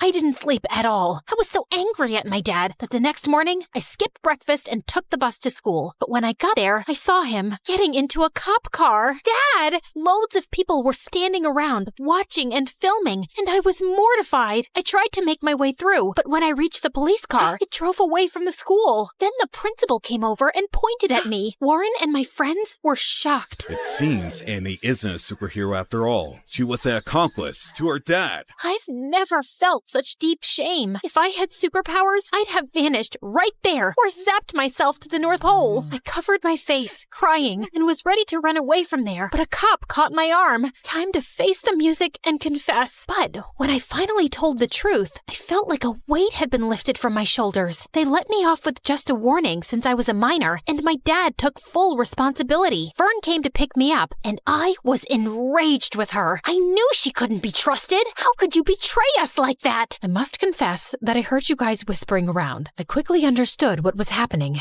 and I knew I had to step in. You didn't deserve to live with that huge secret and with the guilt. I knew it was the right thing to call the police, and I was about to do it, but then I just couldn't. Not to save your dad, but because I know how close you guys are and how devastating it would be for you. I just didn't want to hurt you. I started crying. Thank you, Fern, for everything, and I'm sorry for being a brat with you. Fern hugged me firmly, and I hugged her back. During those hard times, we became really close. She took me home and stood firmly by my side through it all. But if you didn't turn him in, then who did? Some weeks later, they allowed me to visit Dad. I confess everything myself. It was unfair that someone else was arrested, and it felt even worse that you lied for me. I was afraid you'd start hating me for dragging you into my mess, so I gave myself up. I'm so sorry for being such a terrible dad. Dad started crying, and I soon joined in. No, Dad, you've been the best. I'm sorry I've been so difficult, and you don't need to feel like I'm missing out on anything.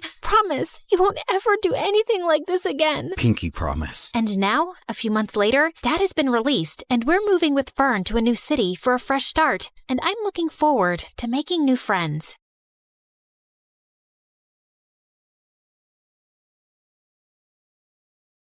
Hi, I'm Jessica from Napa Valley, and I have a weird story to tell you today. But first, please like and subscribe because MSA will give $1,000 to one lucky person in the coming 7 days. I lived in a beautiful house surrounded by trees. I had a good life, but growing up, I didn't get along too well with my family. For starters, my mom was like a 5-year-old trapped in an adult body. All she wanted to do was run around and play. Mom's idea of having fun was a water balloon fight with me and my older brother Dylan, and I found her childish behavior so annoying. I could never study in peace without hearing Mom sing show tunes around the house. Come on, you little bookworm. Let's bake some cupcakes. Don't you know how to have any fun, you nerd? Ugh, see what I mean?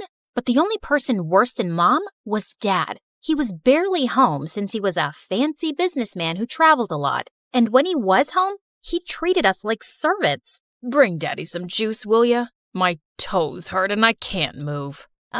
There's not a lot left and we're saving it for tomorrow morning. Oh, so maybe you should be the one who goes on 5-hour flights to earn money for us. I kinda hated being around all of them, so I spent most of my time alone reading and practicing my violin. But when I got to 11th grade, things took a crazy turn. Mom told me one morning that we were taking in an exchange student. She's from Tokyo. She'll go to your school and live with us for 4 months. Isn't that exciting?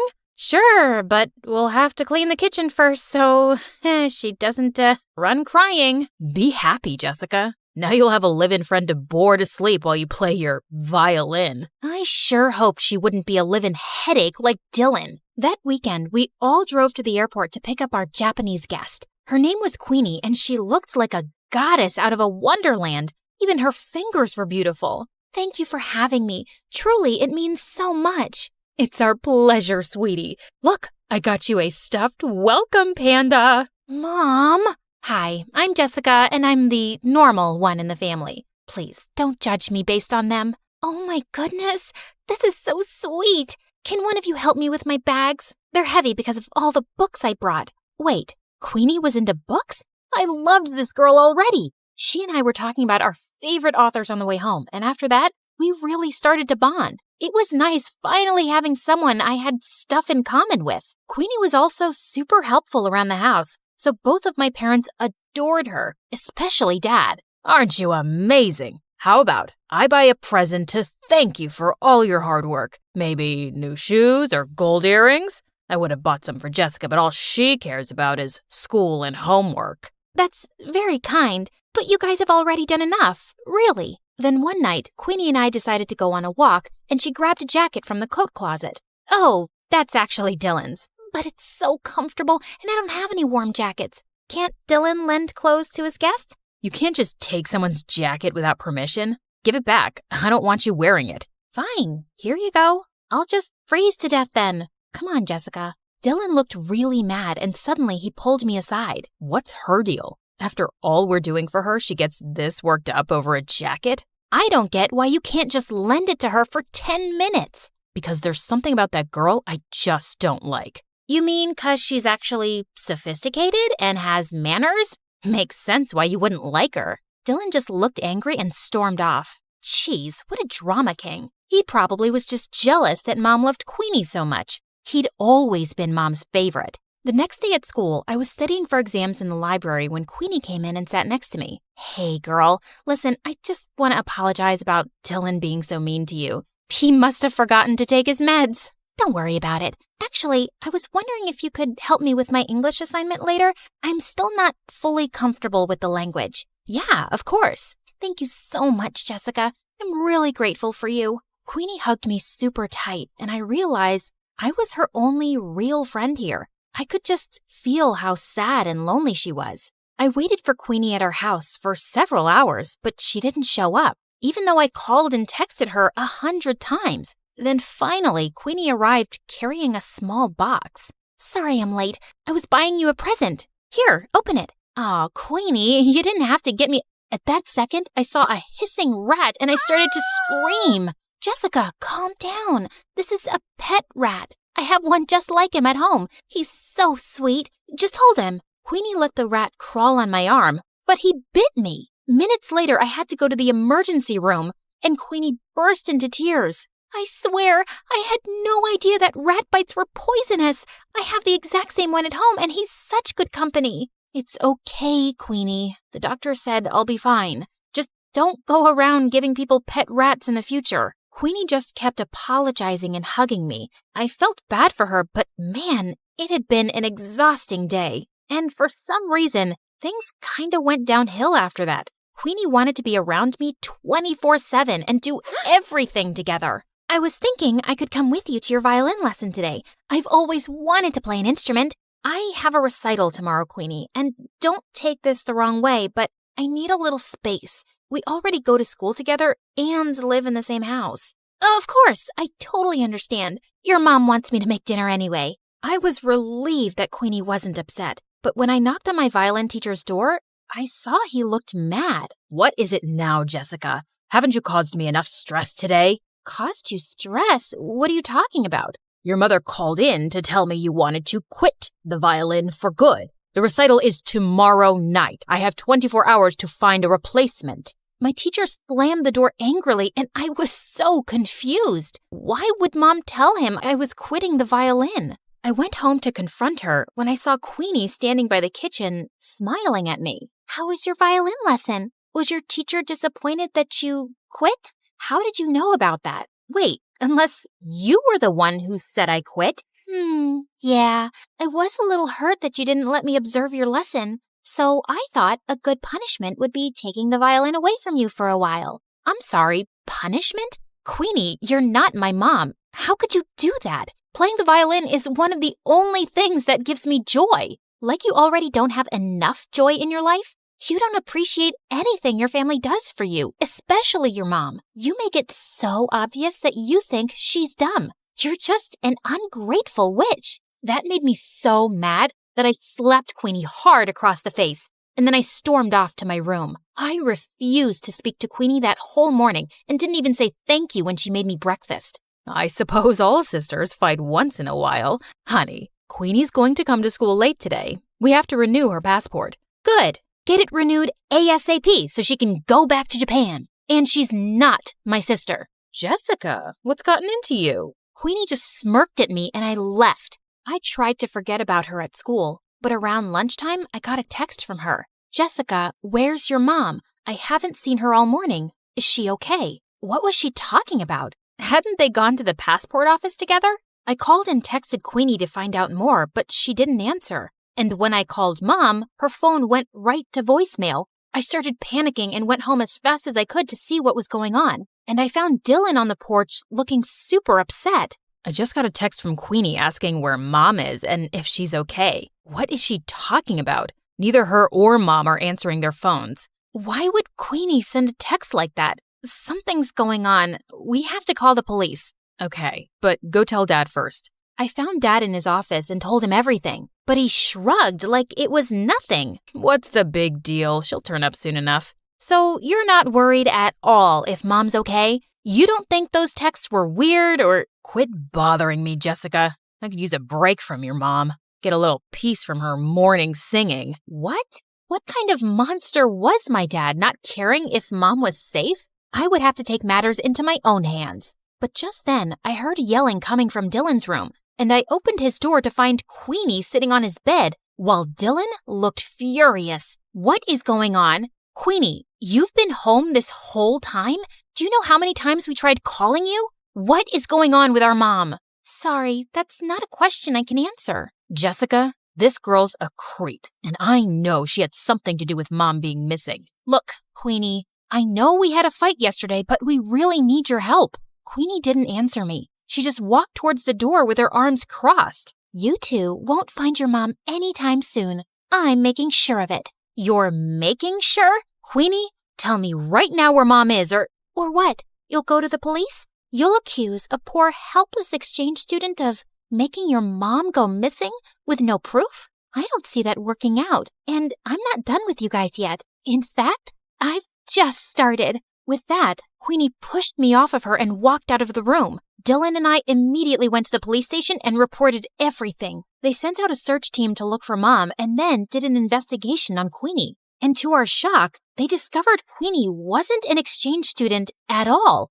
She'd faked her application. She wasn't even from Japan. She lived in LA. So she's just this stranger who came into our lives and made Mom go missing? Who is this girl and what does she want from us? I don't know, but that chick gave me weird vibes from the start. She's obviously out to get us. We stayed at the police station for several hours, waiting for any news. Then finally the police came back with Mom. Oh my God, what happened to you? It was Queenie. She said she had to show me something important, then drove me into the middle of the woods and threw me out of the car. She just left me there without my phone. I was just lucky some forest rangers found me. But don't worry, I'm all right now. Just then, some policemen walked in with Queenie. Looks like Mommy made her way out of the woods. You're a monster, Queenie. We know everything. How you kidnapped Mom, how you faked your exchange student application. Who are you and why are you trying to ruin our lives? Because you ruined my life first.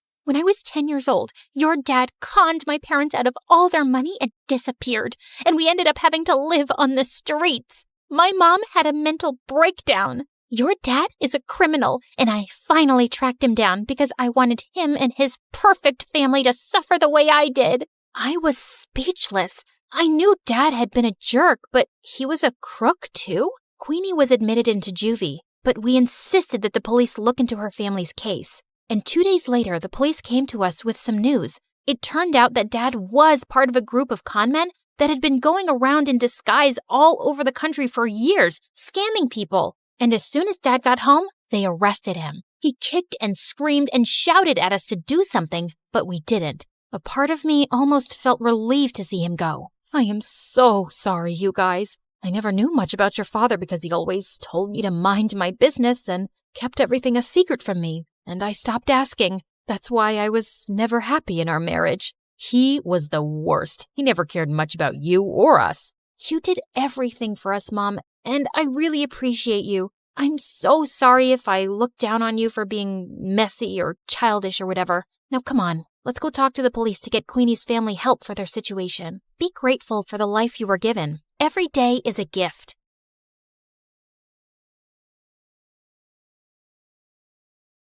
Hi, I'm Catherine from Arizona. Please like and subscribe. When I was born, my parents were very young. Dad was an inventor and Mom was an aspiring model. Mom spent most of her time at auditions and fancy parties, while Dad and I stayed home in his lap. The two of us would go from business to business trying to sell Dad's inventions, but no one ever bought anything. I love that Dad let me help with his experiments, even though I was clumsy. Like once when I was 7, I tripped over my shoelace and ended up spilling some beakers, and the whole lab stank of rotten eggs. Nobody could pass by our house for a week without gagging. Another time, I left a burner on the lab and went to the park, and by the time I returned, I found a fire brigade outside the house. Mom was furious when she came home, but Dad always had my back. He was the sweetest, but Mom fought with him over everything, especially the fact that he didn't make enough money. And then one day, Mom just left with her new friend. Dad said she was going on a business trip and would be back soon. Well,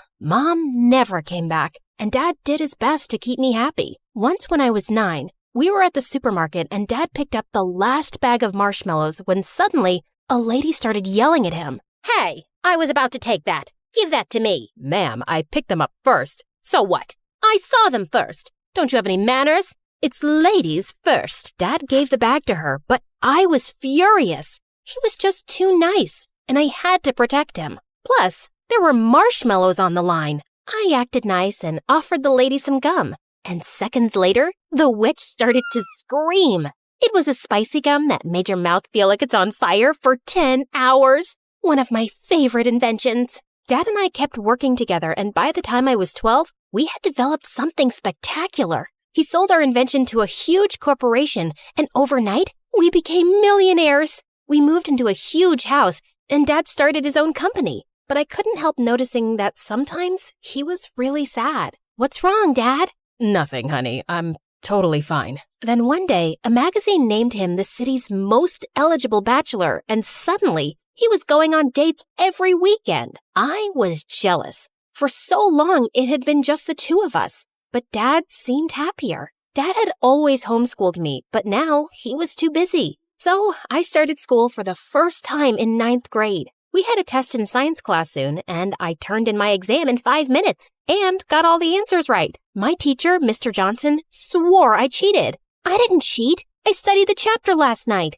I stood up and recited everything from the chapter word for word. Mr. Johnson was stunned and immediately apologized. After that, he was much nicer to me and even asked me to assist in class. Soon, I was even tutoring kids after school, and people called me a genius. Everyone loved me, except for a kid named Gabe. Gabe and I had competed against each other on the school's debate team. Every time I came in first, and he came in second. Later that year, Gabe and I competed in the science fair. The teachers were really impressed with Gabe's project. That is, until they saw mine. I won first place, and Gabe came in second. You think you're so awesome, don't you? Well, you're not. Things are just easy for spoiled brats like you. Excuse me? You heard me. You're a billionaire's daughter. You have everything handed to you. People only love you because of your money. Your dad probably buys you the first prize every time. I didn't want to admit it, but his words did hurt. I knew Dad gave a lot of donations to my school. Did everyone just like me because of my father? A few nights later, Dad brought home a pretty blonde woman. Catherine, this is Layla. She's my new friend. The next thing I knew, Layla had moved into our house. Dad was head over heels for her. He showered her with gifts and followed her around like a lovesick puppy. Ew, can you two get a room? Layla was the worst. First, she threw out all my favorite foods. She painted my room bright pink, and on one occasion, she dragged me out of the lab to take me to her stylist. You're such a pretty girl. Don't hide your face with all that hair and baggy clothes. Wow, honey, you look like a clown. Layla is the worst. Don't be rude. She's just trying to help. She's ruining everything. After a while, I hardly recognized our house anymore,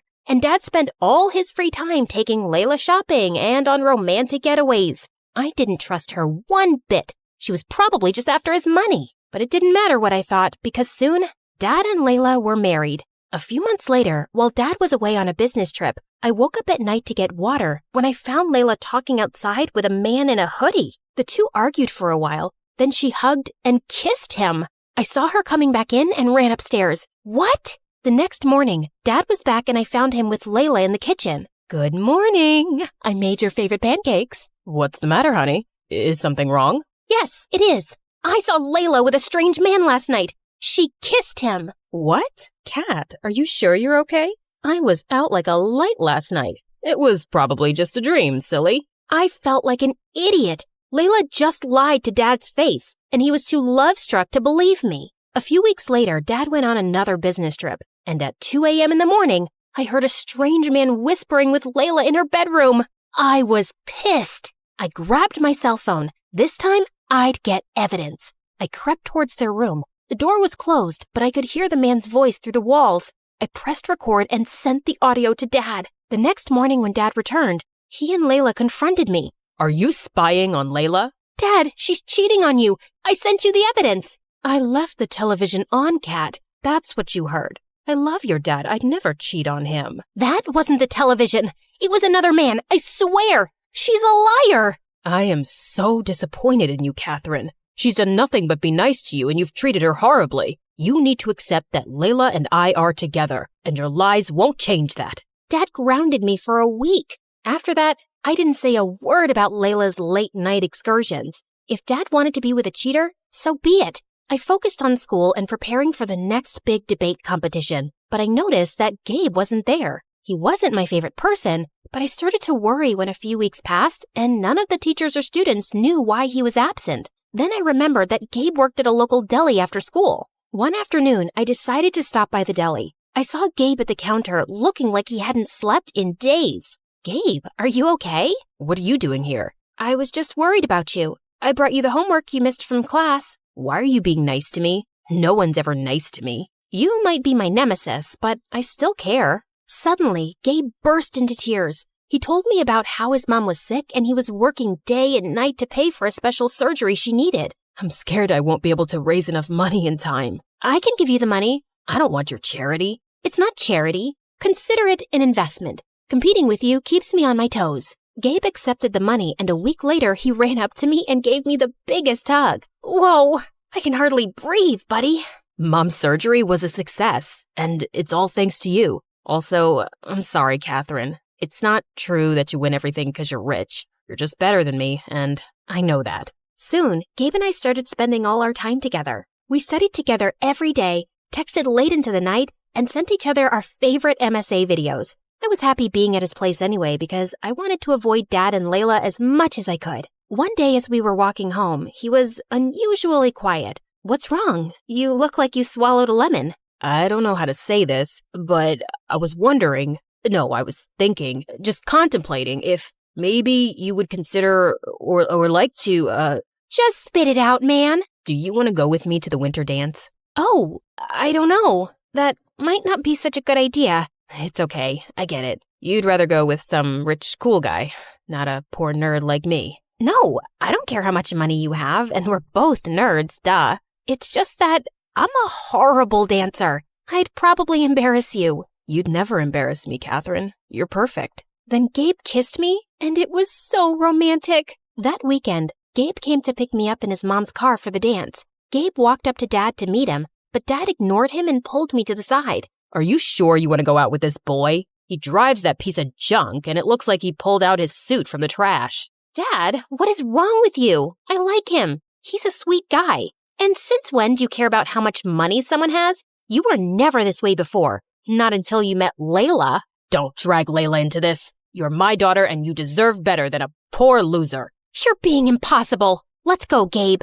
Gabe and I had a blast at the winter dance, and we officially started dating. I started inviting Gabe over to my house, and thankfully, Dad didn't create a fuss again. He even tried to be pleasant to Gabe, and I was sure he felt sorry for his behavior. One day, Gabe and I were studying a math test in the kitchen when Gabe excused himself to go to the restroom. He came back a few minutes later, and then Dad stormed into the room. You thief! What? What's going on? Honey, calm down. I saw him roaming through the house near my study, and now my wallet's gone. I know he took it. No, I didn't. I swear. Dad grabbed Gabe's backpack and tossed its contents onto the floor. Then he made Gabe turn out his pockets, which were empty. I know you stole my wallet. Where is it? Stop it. Leave him alone. Gabe ran out of the house terrified. I didn't speak to Dad or Layla for the rest of the night. The next morning, I tried apologizing to Gabe. We need to break up. Your father hates me. No, Gabe, we can make this work. No, we can't. You're a millionaire and I'm poor. Your dad'll never accept me. I love you, Catherine, but I can't do this. I have my pride too. After that, Gabe didn't speak to me again. He blocked my calls, and when I went to his house, his mom said he didn't want to see me. Days passed and I focused on my studies, but I still missed Gabe and felt so angry. Catherine, your father is upset that you've been ignoring him completely. He didn't mean what he said about Gabe. The things aren't always what they seem. He's been under a lot of pressure at work, and I don't care about your excuses, Layla. All I know is that my dad was amazing and we were happy till you came along, and now he's changed and everything's awful. A few weeks later, Dad and Layla had their anniversary, and Dad made dinner reservations for us at a fancy restaurant. I said I didn't want to go, but Dad looked upset, so I reluctantly agreed. I was getting ready and decided to wear my favorite diamond necklace, which was in Dad's safe. I went into Dad's office and opened his safe, and inside there were suitcases full of money, stacks of gold bars, and duffel bags full of diamond jewelry. But then my eyes wandered to the table, to Dad's lost wallet, and next to it were some newspaper clippings that made my blood run cold. They were all from unsolved bank robberies with pictures of the masked robber. I examined the photos, and one of them had a close-up of the robber's neck and the birthmark on it. It was just like my dad's. Dad? What's wrong, honey? I showed Dad the newspaper clippings. This is you? How could you do this? What? No, I don't understand. This can't be. I didn't. Then Dad fainted and hit his head. Layla called the ambulance and Dad was rushed to the hospital. I sat in the waiting room while Layla spoke to the doctors. Then she asked me to come into Dad's room. Layla and I have been keeping a secret from you. I have dissociative identity disorder, also known as a split personality. I struggled with it when I was younger, and I had it under control for years. I was his psychiatrist and fell in love with him. He was good for a while, but then his condition got worse. That was your dad in the hoodie outside the house that night, and he was the one you heard in the bedroom. He was supposed to be out of town getting treatment, but both times, he came home acting strange and saying things that didn't make sense. He didn't ever let me tell you because he didn't want you to worry. I have no memories of the robberies, Kat, I swear. I didn't know things had gotten that bad. I'm so sorry, honey. I hugged my dad and Layla. I felt so bad for Dad and for how I'd treated Layla. Dad was released from the hospital. The judge decided not to press charges for his crimes, but ordered him into therapy, and we returned all the stolen goods. Layla and I supported Dad through his treatment, and a few months later, the doctors released him from the psychiatric facility. And over this time, Layla and I grew closer. One day, when I got home from school, I opened the door to see Gabe and my father standing inside. Layla told me I chased your friend away, and I've apologized for how I treated him. I'm sorry for the pain I've caused you both. I would never stand in the way of your happiness, Kat. Thank you, Dad. Gabe rushed over to me and kissed me, and from then on, he never let me go.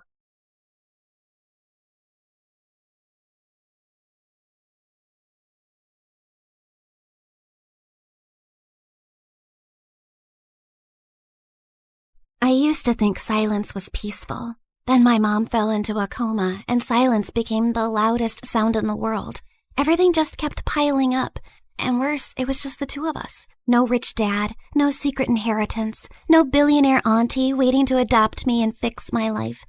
I tried to stay strong, but when the nurse gently reminded me again that we still had unpaid bills, something inside me finally cracked. I just nodded, locked myself inside the restroom, and finally broke down. I had already sold almost everything I loved.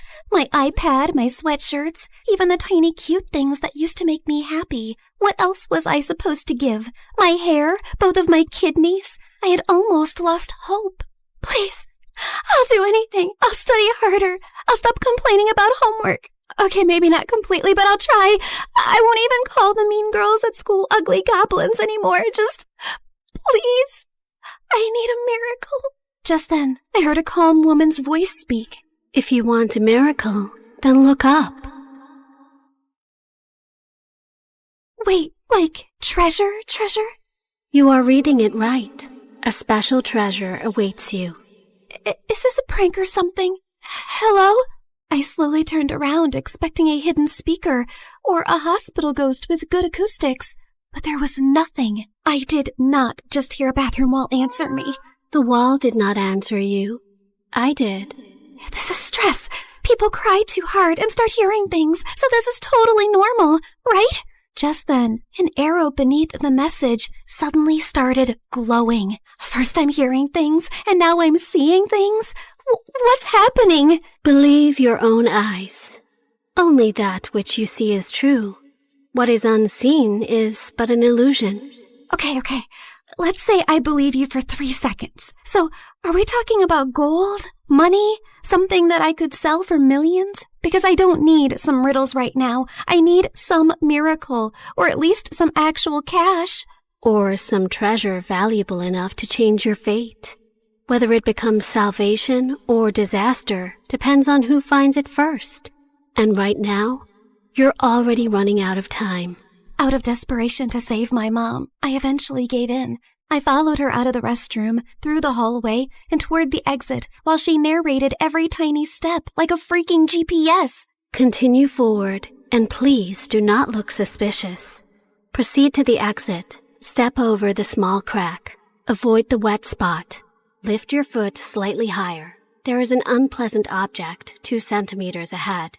I stepped down, and my whole body froze. Oh, my apologies. I meant there was an unpleasant object 2 centimeters ahead. Too late. Soon, we reached a narrow alley between 2 old buildings. Miss, are you sure this is the right way? The path continues forward. Though I understand your hesitation, narrow passages often awaken the mind's instinct for danger. However, if treasure were always placed in bright, comfortable places, far few people would learn anything from searching for it. So, that's a yes? Oh, that pretty summarizes what I've said. So, yes. I finally stepped into the alley, and thankfully it was only normal scary and not dangerous and life-threatening scary. Just then, everything went silent all at once. Even the dramatic pigeon on the street shut up. Miss Lady Voice? Hello? Are you still here with me? Don't worry. I'm here. Just keep walking. Do not turn back yet. Step back and just breathe slowly. I only asked if you were there. And I answered with additional guidance. The alley stretched longer than it should have. Soon warm wind rushed past me, and when I looked back, the alley was gone, and I was now standing in an open field under a bright blue sky. Holy yummy cheese balls! Did I just teleport to another place? I also noticed a small glowing orb floating in front of me, shining softly like a tiny star. Yes, you have arrived in Mondstadt, the city of freedom, a land of wind, songs, nights, and many stories carried through time. I realized that the glowing orb pulsed when the voice lady continued yapping. So that meant her voice now had some sort of a body? So you mean I'm not somewhere in Europe and not dreaming? Yes. This is not Europe, nor is it a dream. A world with its own laws, gods, stories, wounds, and miracles. Why am I exactly in this unfamiliar land? I just want my mom to wake up. Then keep walking, Sabrina. The treasure hunt begins here. Fine. If this treasure can really give me a miracle, then lead the way. Watch out! Explosive encounter highly likely nearby. Explosive what? Just then, a loud boom suddenly echoed from somewhere near the trees, and a tiny red figure then burst out from behind a bush. Ta-da! Clee is here!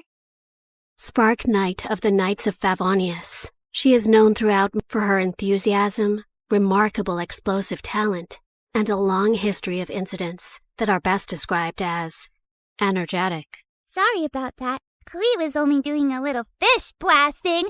Well, maybe not a little, but the fish tastes so good, so Clee thinks being grounded for a day is worth it. Anyway, are you here for the treasure hunt? You know about that? Uh-huh. Miss Nicole told Clee. She said a dear traveler named Sabrina would arrive. Wait, you can hear her too? And she actually has a name? Of course. Miss Nicole is the best. And she talks inside heads because she can't talk with her mouth. Mom says she's very smart and very nice, but also talks a lot. Alice said that? Yep. I see. Clee skipped closer and grabbed my hand like we've been friends for 10 years. Can Clee come play with her today, Miss Nicole? Please? Yes, you are allowed. As far as Alice is concerned, nothing is more important than a request from her beloved daughter. Yay! But Why does Sabrina look so sad? Did someone make you cry? Was it a bad guy? Klee can blow them up! Only a little. Well, maybe not a little, but Klee will try. I'm not sad. You are. I know crying faces. Jean makes that face when Klee accidentally causes big disasters. My mom is really sick. She's in a coma right now. That's why I need to find the treasure so I can buy her medicines and pay the bills. Klee gave me a soft smile and squeezed my hand. Mom always says love can travel very far, even farther than my best bombs. So your mom's love must still be with you too, even if she's sleeping. Thanks, Klee. You're welcome. And don't worry, we're going to find that treasure, help your mom, and only blow up the bad guys. Maybe we can do the first two without the third one? Klee will try very hard. Just then, Nicole's panicked voice suddenly filled my head. Watch out! Hilly Charles incoming! Hilly what? Literally 6 seconds later, masked monsters burst out of the bushes, and Klee pulled out her bombs like this was a normal Tuesday. Jumpy, jumpy, go! Boing, boing, boom! Yeah! Oh my god, am I gonna die? Stay calm. Step back. Duck! Now! Before I could fully lose it, golden light bloomed beneath us. Moment of birth.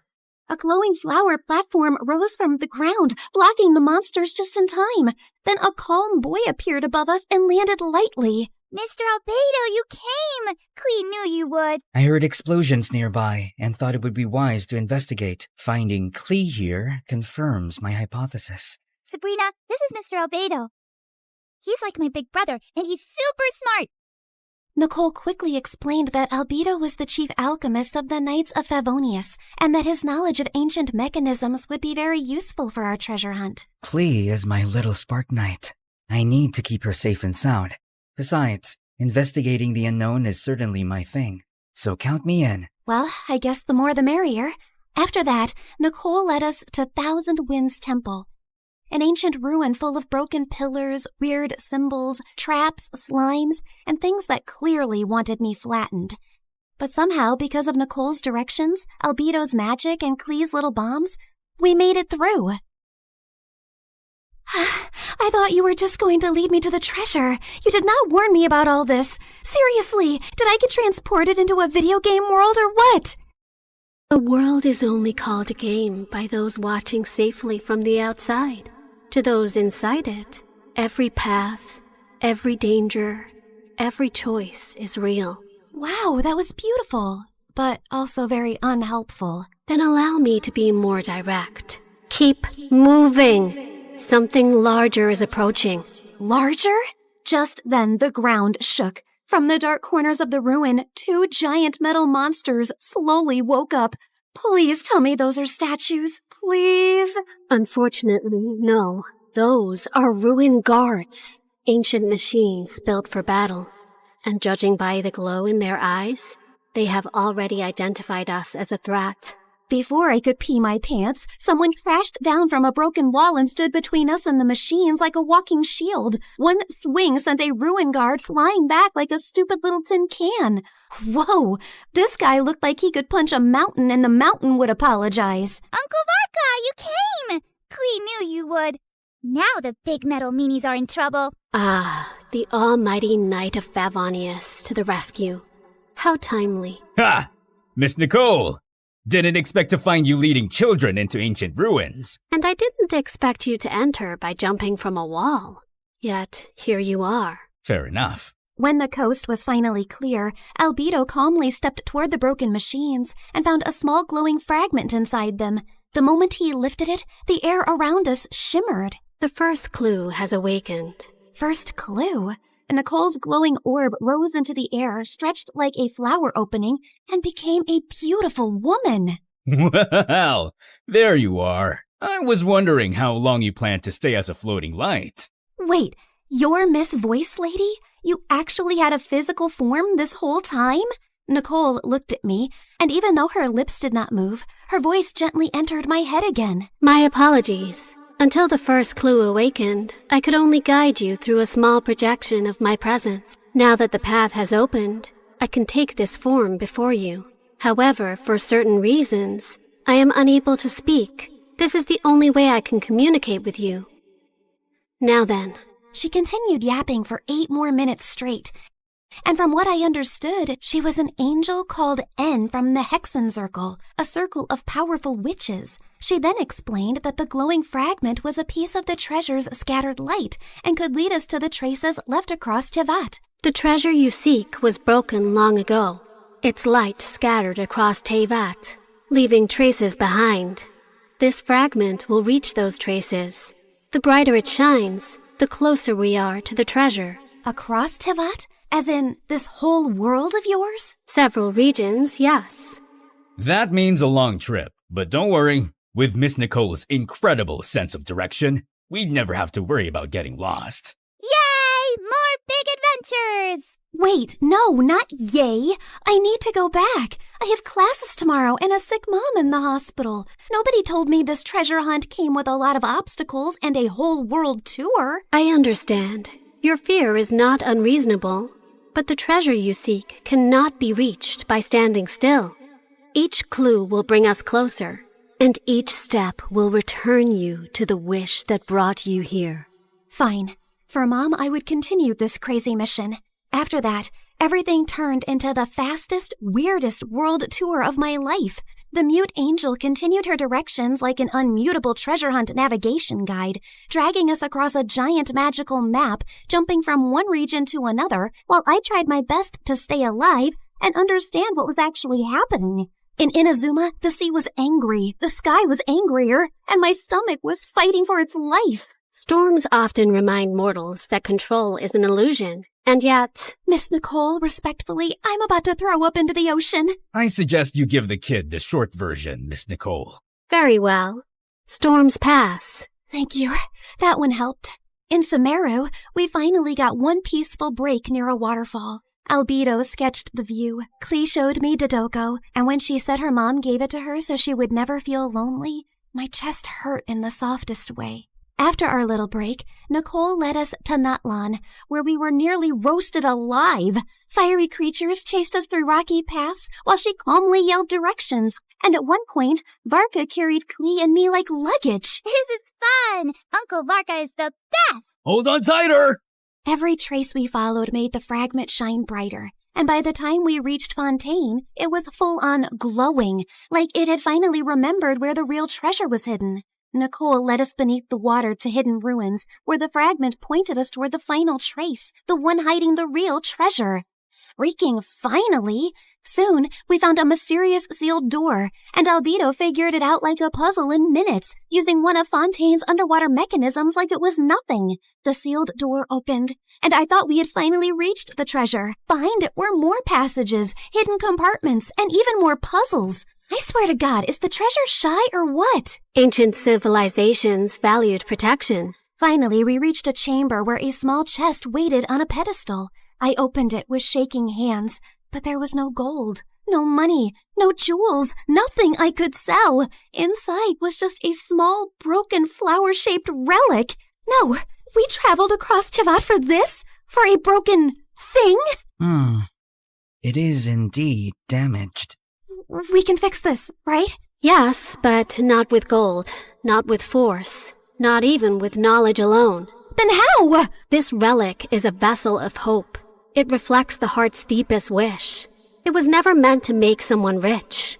It was meant to answer the part of a person who refuses to give up. I stared at the tiny broken flower and slowly understood. The treasure was never something I could sell to fix my life overnight. It was hope. The one thing I had almost lost in that hospital restroom. Nicole said every region had left something inside me. Courage, endurance, wisdom, strength, and truth. I held the broken relic and thought of Mom's smile, her warm hugs, and the little things she did whenever I was sad. I wish for my mom to wake up. I don't need gold or anything. I just want more time with her. Please. Just then, the relic started glowing. Golden light filled the cracks, and the broken petals slowly repaired themselves until the flower became whole again. You fixed it! The restoration is complete. The way home can now be opened. A portal appeared behind us, and my chest hurt when I realized I was really leaving them. They were supposed to be just my treasure hunting team, but somehow they had become my friends. Klee hugged me first and gave me a tiny Dodoko charm. So you won't forget Klee. Fear doesn't mean you're weak. It means what you're fighting for matters. Always remember that, kid. If fate allows us to meet again, perhaps we could continue this conversation over dessert. You asked for a miracle, but you were the one who kept walking toward it. Remember that, too. After a tearful goodbye with them, I finally stepped into the light. When I opened my eyes again, I was back in the hospital restroom. I thought it had all been a dream until I felt Klee's Dodoku charm in my pocket. So it was real. Everything was real. I ran back to Mom's room. The bills were still there. Mom was still sleeping. But I felt different. Scared, yes, but not empty and hopeless anymore. One day, my seatmate was secretly playing some online game called Genshin Impact, and the second I saw her screen, my soul almost left my body. The characters looked way too familiar. And then it hit me. So I was in a game? That night, I downloaded the game beside Mom's hospital bed. And when Nicole's banner finally appeared, I pulled for her. Not gonna lie, I really miss her voice and her endless yapping about lore and random facts. Step into the world of Genshin Impact, the open-world action RPG where you explore, battle, and uncover the secrets of Tivat across PC, mobile, and console, all seamlessly connected. Experience exciting new adventures in Luna 7 Truth Amongst the Pages of Piranha, featuring powerful new weapons, fun minigames, and exciting rewards to enjoy. Uncover a brand new story chapter in Sumeru. Meet new Wishbanner characters like Nicole, Prune, and Lowen. One afternoon while I was studying beside Mom, her fingers finally moved. Mom? Hey, sweetie. Mommy, you're awake. You're really awake. I missed you so much. And for the first time in a long time, the silence in the room did not feel scary. It felt peaceful at last.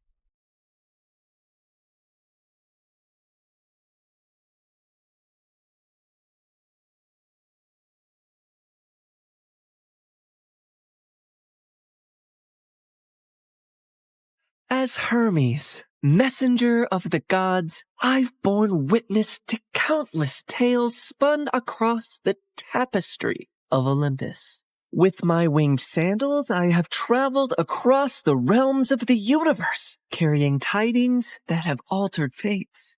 Among these tales, one that stands out in my mind is the story of Persephone and how a twist in her fate affects every mortal until eternity. You see, Demeter is the goddess of harvest, and she could turn the earth green with her touch. She made countless flowers bloom and coaxed bountiful crops from the soil. With her presiding over the planet, no living creature ever went hungry. She took great joy in her role, but her heart belonged entirely to her daughter Persephone, the Maiden of Spring.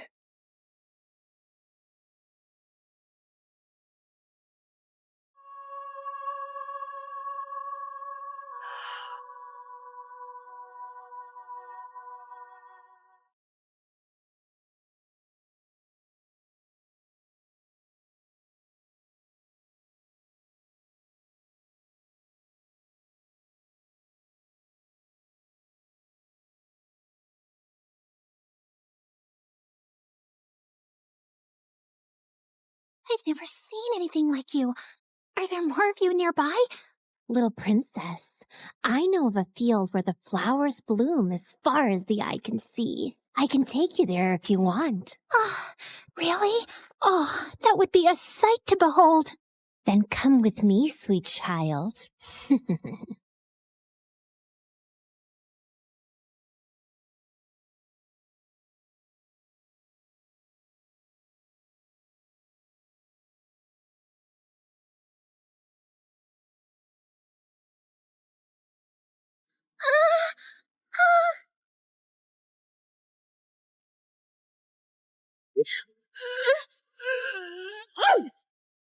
Enough, spirit of mischief! I have given you plenty of chances to change, but it seems all you want to be is a troublemaker. Did you think you could lure my daughter away and I would be unaware? Curse you, Demeter! Why should you and your child receive all praise and adoration when we, the spirits of nature, fade into the background? A heart that is as poisoned with envy as yours cannot be cured. You are banished forevermore from these woods.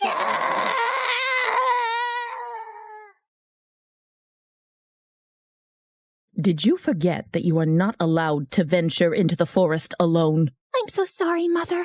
I only wished to see the magical flowers. And you shall see many wonders, my child, but always within the safety of my reach. The world holds great beauty, but also grave danger. Come now, it's almost dawn. Let us go out into the meadows and make our own magical flowers bloom. That sounds perfect, Mother. Demeter always wanted to keep Persephone close to her. But as her daughter grew older, she turned into a beautiful young goddess who attracted the attention of many young suitors. Anytime a god smitten by Persephone's beauty sought her hand in marriage, Demeter sternly turned them away.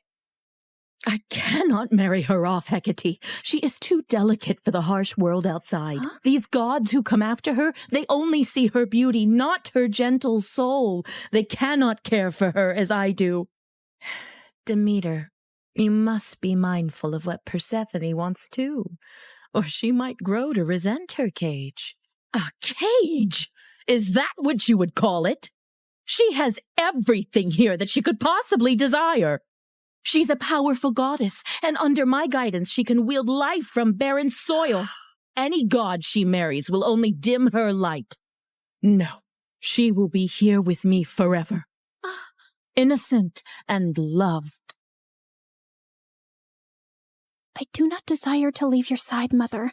I will stay here, forever. But fate had different plans for Persephone. On a rare trip to Earth's surface, the Lord of the Underworld, Hades, was wandering through a grove of trees when his gaze fell upon a scene that held him transfixed.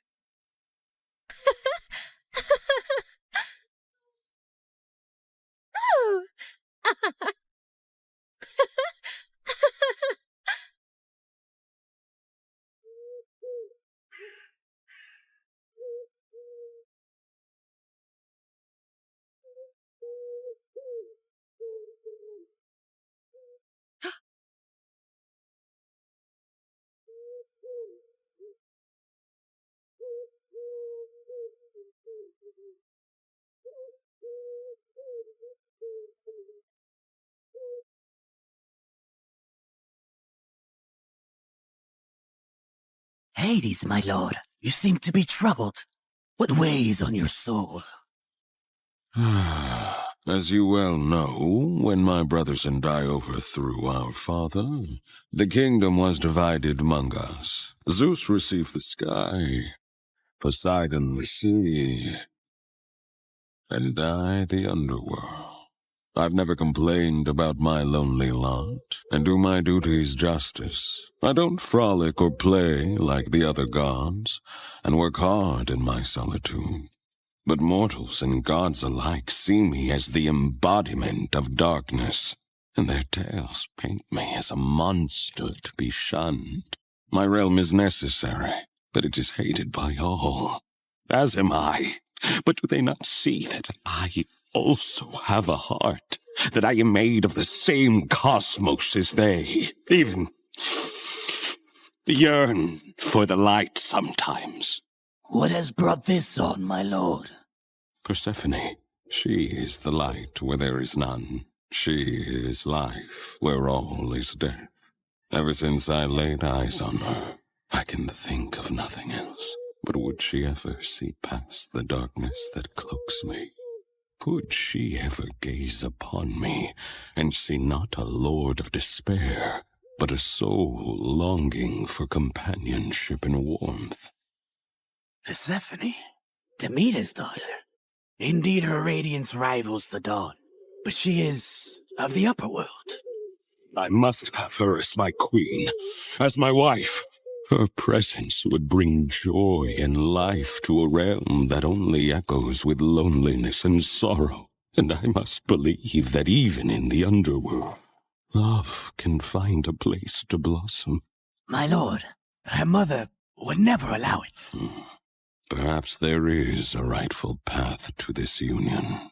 I will go to her father Zeus with a proposal of marriage. I only need his permission according to our customs. Get my chariot ready and prepare for my departure. Today, either I win a queen for my empty halls, or I resign myself to an eternity of despair.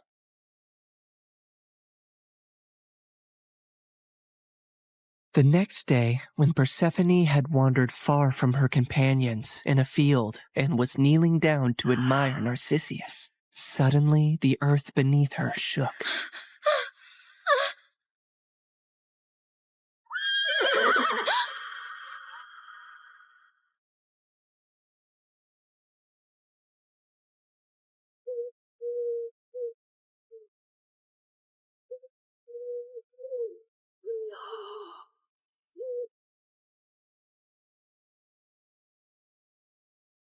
Fair Persephone, be not afraid.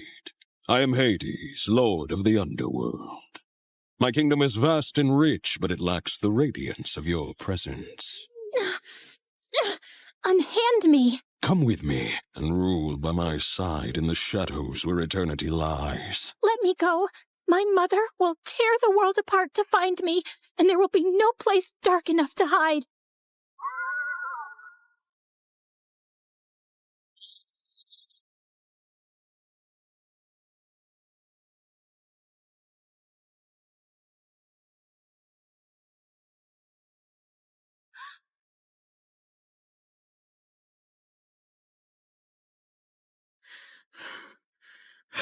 Where is Persephone? Something has happened to her. I can feel it. Leave everything and search for her, now! Demeter's grief upon discovering her daughter's disappearance was immense, and as she roamed the earth searching for Persephone, she had neglected her duties. And so, the crops and trees began to suffer. My daughter! My heart! In her desperation, she sought the counsel of her old friend, Hecate. Hecate, you who see into the shadows, help me find my daughter. You must seek Helios, Demeter. His all-seeing gaze pierces through deceit and darkness. Taking the advice to heart, Demeter ascended to the chariot of the sun, where Helios guided the day. Helios, please. You must tell me where my Persephone has gone. You see everything from your throne. Surely you must know. I can't bear this pain any longer. Helios the sun god had indeed seen everything that fateful day, but had chosen not to interfere. However, he was moved by Demeter's grief. Demeter, your daughter has been taken by Hades to the underworld. He desires her as his queen. That cannot be.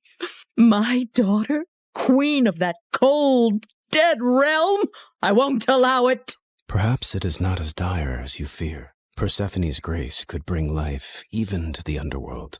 Also, he is one of the most powerful, wealthiest gods in the universe, and she would rule by his side. Is that so terrible? This is an outrage! How dare he take my daughter? Did Zeus know about this too?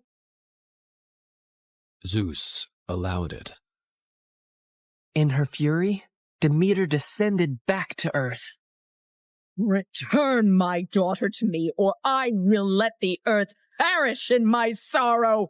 I will let this world turn into ice and ash. I will plunge it into eternal winter. Meanwhile, in the underworld, Persephone wept in despair and lashed out at Hades any time he tried to speak to her. To rule the underworld by your side? I want nothing to do with you. You've stolen me away from the sun, from my mother. I understand your anger, Persephone.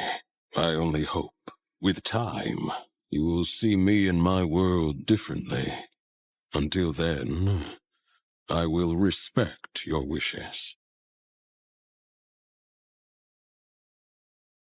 As enraged and heartbroken as Persephone was, she eventually got tired of her despair and ventured out of her chambers to observe Hades and her new home.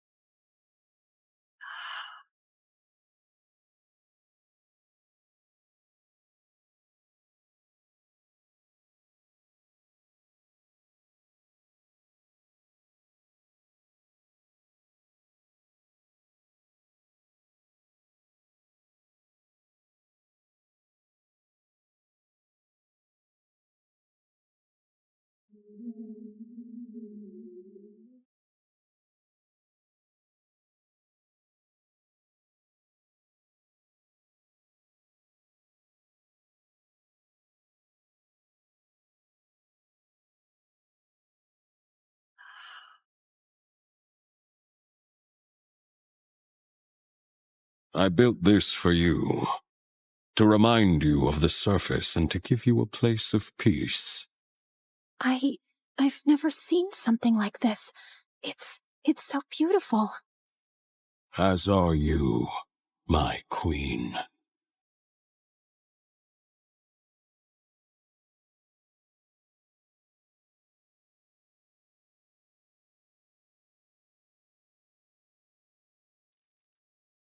Each realm has its supreme ruler, Persephone. But here, you and I will rule together as equals. You will never be beneath me, but always near me. Meanwhile, on the surface, Demeter's grief and rage was a storm that screamed across the lands. Where she walked, earth cracked, rivers ceased their babble, and crops withered to dust under her shadow. As she withdrew her blessings from the world, famine began to spread far and wide. The cries of suffering mortals eventually reached the ears of Zeus on high Olympus, who could no longer ignore the matter. So he convened a meeting of the gods. Demeter's wrath endangers all. We must find a solution that honors both her demands and the laws of gods. If my daughter wishes to leave the underworld, let her return to me, or I shall never again let the earth bear fruit. Very well, Demeter. If Persephone wishes to return, she shall, if she chooses to stay with Hades. So be it. With a heavy heart, Demeter agreed, and Zeus commanded me, Hermes, to negotiate Persephone's return. So I descended into the gloom of the underworld, where Hades sat upon his throne with Persephone by his side. Her face was as pale as the ghosts around her. Hermes, why does Olympus disrupt the quiet of my realm? Mighty Hades, Zeus commands you to release Persephone, lest the earth die with Demeter's heart. I cannot ignore the decree of Zeus or the pleading eyes of the one I love.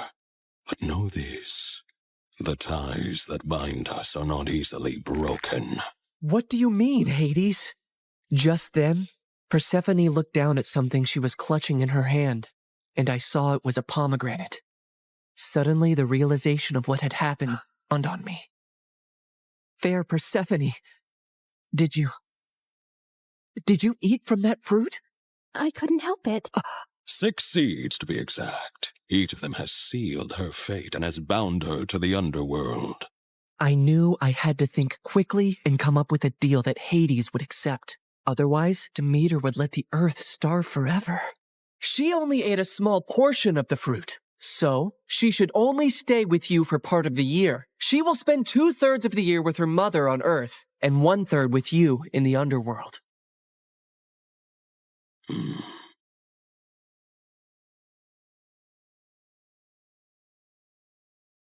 Go now to your mother, but feel compassion kindly in your heart towards me, and do not feel sorrow upon your return. For while you are here, you shall rule as my equal, and have the greatest rights and honor among the gods, as well as my undying devotion. Persephone assured him she would return on the agreed time, and he arranged his chariot for her to depart.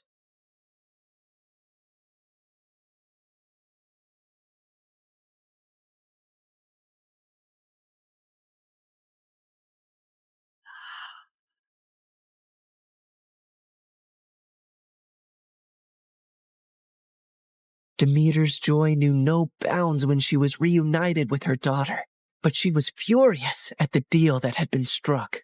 How could you possibly eat the fruit of the dead? It is common knowledge that eating anything in the underworld binds one to that realm. Why would you do that, Persephone? It was a moment of great weakness. I wish I could reverse it. I am so sorry, Mother. Demeter had no choice but to accept the deal, and once her wrath subsided, the earth turned green and bountiful again. But when it was time for Persephone to return to the underworld, Demeter began to mourn once more, and winter would arrive, thus setting the cycle of the seasons.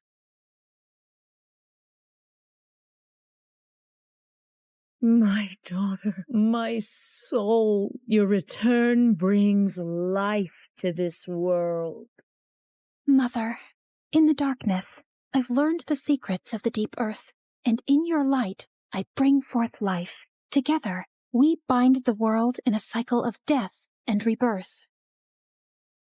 And so, in this tale of compromise, the dance of the seasons has found its rhythm.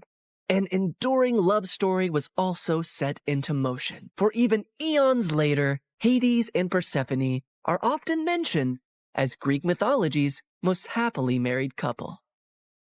I can give you all the wealth of the earth, Persephone, but I cannot give you the sun and the breeze. I know you long for them when you are here.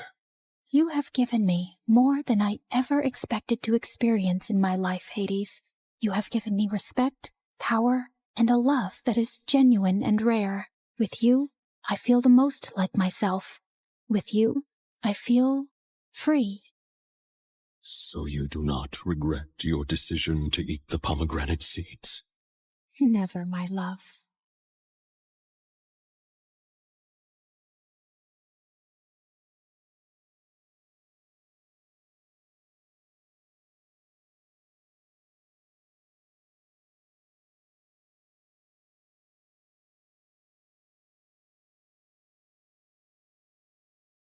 I was just a month into my freshman year at college, and I never in a million years would have guessed that the night I was pinned against the bleachers of the school football field by bullies was the night that would change my life forever. Well, Sydney, you have 2 choices. You can kiss my shoe or lose your hair. I have a rule that I never kiss cheap shoes. Now get away from me. Oh, look, she's gonna cry. I have a lot of practice holding in my tears, and these bimbo bullies weren't gonna break me. Hair grows back. I guess you've made your choice then. After they threw me to the ground, I prepared myself for what was coming, but a voice boomed from behind them. What the hell do you think you're doing? Leave her alone. The girls turned around and sprinted away. The person walking toward me was silhouetted by the field's lights, so I couldn't see him. When he got close and helped me up, I saw who it was, and my jaw nearly fell off my face. Are you okay? Did they hurt you? It was Ian Gallagher, the son of the president. He also just started at my school and was the image of perfection. Flowing blonde hair, a chiseled jaw, and deep green eyes. Other than my pride? No, but there wasn't much of that to begin with, so I'm good. Thank you. Maybe you and Sydney should go get some food, Ian. Who was this guy, and how did he know my name? Yes, absolutely. Are you hungry? Joe Jr.'s diner is just up the street. I'm Todd, Ian's assistant. Our driver will be happy to take you and then bring you back to your dorm room afterward. Right, Ian? Yeah, absolutely. Please stop saying absolutely. Absolutely. I mean, right. I wasn't sure what was happening here, but whatever it was really frickin' weird. Okay then, shall we go so you two can eat and get acquainted? Can you two hold on for just a minute? I need to pause this here. As you already guessed, my name is Sydney, and it would be awesome if you clicked like and subscribe. And while you do that, I'm going to fill you in on some quick backstory. I grew up in a huge house with everything a girl could want. Giant stuffed animals, so much chocolate that Willy Wonka would be envious, and an arcade packed with every video game that ever existed. There was only one thing missing. My parents.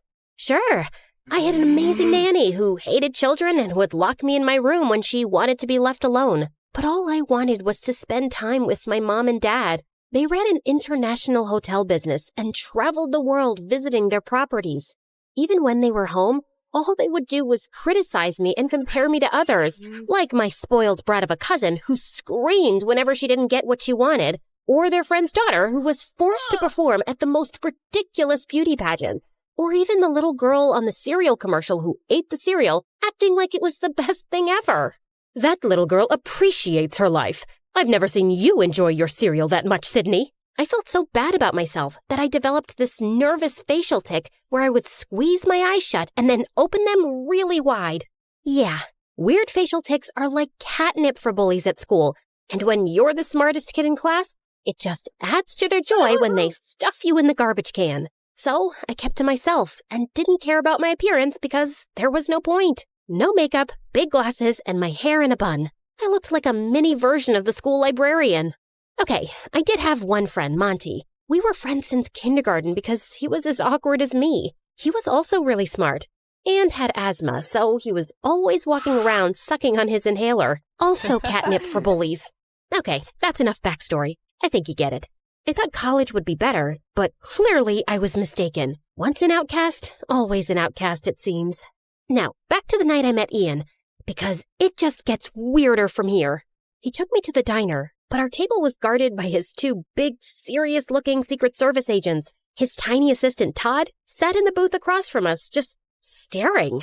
Sorry about all this. It must be really weird for you, Sydney. This? Weird? Nah, I'm used to it. Happens every time I meet a president's son. He laughed. Someone actually thought I was funny besides me. And then he leaned in. Just imagine that your whole life is like this. It was manageable when I was a minor because the media left me alone. But now that I'm 18 and my father is running for re-election, it's like every move I make is under a microscope. Sometimes I just want to disappear. In a weird way, I completely understood. I felt the same way, except I always wanted to disappear. Just then, reporters swarmed into the diner and started taking photos of us. Todd signaled for us to smile, so I did, but I had absolutely no idea what was happening. Okay, that's enough. Everybody out. Why do they want pictures of me with the president's son? My own parents didn't want pictures of me. I think it's time you head back to your apartment, Ian. If it's okay with Sydney, I'd like to stay and chat some more. Considering all the insanity of the last couple of hours, the one thing that didn't feel completely nuts was the connection I had with Ian. It's like we instantly got along. I'd like that. Yeah, no. Sorry, we're leaving. Car's waiting outside to take Sydney home, so it's time to say goodnight. I couldn't believe how Ian's assistant was treating him like a child. And then I felt something touch my hand underneath the table. Ian slipped me a piece of paper with his cell number. But then Tiny Todd stuck his face in mine. Listen to me carefully, Sydney. Under no circumstances are you to try and make any contact with Ian unless you check with me first. Is that clear? Sure. Good girl. And if he or the press tries to talk to you, you call me. Wow, this little man just good girled me. Yeah, no. Maybe I won't feel like it. Well then, I'll make a single phone call and have you expelled, which I will also do if Ian learns about this conversation. So we're going to keep this between you and me, right? I was frozen. If I got expelled, my parents would disown me. All I wanted to do at that moment was to wrap my fingers around Todd's throat and choke him. But instead, I just nodded. When I got back to my dorm room, the first thing I did was call Monty. Yeah, we both applied to and got into the exact same colleges. And then, like the weirdos that we are, we chose to go together. That's crazy. So you hit it off with Ian Gallagher, like for real? I wouldn't say we hit it off, but I feel like we kind of get each other. You mean like you and me? Yeah, but the difference is, he's the president's son. But why me? Because you're amazing, Sydney. You're like the smartest person I know. You're funny, you're not deserving of Ian's attention, that's for sure. That's not true. You're deserving of anyone's attention. You're just saying that because you're my best friend. I want to call him, but I'm scared his tiny jerk assistant will find out and get me expelled. So, don't let him find out. I stared at the number on the piece of paper for like an hour before I got the courage to call Ian.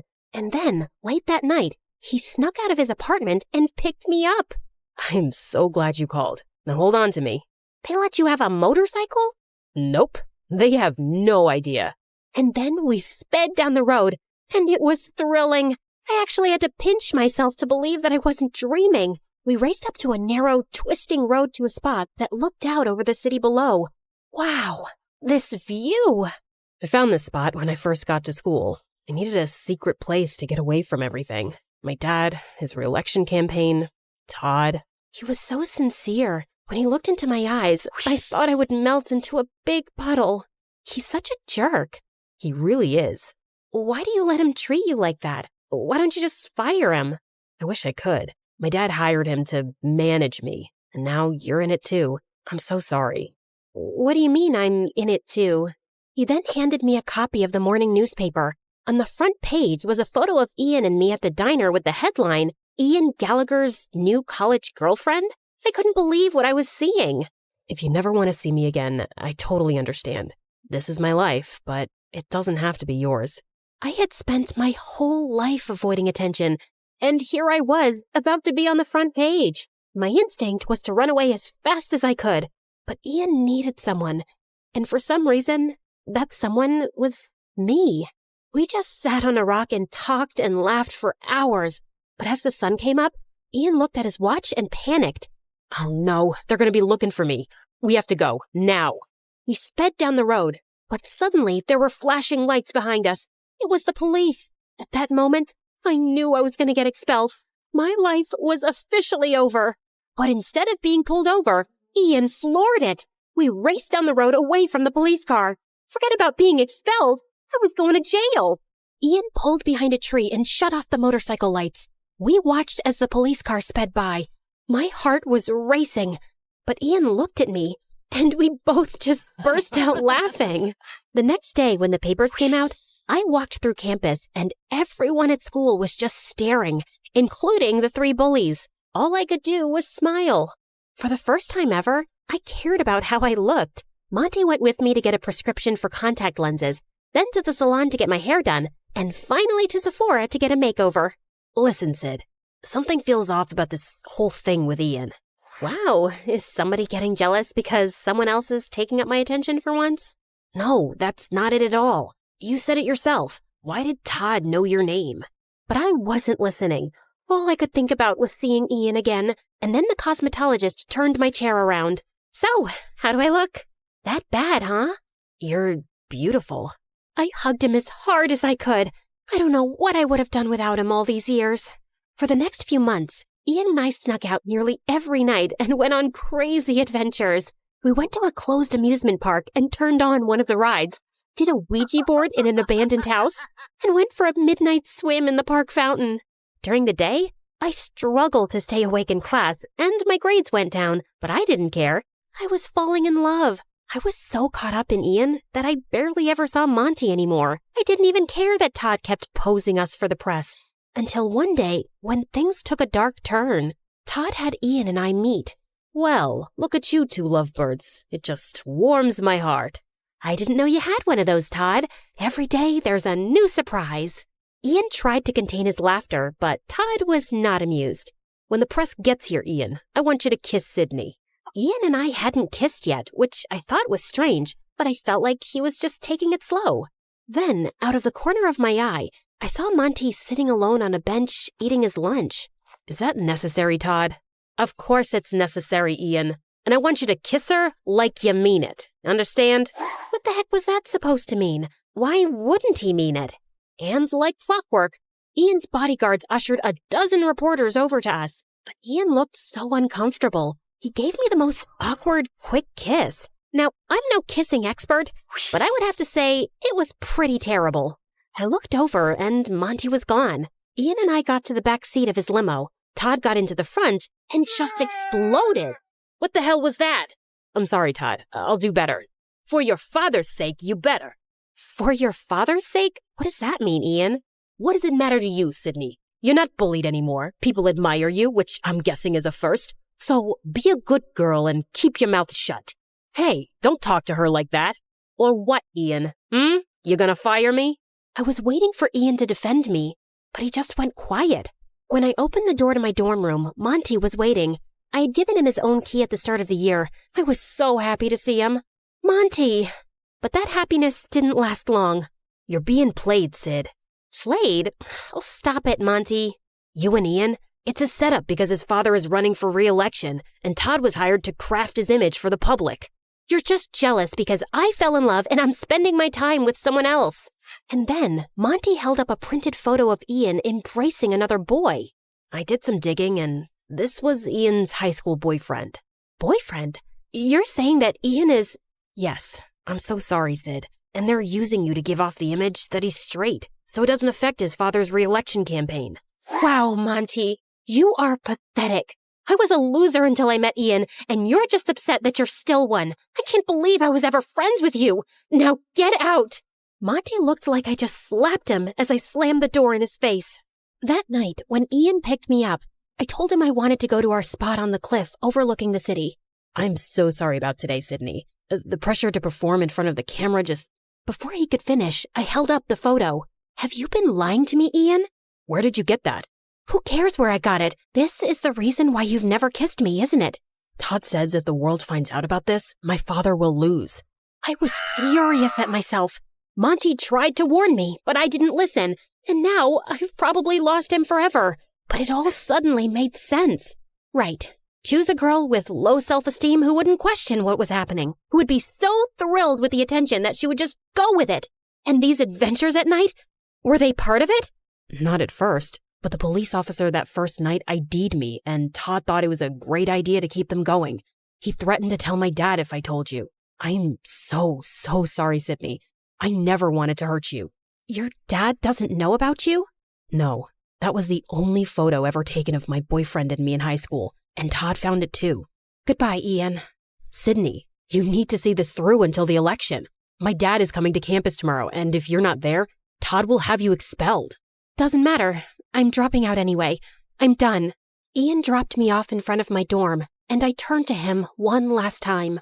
If you want to live your life trying to be someone you're not just to prove yourself, it will crush you. Trust me. The next morning, my face was puffy from crying. I loaded up my car with all my stuff and was preparing to head home, back to a life where I wasn't worth anything, back to face the judgment of my parents who already thought so little of me. I got into the car and tried to close the door, but it didn't budge. Monty was standing there holding it. What are you doing here? Stopping you from making a huge mistake? Didn't you already try that? Yeah, well, that's what best friends do, right? And then I just lost it. I am so sorry. I was such a huge jerk. Why do you even want to talk to me after those horrible things I said? I don't deserve you. Because I love you, Sid. I always have. Why do you think I chose this school? It was to be with you. And then he kissed me with a passion that I had never experienced before. My body felt like it was plugged into an electrical outlet. The president's about to speak. Shall we go watch? Why would I want to watch? And so we went to the football stadium, where Ian was standing on the stage next to his father. Todd was standing behind them. And as I stand on the cusp of the next presidential election, I want to hand the mic over to my son Ian, who means more to me than anything in the world. During my dad's first election, nobody paid attention to me because I was only 14 years old. But now that the world is paying attention, I want them to meet my true love. And suddenly, the boy from the photo walked onto the stage. The whole stadium burst out into applause. It was incredible. And then Ian turned and hugged his father. Todd looked horrified. After the speech ended, Secret Service let Monty and me backstage, just in time for Todd to walk out. I hope you enjoyed your time here, Sydney, because you're as good as expelled. Nah, but you're as good as fired, Todd. Ian walked over, and for the first time, Todd looked terrified. You can't fire me, but I can. Mr. President, I was only doing this for you. Who told you to do that? You harassed my son for years and misused the power I gave you. Get him out of here. And the Secret Service dragged him away, kicking and screaming. It was glorious. I forgave Ian, and 4 years later, he and his boyfriend became the best men at Monty's and my wedding, at the White House. My parents were there, glowing with pride, but winning their approval didn't matter to me anymore. I was happy that at least they were there. And finally, I was just happy being me.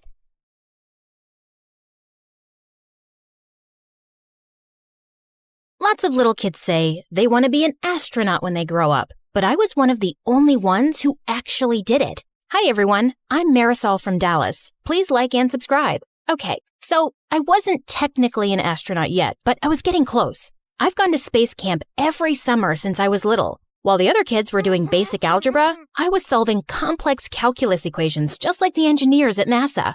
My heroes were Valentina Tereshkova and Sally Ride, two of the first women to go to space. I wanted to follow in her footsteps and inspire other girls one day. My parents thought I was strange for only eating freeze-dried space food, but I didn't care. Maybe I wasn't an astronaut yet, but no one could say I wasn't living the lifestyle. I had to hide the food, though, because my little brother was always chasing our cat around the house and squirting her with space ketchup. Rodrigo, that only works when there's no gravity. My dad didn't approve of my dream to go to space. He wanted me to aim for somewhere more practical, like a courthouse or a hospital. But being a lawyer or a doctor just wasn't my dream. One day at school, I saw some students gathering around the bulletin board. I pushed through to see what they were looking at. It was a flyer for Space Cadet Tryouts? My heart leapt into my throat. This was exactly the opportunity I'd been searching for. The tryouts were this weekend at the Space Center in Houston. Now I just had to convince my dad to let me go. Absolutely not. It's out of the question. But Dad, an opportunity like this might only come along once in a lifetime. You need to focus on your studies. I have straight A's. You have chores to do. So if I get all my chores done before the weekend, you'll let me go? I could tell my dad was trying to think of another reason to say no, but I didn't give him a chance. Thanks, Dad. I mowed the lawn, trimmed the hedges, and vacuumed and scrubbed the floors faster than I ever had before. The house was spotless. But every time I told Dad I was finished, he just gave me a longer list of chores. Oh, so annoying. If he thought I was going to let a little housework stand in my way, he was sorely mistaken. Finally, I'd finished everything. My dad looked up from his newspaper and handed me another piece of paper. Dad, come on. I've done everything you've asked. This is getting ridiculous. Look at what you're holding. It was a bus ticket to Houston. This doesn't mean I approve, but a deal's a deal. Oh, thank you, thank you, thank you. That Saturday, as the bus approached the Space Center, I watched the launch pad come into view on the horizon. It was incredible. A piece of history right in front of my eyes. And there was Mission Control. Once we got inside, I got into my uniform and glanced around at the other cadets. There were about 100 of us. Most of them were boys. They looked tough, disciplined, almost like soldiers. But I was tough too, in my own way. I made my way towards one of the girls. Hey, is it okay if I sit here? Go for it. I'm Marisol, Jessa. This place is so cool. I can't believe I'm really here. No offense, but I'm not here to make friends. Sorry, I won't bug you anymore. Just then, an intimidating-looking officer approached, and a hushed silence fell on the cadets. My name is Commander McLean. I'll be your training officer. Out of everyone in this room, only 10 will make the cut for Phase 2 of training. If you fail, You'll be leaving at noon. That made me a little nervous. It would be so embarrassing if I came all this way just to leave before lunchtime. Of the 10 who make the cut, only 1 will be chosen for the mission. Here at NASA, we only take the best of the best. And before I knew it, we were completing an obstacle course. A lot of the cadets had an advantage over me because they were taller and stronger, but I was smarter. I noticed on the climbing wall that the ropes were frayed. Most of the cadets grabbed the ropes to scale the wall, but I used the handholds instead. While I climbed, I glanced back to see the ropes break, and a bunch of cadets crashed to the mat below. A boy was climbing right beside me, and he winked at me. Who did he think he was? If he thought that was going to distract me, he was wrong. I hit the ground running. The other cadets were coming up fast. Whoa, Jessa was way ahead of the rest of us. I pushed myself as hard as I could, and I finished right behind her. Congratulations. You just made it to phase 2. I stopped myself from jumping and cheering loudly, but on the inside, I was throwing a party. I glanced around to check out who else made it to phase 2. Some really tall and athletic cadets were still here, which wasn't surprising, and the boy who had winked at me. I was so excited and really wanted to chat with Jessa, or someone anyway. Here I was, in a room with 9 other people who shared my passion for space exploration. But maybe Jessa was right. They were my competitors, and I needed to be serious if I was going to be the top performer. Forget about everyone else and just focus on training Marisol. After lunch, the same boy winked at me again. I could feel myself blushing, but I was annoyed. I'm not here to make friends. Okay. Our next training exercises made the obstacle course look like a piece of cake. We had to master all kinds of skills, like working the life support systems, orbital mechanics, and space medicine. Thankfully, all my time practicing calculus equations gave me a huge leg up here. The next exercise was the one I'd been most excited to try. Zero gravity training. We floated around the chamber like it was a sea without water. It was amazing. Be aware, your bodies are not yet used to the effects of zero-G. Most of you will get space motion sickness. Sure enough, when I looked over at the boy who'd winked at me, his face turned green and he threw up. I didn't mean to, but it made me laugh. I caught the boy's eye and he grinned at me. Jessa was floating around like this was just another walk in the park to her. She was the only one who didn't get sick. During our next break, I decided to explore the Starship Gallery. There were a bunch of spacecraft and even a real moon rock on display. I thought I was alone, but then I noticed the boy checking out the lunar module. It's incredible, isn't it? I'm Nick. It really is. I'm Marisol. It's so wild to actually be here. I've been dreaming of this since I was 2. My bedroom is covered in planets and stars and model rockets. I'm embarrassing myself, aren't I?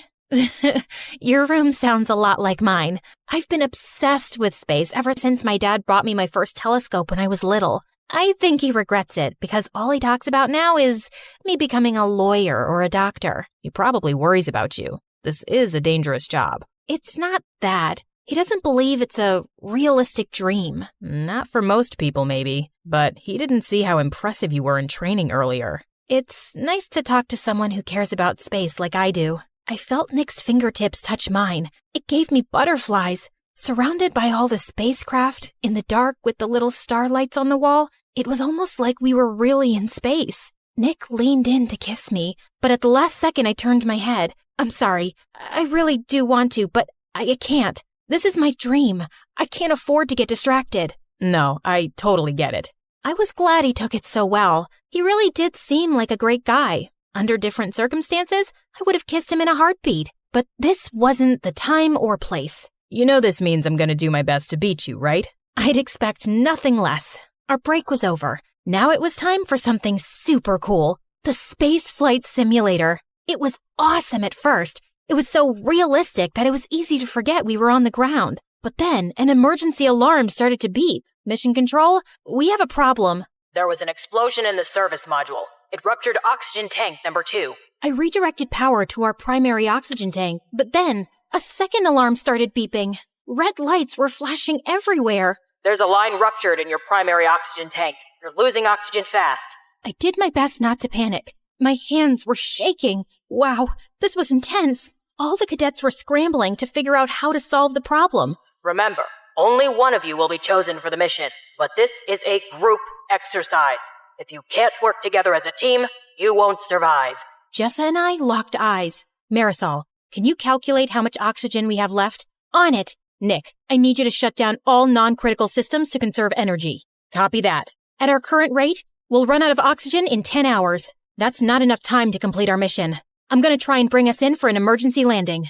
All of us got to work, nervous and sweating, but we were in sync. It's too rocky. There's no safe place to land. You got this, Jessa. We believe in you. Even though it was just a simulator, I had to admit, it was scary. What if this happened on a real mission? That's what you're preparing for, Marisol. So if it does, you'll be ready. Suddenly, the emergency signals were silent. We all looked around at each other, breathless. Congratulations, cadets. You've just successfully executed an emergency landing. All of us cheered. I even gave Nick a hug. We really pulled together and overcame the odds. It made me stop seeing the other cadets as my competition. They were good people who wanted the same thing I did. And when one of us succeeded, we all did. Later, I was hanging out in the observation area overlooking the launch pad. The sun was setting outside, and it cast a beautiful glow on the shuttle. Mind if I join you? Of course not. I'm sorry if I was rude earlier. The truth is, I was afraid if I opened up, it would make me vulnerable. And it's already hard enough, especially for girls. I know what you mean. You really had my back in the simulator. We're a team. When one of us succeeds, we all do. Friends? Friends. You know, I think you have a really good chance of being chosen. Really? But you're like the best pilot here. I can't do math like you can. Let's make a pact. No matter which of us wins, or if neither of us do, we'll still support each other. Deal. The next morning, it was time for the announcement. We gathered around and waited for Commander McLean. I think everyone was too nervous to chat. Finally, the commander approached. All of you did good work here. I want everyone to walk out those doors with their heads held high. But as I said, there can only be one. I tried so hard to keep it together, but I was dying to know who was chosen. Cadet Jessa, congratulations. You're our top performer, and you'll be joining our crew for our next mission. I felt all the wind go out of my sails. Don't get me wrong, I was happy for Jessa, but I'd wanted this all my life. I'd gotten so close, and now it was out of reach. Still, I told Jessa I'd support her, and I meant it. I gave her a big hug, and we promised to keep in touch. Nick and I exchanged numbers too. When I got home, I looked around my room. Maybe it was time to grow up. I took down my space stuff and put it in a box. Then I decided to take one last look through my telescope. Orion and the Big Dipper were shimmering in the sky. It was so hard to say goodbye. What are you doing? You were right. I should find something more realistic. Please, don't say I told you so. Oh, Marisol, I wasn't right. You were. What? Maybe being an astronaut isn't the most realistic goal, but that doesn't mean it's not achievable. This world needs dreamers. If anyone can make it happen, it's you. From that moment on, I never doubted my path again. I was going to give it my all, no matter what the odds were. And maybe, just maybe, one day I would inspire a little kid, just like my heroes inspired me.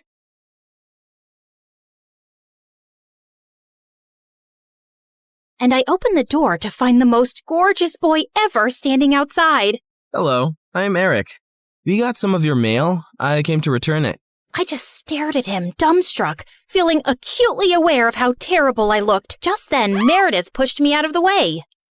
Hey, thanks. You're such a lifesaver. Haven't seen you around before. I just moved into the house across the street. The big white one with the quadruplets? Yeah, they're my brothers. What? No, they can't be related to you. They're very unattractive. Meredith, can't you ever sugarcoat anything? I am sugarcoating. Did I call them ugly ogres? I am so sorry. It's okay. People have this reaction often. I'll see you girls around. He flashed his beautiful smile at us and then left. Wow, Eric stole his brother's luck, the schoolboy's luck, the neighborhood boy's luck, and his mother's and his father's luck, and the whole town's. I agree. He's beautiful. I hope he's smart and funny and kind too. I'm sure he is. I never believed in love at first sight till I met Eric. Okay, maybe love is an exaggeration, but I was crushing on him hard. Freddie, how does this purple dress look on me? Claire, what the? You can't just come in without knocking? What if I wasn't wearing a towel? Well, you are. So unclench your butt. Now, what do you think about the dress? Hey, Freddie, I want your opinion on this red dress. Oh, hi, Claire. I didn't know you were here. Have some respect for my privacy. What are you talking about? Actually, I don't care. Now tell me, I look hot, right? Of course I look hot. I could wear a potato sack and I'd look hot. I can do hot in my sleep. What's the dress for? The party at Eric's place? What, did you think you're the only one who got invited? The red's a bit much for a casual housewarming party, no? Yeah, you're right. It's more of a second date dress. Thanks, I'll look for something else. And your dress looks lovely.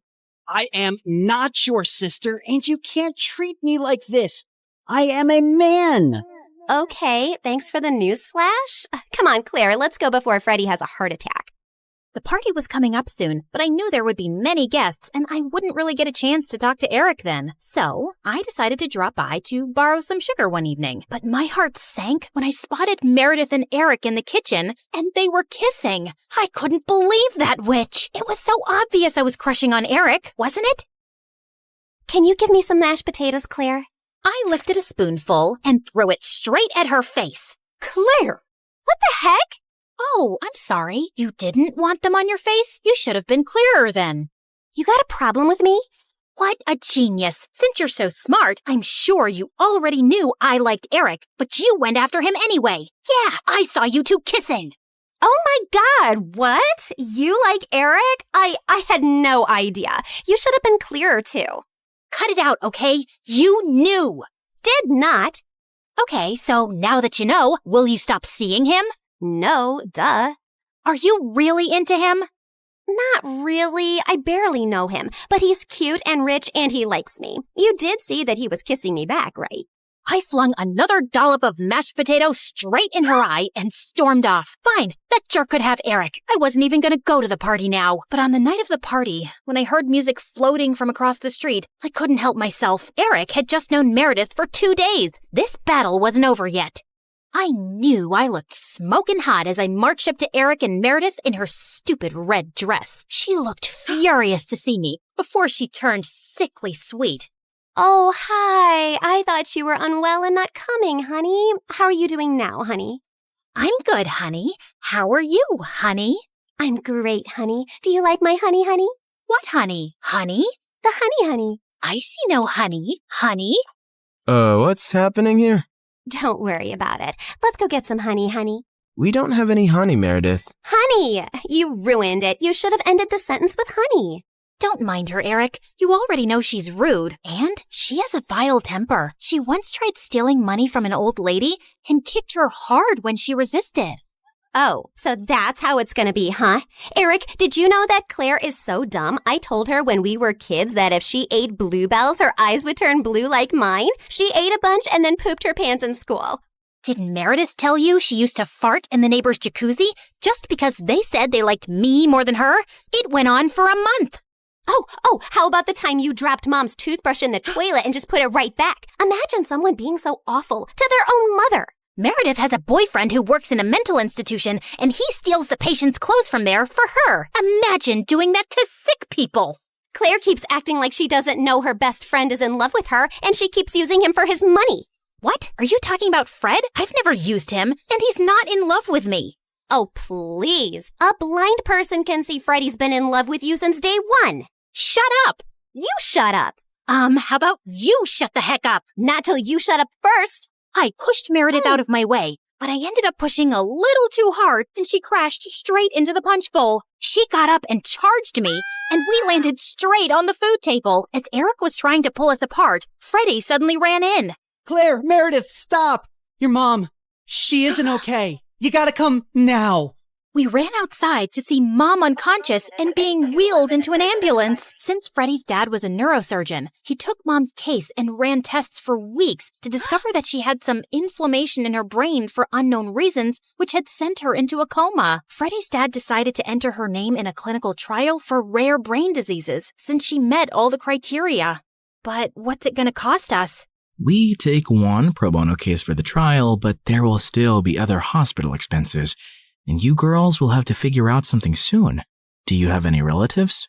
We had to contact our grandparents, but to our surprise, Mom didn't even have their numbers saved in her phone. All we had was a framed picture with their names signed at the back. Freddie offered to hire a private investigator, and within a week, he said they'd been found and were flying over to see us. But I couldn't help noticing as they got out of the cab that they didn't look rich at all. Those paupers are our grandparents? They're definitely the people from the picture. Why do Grandma's shoes look like something out of a museum? And Grandpa's coat is missing 3 buttons.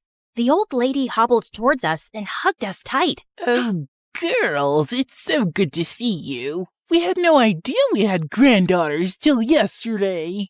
You look nothing like our son, though. Your son? No, we're your daughter's kids.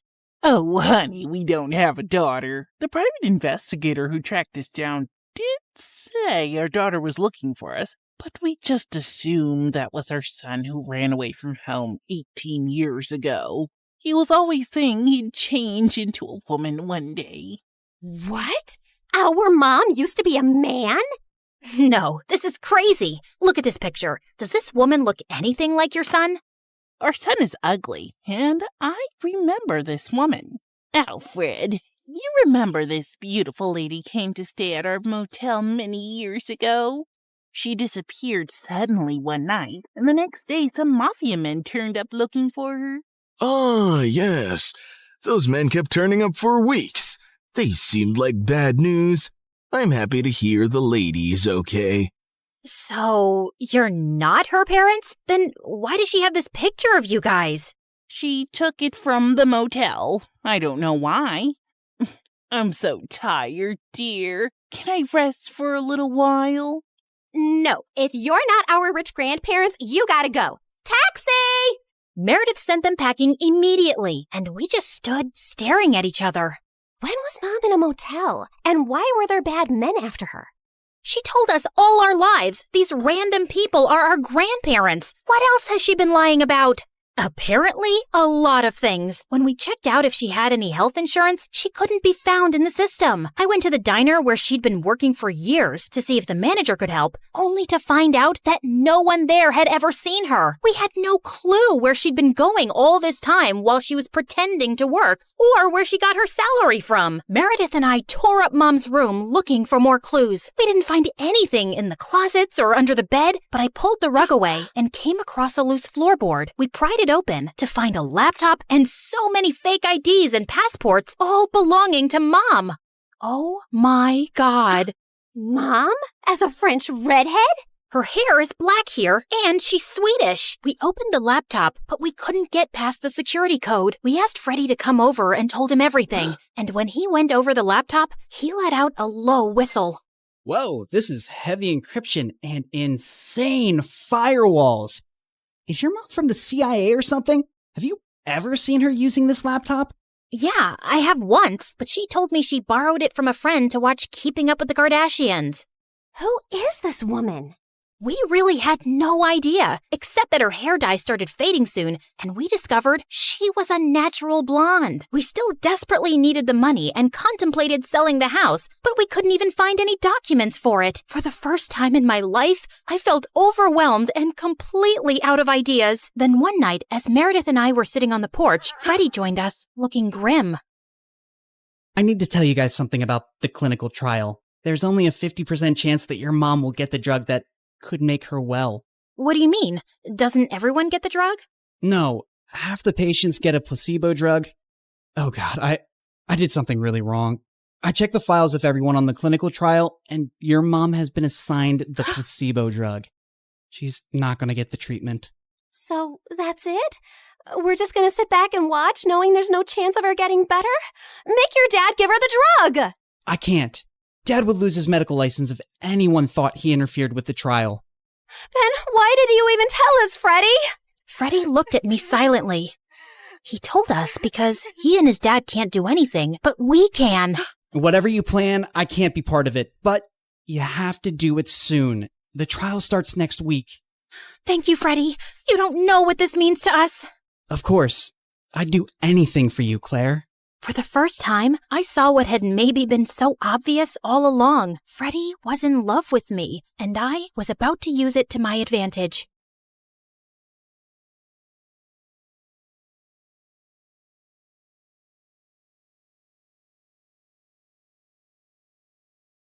Okay, listen. Onion, honey, or pineapple. Any of those can tenderize meat. Pick whichever one's available. Okay, got it. Noted. I didn't come to this school for academics. I came for the food.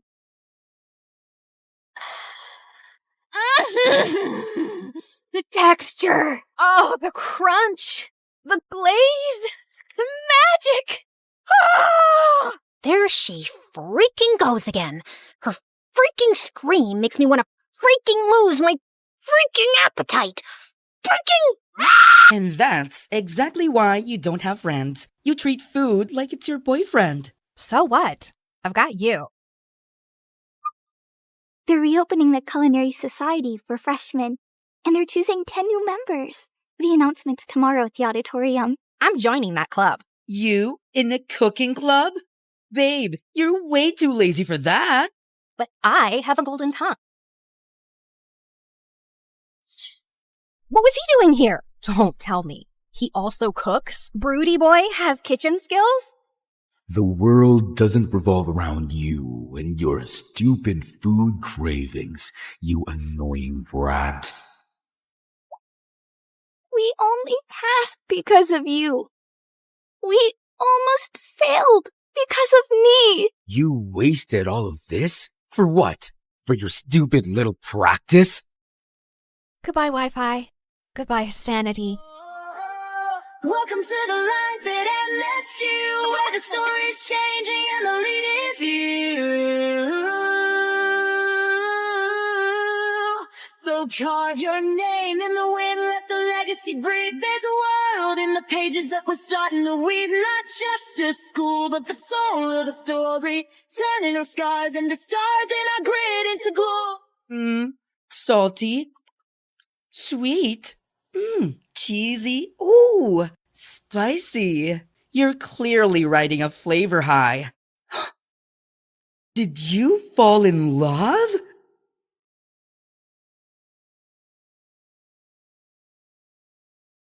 Hi everyone, my name is Marina, and I'm from Nevada. Please like and subscribe. I was raised in a small town by my aunt who owned a small bakery and loved me to bits. Aw, honey, today's your first day at school, so I packed muffins for all your classmates so you can make a lot of new friends. You're awesome, Aunt June. She wasn't super rich, but she was the richest person at heart, and that's why everyone loved her so much, including me. I always wanted to be just like her, so I'd help her out at the bakery. Marina, I'm going to go out for a bit. Can you put the pink icing on the cupcakes? Sure thing. Later, when the customer came to pick up her order, it turned out I'd caused a disaster. This was supposed to be for a gender reveal party, but you put yellow icing on the cake. Ugh! That wasn't the first time I mixed up colors. My aunt knew something was wrong with me. Turned out I had color blindness, and I couldn't differentiate between certain colors. Is it going to be like this forever, Aunt June? I'm afraid so, honey. But cheer up, because I've got a brilliant idea. The next day, everything in the house and all the ingredients in the bakery were labeled along with their colors. Aunt June made things so easy for me, and our life was just perfect. Until one day when I was in second grade, an old man walked into our bakery and offered to buy it. This bakery has been passed down from generations in our family, and there's no way I'm going to sell it. But the man's tone just got more rude. You should have signed these papers while I asked you nicely, but now you're just going to pay for your stupidity. If you don't leave now, I'm going to smash your car, and then you'll have to pay for your stupidity, sir. The old man left at my warning, but the next week, another man was back with some papers that claimed that the bakery didn't belong to my aunt because her parents never signed the deal in her name, and now we had to move out. My aunt looked around for help, but the legalities were too complicated and no one was ready to help. So eventually we had to give away our bakery and move to the city. Thankfully, Aunt had enough savings to rent a small place, and she started working in a small grocery store. And while I was trying to adjust to this new life, I saw a kid my age in the front yard one day, choking on something. I immediately ran to help him, but the moment the food stuck in his throat came out, I was shocked. Why were you eating a doll's head? I wasn't. He pushed me back and ran into his house next to ours. Turns out he was the landlady's kid, Timmy, and he was so weird. Whenever I'd try to go close to him, he'd just run away. Even when I joined school, I saw some kids throwing popcorn at him, but he wouldn't budge. Hey, why won't you say anything? Why do you let those kids bully you? But instead of answering me, he just ran out of there, and I decided I wasn't going to bother with this guy anymore. But later that night, I was in my room when I heard someone crying. I looked out of my window and saw it was Timmy crying in his room. So I climbed onto the tree outside my window and jumped into his room. And he freaked out. What are you doing here? Look, I don't know the deal with you, but if there's some issue, you really need to talk about it. At first he hesitated, but then he broke down. I miss my dad. Ever since Mom and he got divorced, I haven't seen him, and the kids at school always make fun of me because of that. I hate it here. Hey, it's gonna be all right. I told him things were gonna be easy only if he fought back and didn't let those kids get to him. And it seemed like my advice worked. The next day, I saw Timmy was surrounded by a bunch of kids. I heard the cupcakes we gave you last time had Barbie heads in them. We're so sorry for that. Here, take these. They have cockroaches. And to my shock, Timmy pushed the bad guy away. Get away from me. And don't trouble me anymore or I'm going to tell the principal about you. The other kids ran away scared, and Tim turned to me with a bright smile. Did you see that? I wasn't scared, and what you said worked. After that day, we started getting along and became the bestest of friends. And Tim grew up to be really protective of me. He'd keep me away from all the bad guys and trouble in school. Then on my 16th birthday, I told him I was going to start working to support my aunt. But he had a weird reaction. No, you can't do that. Your aunt wants you to study and make a life for yourself. You shouldn't be waiting tables. And if you need money, you can always tell me. Tim was a genuine friend, and I loved how he always cared for me. But now I really wanted to support my aunt, so I took the job without telling anyone. But the very first week of my shift, something weird happened. I ended up making a mistake because of my color blindness, and the customer went bonkers on me. I want to see the manager right now and get you fired. But I told you it was a genuine mistake. But he kept shouting and started pulling my hand when one of his friends got up and stopped him. Let go of her hand and apologize to her right now. Dude, you want me to apologize to this low-life waitress? As soon as he said that, the guy landed a punch on the bad guy's face and my jaw dropped. Holy jeez! The manager immediately threw all of them out, but after my shift was over, I saw the guy who stood up for me was still sitting in the alleyway and his hands were bruised. I immediately got some ice for him. Excuse me, sir, you can use this. But for some reason, he looked really mad at me. Who do you think you are trying to act all nice, huh? Just leave me alone. I could see his eyes were red, like he'd been crying, and I thought it was best to leave him alone. But to my complete shock, I saw the same guy in my class the next day. The teacher introduced him as a new student, James. While the girls were drooling over his handsome looks, he kept staring at me the entire time, and the moment class was over, he came up to me. I don't want you spreading any rumors about me from last night. Do you get that? Before I could even reply, he just stormed away, and Timmy came running to me. What happened? Was that guy bothering you? I didn't want Timmy knowing about my job or anything about how I knew James, so I brushed it off and went ahead to prepare for my chemistry practicals. But turns out, James was already there. Minutes into the practical, I realized some of the labels on the chemicals were missing, so I asked James to help me differentiate, but he didn't even look at me. That jerk. I continued guessing and mixing the chemicals, but suddenly they caught fire, and I almost got hurt when James jumped in and pushed me out of the way. I quickly got up and put out the fire. What are you, nuts? Did you want to die? Suddenly, my eyes went to the burn on his hand, and I rushed him to the nurse's room and gave him first aid myself. Seems like you're always helping people who are hurt. Yeah, especially those who get hurt because of me, and with you, it's every single time. And that's when this tough guy finally let out a smile. You don't look so bad when you smile. I know. I don't want the chicks going crazy over me, so I keep it under check. This guy had multiple personalities. As time went by, we started spending more time together because we had similar projects, and James turned out to be a really fun person to hang out with. He'd often walk me to my work after school, and we'd enjoy all sorts of treats on our way. And even though he was a little mysterious, he was growing on me by the day. But there was someone who just hated our closeness. What's going on between you and that new guy? He's bad news. Stay away from him, Marina. What are you talking about? And how do you know he's bad? Oh, come on. Haven't you seen? He's always covered in bruises. Just stay away from him, okay? Well, I could understand Tim's concern, and there were things I wanted to know about James, too. A few days later, we were at a friend's party playing Truth or Dare when I was given a dare to kiss James. My heart raced with excitement, but I saw Timmy looking at me with furious eyes. I wanted to run out of there, but thankfully, James got up and left first, and I let out a loud sigh. But later, when I went out, he was waiting for me. Was it that bad, huh? The idea of kissing me so you sighed with such relief when I left? No, it's not like that. It's just that there's only so much I know about you and I didn't... Suddenly, he pulled me close and looked deep into my eyes. What do you want to know about me, Marina? Well, why did you cry that night in the alleyway? And is there something that you keep from me? My mom is really sick, and she was admitted to the ICU that day, and I couldn't help but... Shh, it's okay. You don't have to say anymore. With that, I pulled him in for a kiss, and he whispered into my ears, I love you, Marina. Gosh, I loved him too. But the very next day at school, my fairy tale came to an end when I received a message from James's phone. Here's my parting gift to you, Marina. There were several pictures of me kissing him and me working as a waitress with ugly captions, and he shared them with everyone in the school. What in the world? I tried to call James about what was going on, but he wouldn't answer it. And I felt so embarrassed and furious about everything, but then Timmy came to me. Hey, are you all right? I thought he'd question me about the pictures, but he just took me home and comforted me.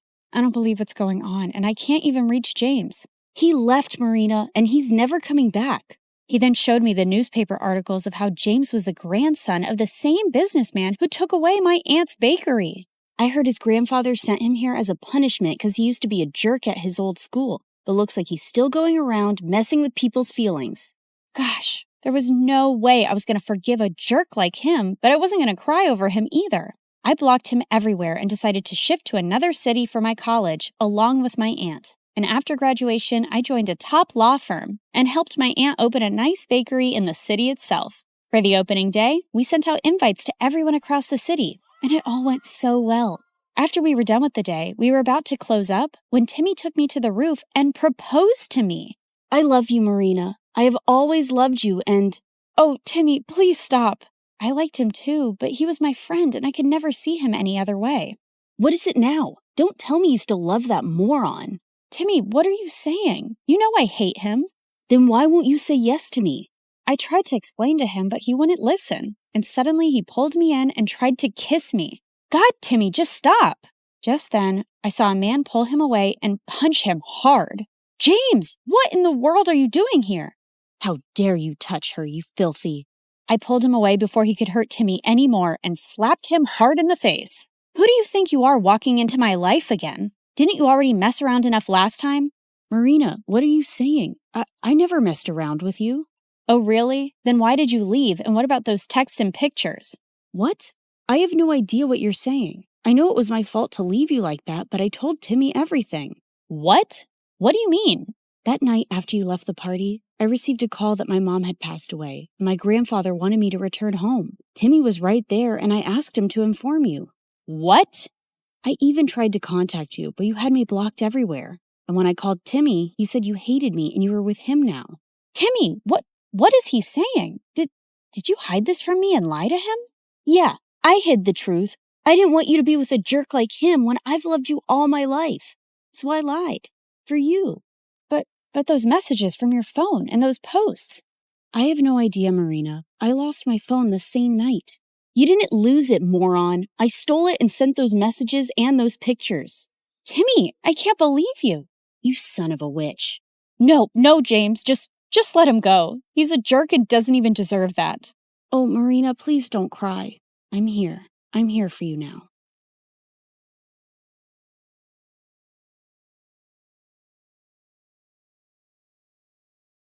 Hi, my name is Ashley, and I live next to the worst family on earth. They're the biggest snobs ever. They drive around in the fanciest cars and clothes and look down on everyone else. And they have a son named Jack, who's an absolute troll. But before I continue, please like and subscribe. If you do, you might see a shooting star tonight. When I was 6, I was playing with my favorite doll, and Jack ran up to me, snatched it out of my hands, and threw it into the street. A car ran over it and smashed it into pieces. Another day at school, Jack stole a bunch of cookies out of the cookie jar and blamed it on me. Ashley took the cookies. No, I didn't. She hid them in her desk. The teacher opened my desk and found a cookie inside. I got in huge trouble, and after school, I saw Jack on the playground stuffing his face with the stolen cookies. When Jack wasn't terrorizing me, his parents were trying to get my family kicked out of the neighborhood. Our house was the smallest on the block, and even I had to admit, it was a really ugly green. And my parents were a little weird sometimes. My dad loved to sunbathe on the front lawn, and every morning, my mom made this strange sound to call all the stray cats in the neighborhood to feed them. She'd also sing to the birds and make birdhouses all day. Our house looked like a zoo, and the neighbors hated it. Their yard is unacceptable. It looks like an overgrown swamp. Their house gives me a migraine every time I look at it. Mommy, my eyes hurt. You have to do something, officer. And can someone please tell that man to put a shirt on? Jack's parents threw fancy parties every week, but me and my family were never invited.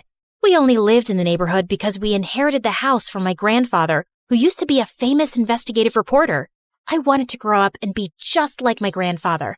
When I was 12, I joined the school newspaper, and when my teacher's cat, Mr. Whiskers, went missing, it took me less than 2 days to find him on the roof of the school auditorium. Though I suspected Jack had something to do with it. In high school, Jack was the richest and most popular kid. I, on the other hand, only had one friend, my cousin Bethany. Bethany moved into town a week before we started 10th grade. But Bethany was obsessed with being popular and would do anything to get Jack and his rich friends to like her. Jack's friend Sadie was the ringleader of the rich kids, and she made Jack look like a saint. Bethany adored Sadie. She'd carry Sadie and her minions' books, do their homework, and follow them around. She'd even let them copy her answers during tests. They'd smile in Bethany's face and laugh at her behind her back. Why do you let them treat you like that? They're just joking around. Those girls aren't your friends, Bethany. They're jerks. Bethany never listened. She wanted to be popular so bad she couldn't see the truth. One day, my mother dragged me out of bed at 5 a.m. on a Saturday morning to volunteer at a soup kitchen. It's important to give back to those less fortunate. But do we have to do it so early? As I was serving food, I looked up to see a familiar face. Jack? Ashley? What are you doing here? Jack's face turned white, and he just ran out of the soup kitchen. The next day, I saw Jack at school in science class. The teacher partnered us up for a big project, and we met in the library after school. Why were you getting soup at the soup kitchen? Did you fall on your head or something? Why would I ever go to a place like that? You don't have to lie to me. I'm not lying. I'm just trying to help. No one asked you for help. The next day, Bethany and I were walking to class, and we ran into Jack in the hallway, and Jack gave me the meanest, coldest stare ever. What's up with you and Jack? I saw you two whispering in the library. Are you guys dating? Is it a secret romance? Oh, Jack's so cute and so rich. I'm so mad you didn't tell me. Jack and I aren't dating. Then what's going on? Can you keep a secret? Of course. I told Bethany about how I saw Jack at the soup kitchen and his weird behavior afterwards. But all Bethany cared about was that I had the attention of such a rich, popular boy. But I had an itch to investigate. So later that afternoon, I stopped by Jack's house to check things out. But I heard Jack's parents yelling inside. I heard someone coming, so I hid in the bushes. Then the door swung open and Jack rushed out. He darted down the street before I could say a word. Jack missed our study session the next day. Then he started missing all his classes. I started to worry, so I called and texted him, but he didn't answer. A few weeks later, I went by his house again, but when I knocked on the door, a strange woman answered. There was another family living in Jack's house. The wheels in my head started spinning. I started asking around to see if anyone knew what happened to Jack. Sadie said Jack and his family were vacationing in the south of France? Or was it the Hamptons or Tahiti? It was probably all three. Jack is so lucky. I wish I was rich. There was even talk about why he'd moved. Jack's dad bought a new mansion that's twice the size of the old one. Twice the size? He's richer than I thought. The explanation seemed reasonable, so I let it go. During summer break, I was heading home one day after running some errands when I saw a boy in an oversized hoodie playing guitar on the sidewalk. He played a sad song that was so beautiful, it made my heart sink. When the song ended, some people dropped money in the can beside him. I walked over to put in some money too, when a suspicious-looking guy crept up and snatched the boy's can. Then the thief ran toward me. Without thinking, I stuck my foot out and tripped him. Give that back, or I'll turn your face into scrambled eggs.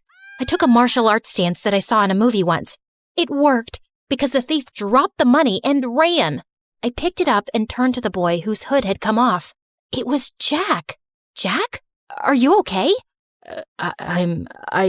Jack shook his head and broke down into tears. He told me that his parents broke up, then his dad sold their house, stole his mom's money, and fled the country. Now Jack and his mom were broke and living in a shelter. I felt so bad for Jack. No one deserved that, not even a rich jerk like him. So I invited Jack and his mother to my parents' house. Ashley, why is this woman in our house? They're in trouble, Mom. They need our help. Jack's mom apologized for the way she treated my parents. My parents forgave her and invited them to stay in our guest room for as long as they needed. Luckily, Bethany was away all summer with her family, so I could keep the secret. Jack and his mom were so grateful that they helped out as much as they could around the house. Jack even tried to help my dad fix a leaky faucet. That didn't turn out well, but the gesture was sweet. I tutored Jack to help him catch up on the work he'd missed at school. It was odd having Jack in my house at first, especially when I saw him walk out of the shower with a towel around his waist. A few weeks later, Jack's mom got a job and they moved out. I hated to admit it, but I missed having him around. On the last day of summer, Jack sent me a text asking me to meet him. What's all this? I wanted to thank you. It's not much, but it's the best I could do. Jack opened the basket and pulled out my favorite foods, chili dogs and Brussels sprouts. You and your family are the strangest people I've ever met. What's that supposed to mean? It's a good thing. No one's ever been so kind to me. And I love how you and your parents live your lives without caring what others think. It's inspiring. How do you do it? I don't know. It's just how I was raised. I wish I was as strong as you. I looked at the biceps bulging out of his shirt. I think you might have me beat. School's gonna be so tough. I'm supposed to be the rich kid with the fancy car and the millionaire parents and… You're not that guy anymore. And to be honest, you were a real jerk before. I like the new you way better. Since we're being honest, I have to admit something. What? I think I have a crush on you. Really? And I'm pretty sure you have a crush on me too. Then Jack pulled me close and kissed me. We talked for hours that night, and he even played me some songs. I saw Bethany at school the next morning after summer break. Jack passed us in the hall and he winked at me, and I couldn't stop smiling. What was that? I don't know. Jack's always been weird. Then why are you blushing? I didn't tell Bethany about me and Jack. We were taking things slow. One day, Jack and I were walking home from school when Sadie and her rich friends pulled up in a fancy car. Hey, Jack, where's your ride? I don't… You're trading it in for a new one, huh? Always trying to one-up me, Jack. We all get it. You're the richest, but I'm a close second. Yeah, my new car is going to be great. It's twice as expensive as the last one. Jack, what are you doing? Ditch that loser and hang out with us. Plus, we have to decide what color we're going to wear to the winter dance. I'm not going to the winter dance with you. Then who are you going with? Tell me you're not going to take that freak instead of me. If you're referring to this amazing girl standing beside me, then yeah, I am. Sadie was pissed and drove off. I appreciate the compliment, but you can't keep lying. About what? Your father's not buying you a new car. I know that. Then why lie about it? Why not? It's not hurting anyone. The truth always comes out, no matter how hard you try to hide it. Let's talk about something else. What time should I pick you up for the dance? I think I'll pass. I'm allergic to liars. Jack and I didn't talk after that. I'd see him at school bragging to his friends about the money he didn't have, lying about the huge fancy house he just moved into, and making fun of the poor kids. He was a rich, self-centered jerk again. I couldn't believe I fell for this guy. Jack called and texted me after school, but I ignored him and binge-watched MSA videos. What's with the frown? It'll give you wrinkles. I don't get why Jack has to lie about being rich. Some people will do anything to keep up appearances. Lie, cheat, sometimes even steal. But it's not right. Of course it's not right. Doing the right thing isn't always easy. I decided to go to the dance alone. Bethany and I were supposed to go together, but she wasn't returning my calls. When I arrived at the dance, I saw Bethany hanging out with Sadie and her crew, following them around, holding their drinks. Hey, Bethany, I've been trying to reach you. Sorry, I gotta go. Bethany was acting strange. She could barely look me in the eye. Then Jack walked up to me, and before he could say a word, everyone's cell phone started going off. I looked at my phone and saw a video of Jack's mom working as a maid. You're not rich, Jack. You're a poor loser. Then all of Jack's rich friends laughed at him. And don't try to deny it. Bethany told us everything. She even made this video. It's true. Ashley told me that she saw Jack begging for food at the soup kitchen. Shut up, Bethany. No one asked you to speak. Be a good little puppy and stand over there. I felt furious at Bethany. I'm so sorry, Jack. I never meant... It's okay. It's not your fault. I should have stopped pretending a long time ago. Sadie, you're right. I'm poor, but I don't care what you or anyone else thinks of me. You've never been my real friends anyway. All you've ever cared about is my money. Well, now it's gone and it sucks. But I found something way more valuable. Then Jack took my hand. Oh, geez. If you say you've fallen in love with that freak, I'm gonna throw up. I'd had enough. I walked over to her and accidentally spilled my drink all over her dress. Oh, sorry about that. But you know, the punch does bring out your eyes. You want to get out of here? Yes, please. As Jack and I walked out the door, Bethany ran up to us. Ashley, it wasn't personal. We're still friends, right? Maybe I can fix things with you and Sadie. If you did her homework for a week, then you're pathetic, Bethany. And you deserve someone like Sadie. Jack and I left the party and went to the beach. We ate chili dogs and Brussels sprouts and danced the night away. This is nice. You know what the best part is? What? It doesn't cost a thing. Then Jack gave me the most romantic kiss ever.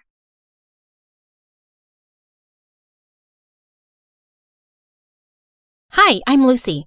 Get some popcorn and settle down because my story is bonkers. Don't forget to like and subscribe to MSA. My childhood was crazy. Mom was super strict and was always breathing down my neck to make sure I followed all her dumb house rules. Lucy, this placemat is 0.5 inches to the left. I'm so disappointed in you. Seriously? I got no dessert because of freaking placemats. And Dad was a complete weirdo. He stayed in his study all day long and only left at night with a suspicious-looking briefcase. But whenever I asked him what was in it, he would always tell me to mind my own business. So rude. One day, I was playing football by myself in the park when two mean-looking men grabbed my ball and squished all the air out of it. Hey, are you stupid? You're supposed to kick the ball, not squish it. She's a little firecracker. Where's your dad, little girl? He owes us an apology. Why? Who are you? And what did my dad do to you? You ask too many questions. Let's just say your father isn't a very nice man. Selfie! And they took pictures with me and left. What was going on? I ran home and confronted Dad. He looked panicked but told me it was no big deal. But I wasn't going to let it go. That night, I sneaked out of my room like a ninja and tried to get into Dad's study. But suddenly, a loud alarm went off and red lights flashed all over the house. I nearly jumped out of my skin in fright. Dad was so furious, he made me write 200 times, "I will mind my own business." But the next day, he was gone. I looked for him everywhere and called him, but his phone was off. And I felt guilty.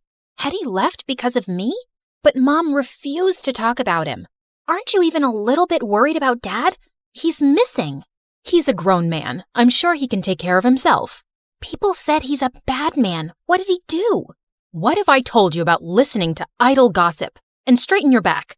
Ugh, she was the worst. Rather than go to the police and file a report, she moved us to a new city. I was so mad at her that I stopped showering for a week. Then I accidentally smelled my own armpits and nearly fainted, so I finally took a bath. But I stopped doing chores according to her ridiculous rules.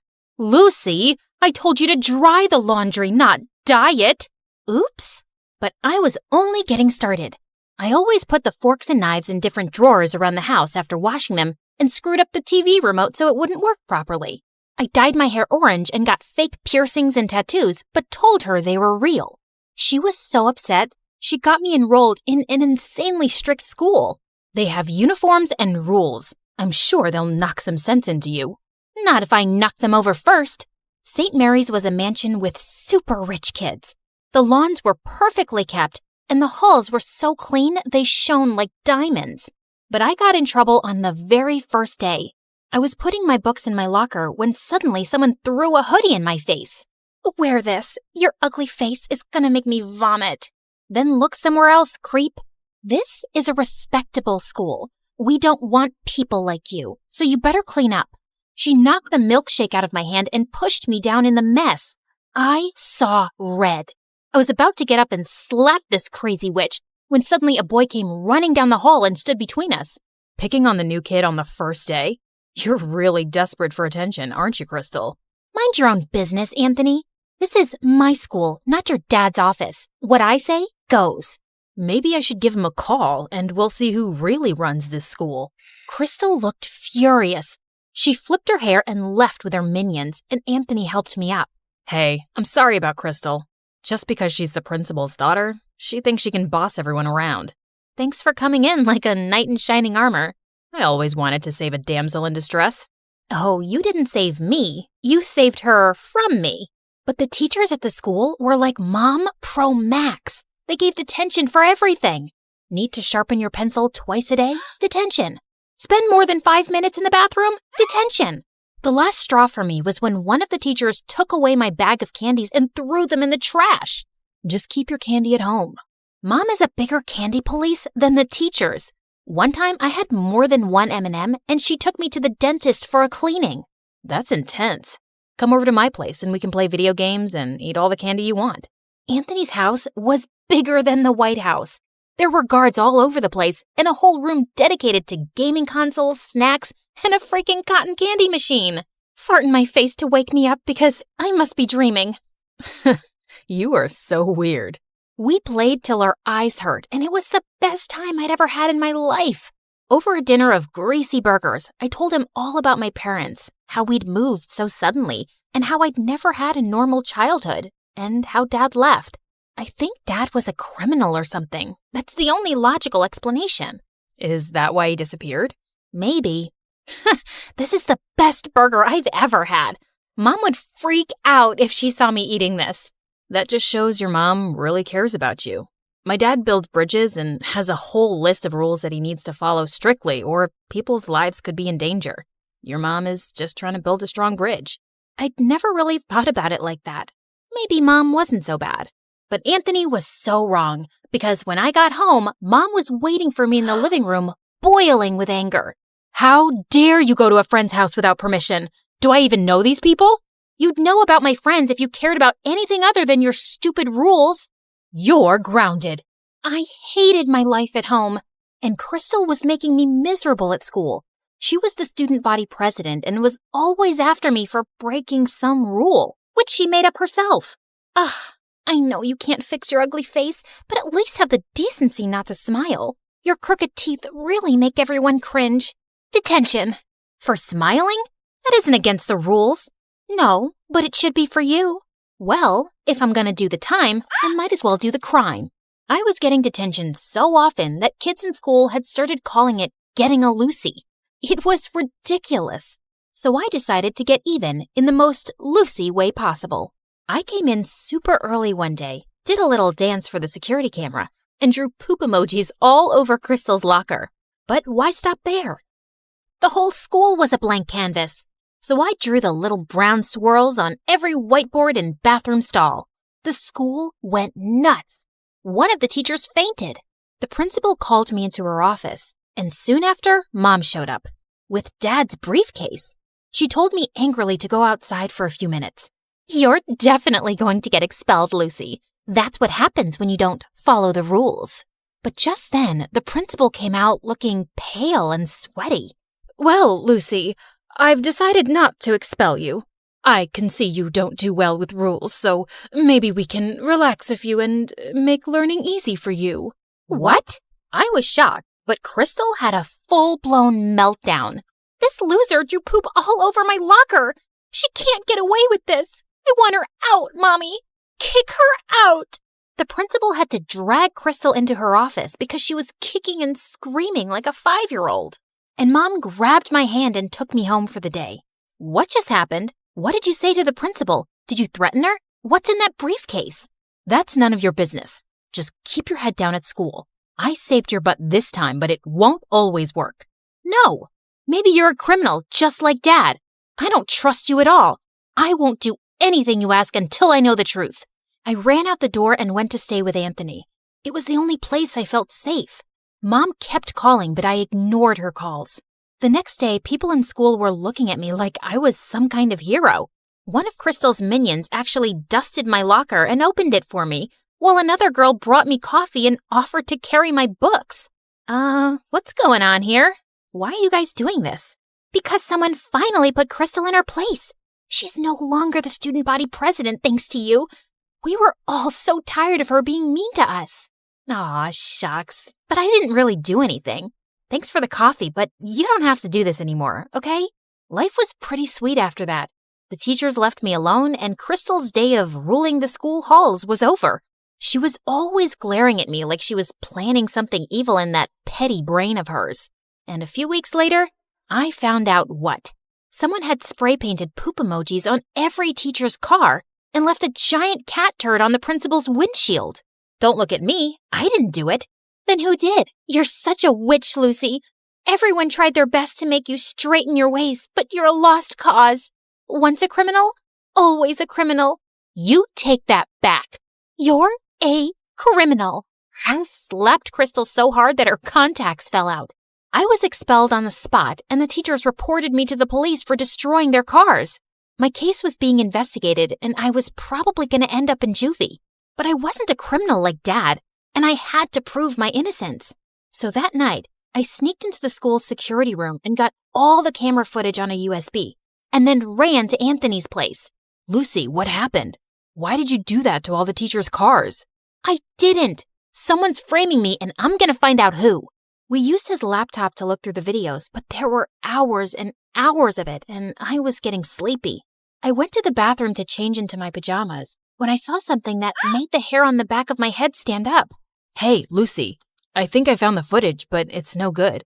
The person's wearing a hoodie and a mask. I don't think you'll be able to prove it wasn't you. And that's exactly what you wanted, didn't you? I threw the hoodie and mask in his face. They had the same spray paint stains as the one used to make the emojis. He looked shocked at first, but then an evil grin spread on his face. No one is going to believe a nobody like you. They shouldn't have believed your dad either. What are you talking about? What does my dad have to do with any of this? He has everything to do with this. When you joined the school and I read your name, I knew you had to be that nosy journalist's daughter.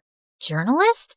Stupid, naive Lucy. Doesn't even know anything about her own parents. Yes, he found some stupid evidence against my dad for fraud and ruined his reputation. He sent him to prison. And now I'm going to send his precious daughter to jail. Just then, the door slammed open and the police rushed into the room. Anthony, you're under arrest for property damage. What? It was her. You have no proof it was me. Actually, you slipped up. I have a dashboard camera in my car, and that caught your face when you were ruining it. Lucy, are you okay? Suddenly, Mom came into the room, and I was so glad to see her. I gave her a bear hug. I was so scared, Mom. Anthony told me some weird stuff about Dad. He's a journalist? Yes, sweetie. He is a very brave man who exposes criminals and bad men in the government. People are always trying to harm him, so he had to leave the country. And that's why we moved, to keep you safe. But how did you know I was here? I know I'm gonna sound like a psycho stalker, but I got your phone tracked. You weren't picking up, and I was worried about you. The minute I saw Anthony's last name, I realized who he was, and I knew you were in danger. I am so glad you stalked me. I didn't realize you were living with so much stress. And tell me now, Mom, what's up with the briefcase, and how'd you scare the principal? It has your father's research and proof that he's used to expose people. I told your principal I had dirt on her. Do you? Nah, but it scared her enough to let you stay on in school. But you don't have to go back there. We can find you a better school. That's okay. The kids aren't half bad there. But when can we see Dad? I was thinking we could visit him in the summer. Would you like that? I would love it, Mom.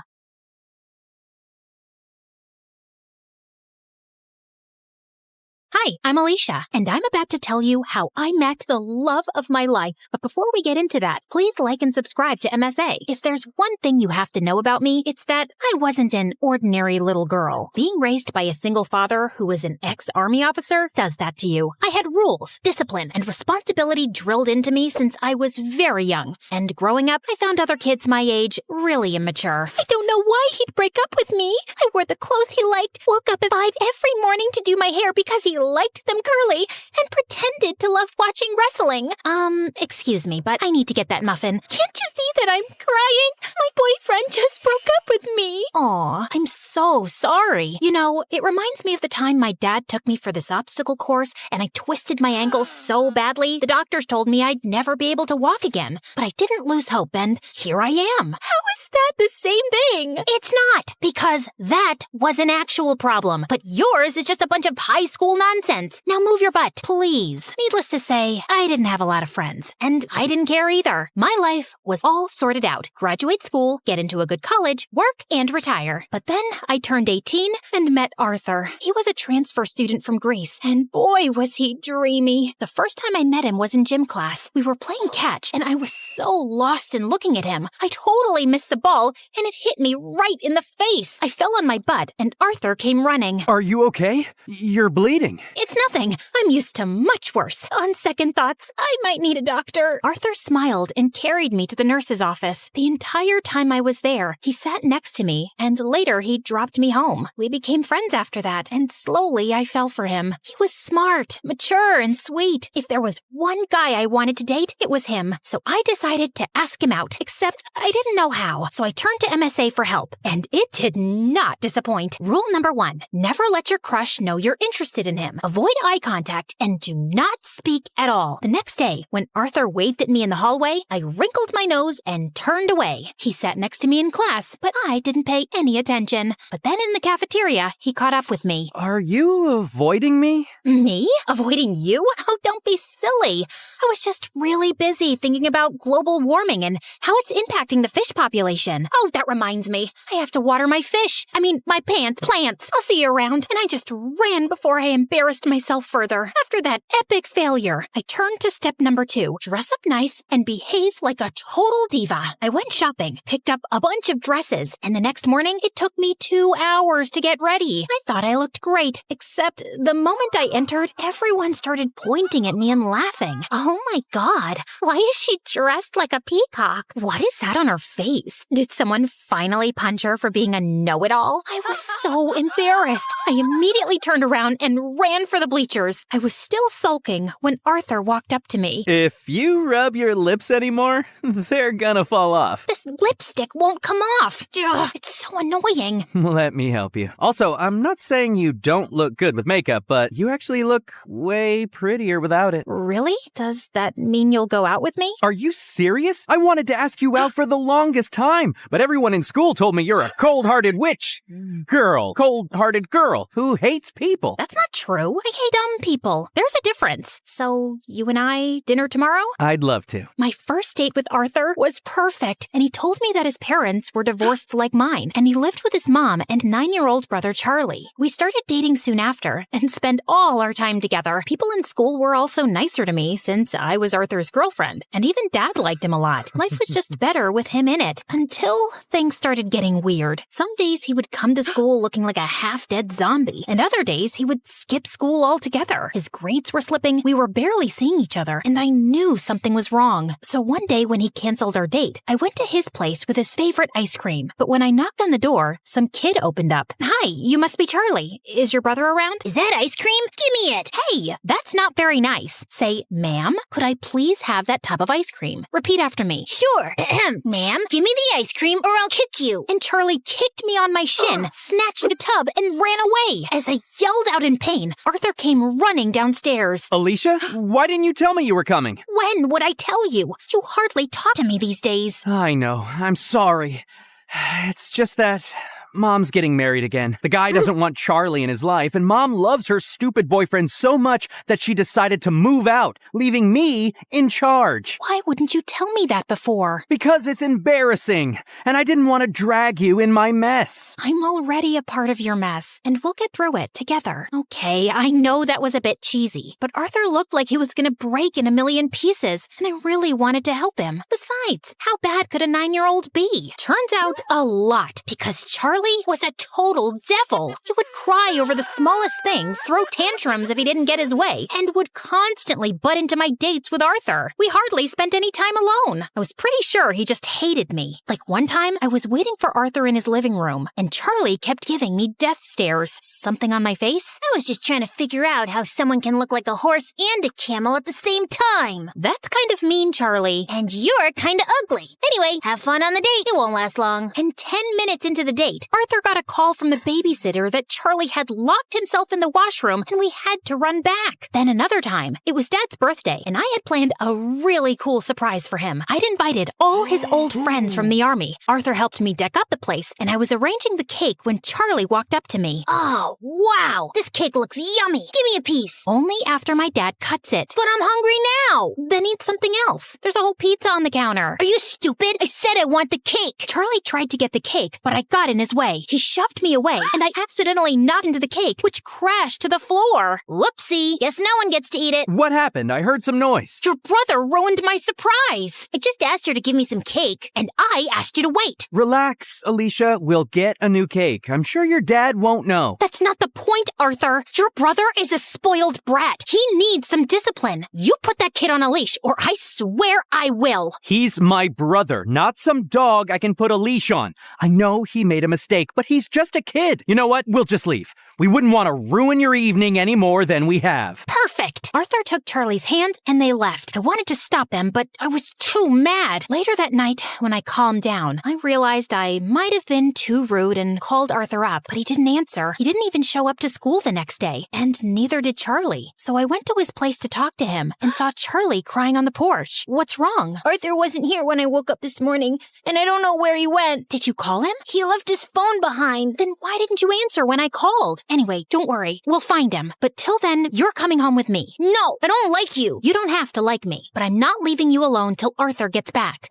So annoying. We waited the whole day for Arthur to show up or get in touch, but he didn't. By nightfall, I decided to sleep in the lounge and offered Charlie my room. If you need anything. The next morning, Arthur was still a no-show. I couldn't reach his mom either. And then remembered he'd told me she was out of the country on her honeymoon. Next, I asked his friends and colleagues, but none of them knew where he was. Eventually, I contacted the police. But even a week later, they had no news of him, and I was worried sick. What could have possibly happened to him? Meanwhile, Charlie refused to go to school or shower. He mostly kept himself locked in my room and reacted rudely to any nice gesture I made. I was losing my mind. So I turned to Dad for help, and he promised he'd get a word out to his colleagues in the army to track Arthur down. I still don't know what to do with Charlie. He shuts me down every time I try to talk to him. He's been through a lot, Alicia. What he needs is some distraction to keep his mind off things. After your mom left, you were all over the place. That's why I built such a strict routine for you,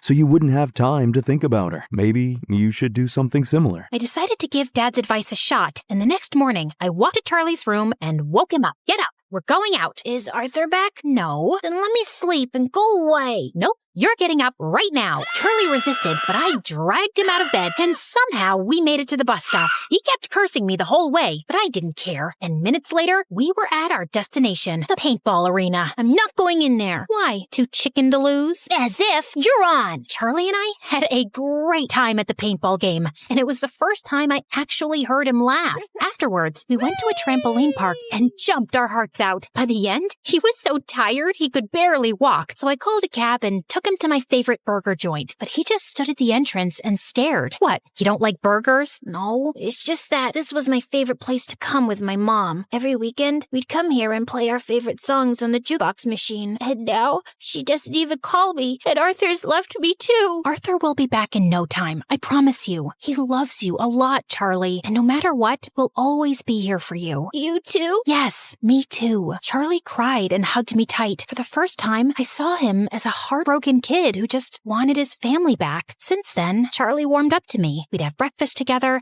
and he would always make my bed when I got home from school. He was a lot calmer and hardly threw a tantrum. I couldn't wait for Arthur to come back and see how much progress Charlie had made, but we still had no leads on him. I wanted to be strong, but with each passing day, my hopes of ever seeing him again were getting dimmer, and it broke my heart. Finally, one night, I broke down in front of Dad. I don't think Arthur's coming back, Dad. It's been weeks, and no one knows where he is. If he was in town, we would have found him by now. And Charlie, he's lost his mom and might lose his brother too. What can I even say to him? What? I turned around and saw Charlie standing at the door. You've been telling me all along the police will find him. You said you were sure. No, I'm sure he's fine, Charlie. I was just... Stop lying! Why do all grown-ups lie so much? I hate you! All of you! And Charlie just ran out of the house. Dad said he'd go after him, and as I was sitting in the kitchen in despair, the phone suddenly rang. It was the police, saying they'd found Arthur in a hospital close to town. I rushed to the location and texted Dad on the way. The doctors at the hospital told me that Arthur was brought in a few days back by the forest rangers. Apparently, he went on a hike and got injured, and since then, he'd been in a coma. I was sitting next to him when Charlie walked in with Dad. How is he? He hit his head, but he's out of danger. Doctors say there's a very good chance he'll be just fine. Charlie, promise me, no matter what happens, you and I will never fight again. I promise. I will never scream again,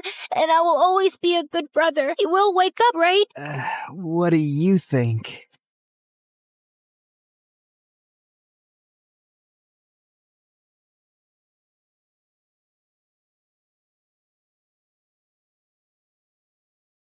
Hi, I'm Allison from a small village in France. Please like and subscribe. I lived in a small cottage with my single mother who worked as an artist. Life was tough since we had little money, so when I turned 5, Mom decided to move back to her home city, and it had a freaking palace. Whoa, is that a real palace, Mommy?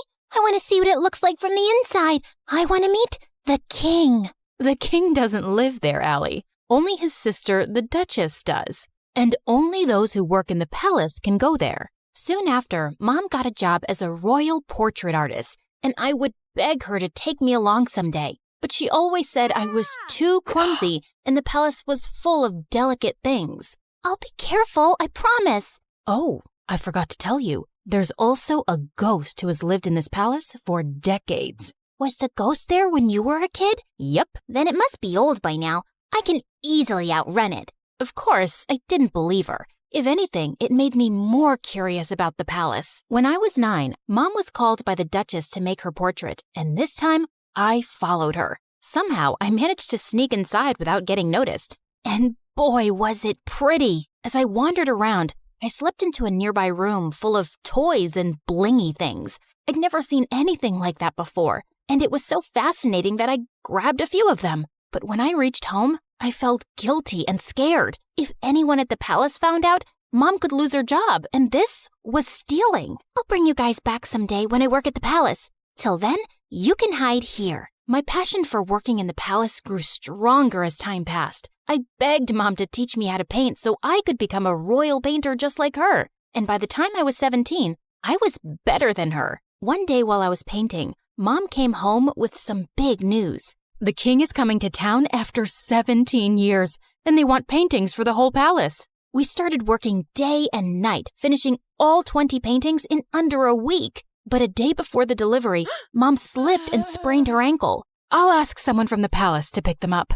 No, I can take them. I promise. I won't break a thing. Whoa! Are you sure? We can't lose the job. Yes, Mom. You can count on me. I managed to convince Mom and then left for the palace. I also took the stuff I'd taken all those years back. I could finally put that back. When I entered the palace, it was exactly as I'd remembered. Wow, how dull. This place could really use some color. I was so lost looking around that I tripped over a giant statue's foot, and the paintings flew in the air. Just then, I heard someone scream, and when I looked back and saw a girl, I almost passed out. It was like I was looking in a mirror. I touched her to make sure she was real, and she slapped my hand away. Don't you touch me, you peasant. Don't you know who I am? My doppelganger? We look exactly the same. No, we don't. I'm a princess, and you look like a street rat. If I look like a street rat, so do you, because we have the same face. Wait a minute. Is that gold? Oh my God, you're a thief. The girls started screaming again, and I was surrounded by palace security within seconds. Just as they held me, I bit one of the guards and ran till I reached home. When I told Mom what had happened, she looked at me in shock, and minutes later, the king arrived with the Duchess. Oh, my sweet daughter, it is you. You're what? Mom, what's happening? My mind went blank when the king told me how years ago the nanny had taken me out for a walk, but we both never returned. Your mother and I searched everywhere for you, but we failed. She was heartbroken and no longer wanted to be here, so we left the palace. But today, when the security guards told me of an intruder who looks just like the princess, I just had to come and see for myself. Mom, is that true? I'm not your daughter? It's true, Allie. I found you on my doorstep with a note and some money, but I had no idea you were a princess. Why didn't you ever tell me I'm not yours? Because I fell in love with you the moment I saw you. Now you were my daughter. I am so sorry, Allie. It was just all too much to process, and I ran off. I was a princess, and I had a twin sister. I was living a lie for 17 years? I was walking along the road trying to clear my head when a big sports car pulled up next to me, and a handsome guy got out. Cherry, what are you doing here? It's not safe. Cherry? Do I look like a stupid fruit? Leave me alone. I called you pumpkin before, but you hated that too. What the heck's your problem, dude? This is not a good time. I was saving this as a surprise. But here, will this make you come with me? Holy moly! That diamond was bigger than my fist! Calm down, Allie. Okay, you've got the wrong girl. Whoa! Sorry, I'll have to carry you back home if you don't listen. I punched him in the nose as the guy screamed like a little boy and then ran for my life. This was officially the worst day ever. The next day, the royal staff packed all my stuff and I was moved to the castle. My royal chambers were bigger than my whole house, and everything was beautiful, except it didn't feel like home. Mom wasn't there, and even though I was mad at her, I missed her. I was unpacking when my sister walked in. I know you think you're suddenly a princess now too, but don't let this get to your head. Remember, I rule. Charlotte, dear, don't be so rude to your sister. You should be happy she's back. Okay, Amber. Allison, darling, we're starting with your royal lessons from tomorrow. Be ready at 4 a.m. sharp. Good luck with that. It's not easy being a princess. She wasn't kidding. It was a mad schedule. Mornings were for horse riding, then music in the afternoon, and martial arts in the evening. My body was super sore, and I was exhausted. But within a few weeks, I'd grown tougher and learned a lot. One evening during martial arts practice, someone walked up to me. It was the diamond guy. I thought they were just rumors, but you are prettier than Charlotte. We look exactly the same, like identical. Can't you see that, or did the punch make you blind? Feisty. I'm Prince Arnold, by the way, Charlotte's fiancé. Isn't she too young to get married? Are you jealous? What? Move along, dude, unless you want another punch. But the guy just winked and left. What a flirt! Later that evening at dinner, Dad announced that he'd be holding an official coming out party for his daughters, and the entire village would be invited. What's a coming out party? Lame question. It's your official introduction. So why are you having one? Don't people know you already? That's when Dad told me that Charlotte had always been sick all her life. She had a rare genetic heart condition that didn't allow her to roam around too much. It was only recently that she'd gotten better. But I'm still better than you. What's your problem? My problem is that you're here to take my crown away from me, and I won't let that happen. Enough. That's for me to decide. Now eat your dinner. I'd root for you. I kicked that butt face under the table, and he turned red. Much deserved. The coming out party had sent the whole town into a frenzy, and Mom was called to make our official portraits. Seeing her made me feel so much better. So, how do I look? Like a princess. Have you forgiven me? Maybe. I mean, you're still my mom. Of course I am. The party was a huge success, and I could see the king's pride in introducing his daughters. You should see Allison fight. She's a natural. Her paintings are so good. I think I should send her to Paris to become a professional. Dad, I wanted to become a chef and you didn't allow that. That's because you weren't well, Charlotte. Now, don't interrupt me while I'm talking, darling. I was a little embarrassed with all the praise, and it clearly bothered Charlotte, so I excused myself and went out for some fresh air, only to find that jerk, Arnold, making out with a maid. What the heck, dude? Oh, hey, Allie. Don't worry, this isn't serious. And you're next. I felt furious and turned around to leave, but he blocked me. Oh, don't be so mad. Come here. Arnold pulled me in and was about to kiss me when I pushed him hard, but Charlotte walked in just then. What's happening? Wait, I knew it wasn't you. My darling Charlotte, this imposter tried to take advantage of me. She tried to kiss me while pretending to be you. What? That's not true. This guy's been flirting with me ever since I came here. Charlotte, he's a jerk. I just caught him making out with a maid. Enough. First, you try to steal my life, then my dad, and now you have your eyes on my fiancé? I won't let you get away with it. With that, Charlotte went inside and got on stage as everyone stared at her in confusion. Attention! My twin sister is a manipulative witch. She's a thief and a liar, and so is her mom, that lady. Tell me, Allison, did she teach you how to be a lowlife? Because you surely weren't born one. Say what you want about me, but keep my mom out of it.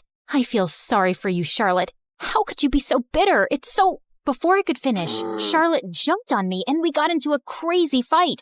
As the king pulled us apart, Charlotte started shaking and fell to the ground. We rushed her to the hospital, and the doctors informed us that she had fainted because of stress and needed rest. I wanted to visit her, but the Duchess stopped me. I think it's best that you stay away. You've done enough damage. Brother, she's not good for Charlotte's health. We might not get along, but she's my sister. She's right, Allison. I think it's best if you give each other some space. Maybe you can stay with your mom for some time. It will only be temporary, love, and I'll have you back as soon as possible. I think we dumped too much on Charlotte, and she needs to get better. Of course, I understood, but I was actually happy to get away from everything for a while, especially since Charlotte and I were on the front page of every newspaper the next day. People called us the Crazy Royals. We were a joke. I was packing my stuff when the Duchess walked in.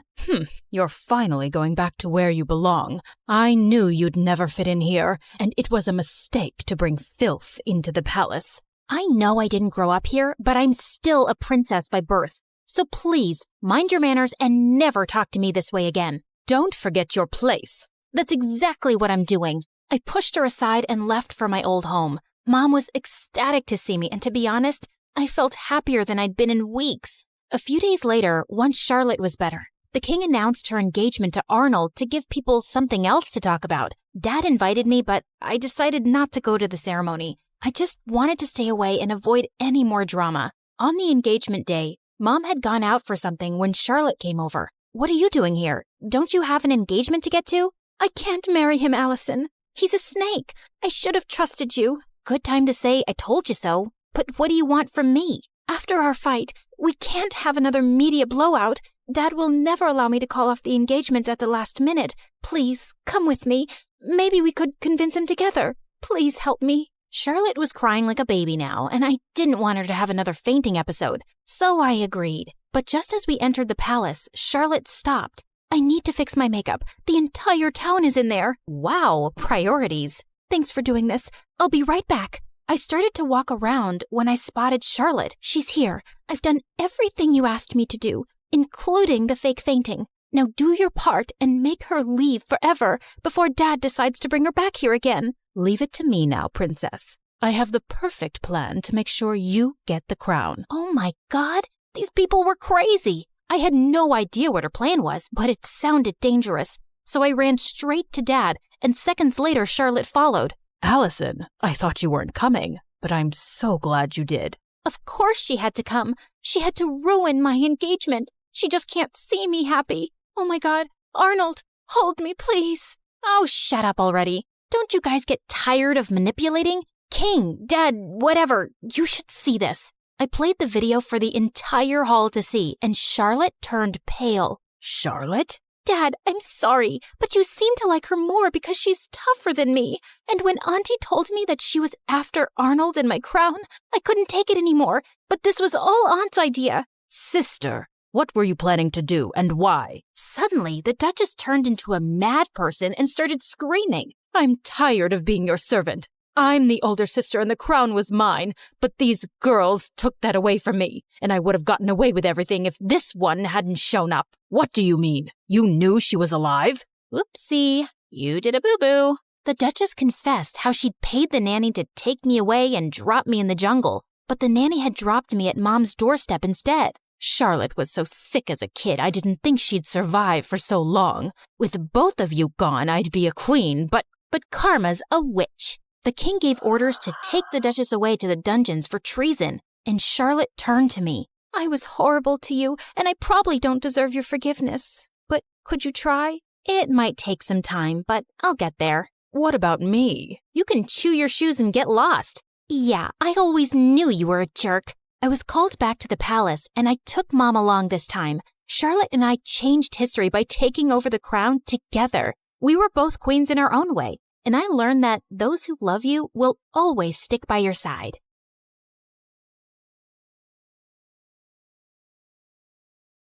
Hi, I'm Carly. This is my crazy story. Before I continue, please like and subscribe. I was born to a single mom who worked very hard to raise me and my twin sister Blake. Blake was born with a rare condition that impacted her kidneys, and she was always sick. Since Mom was busy juggling things at home and work, it was my duty to look after Blake. You can't eat milk with your hands.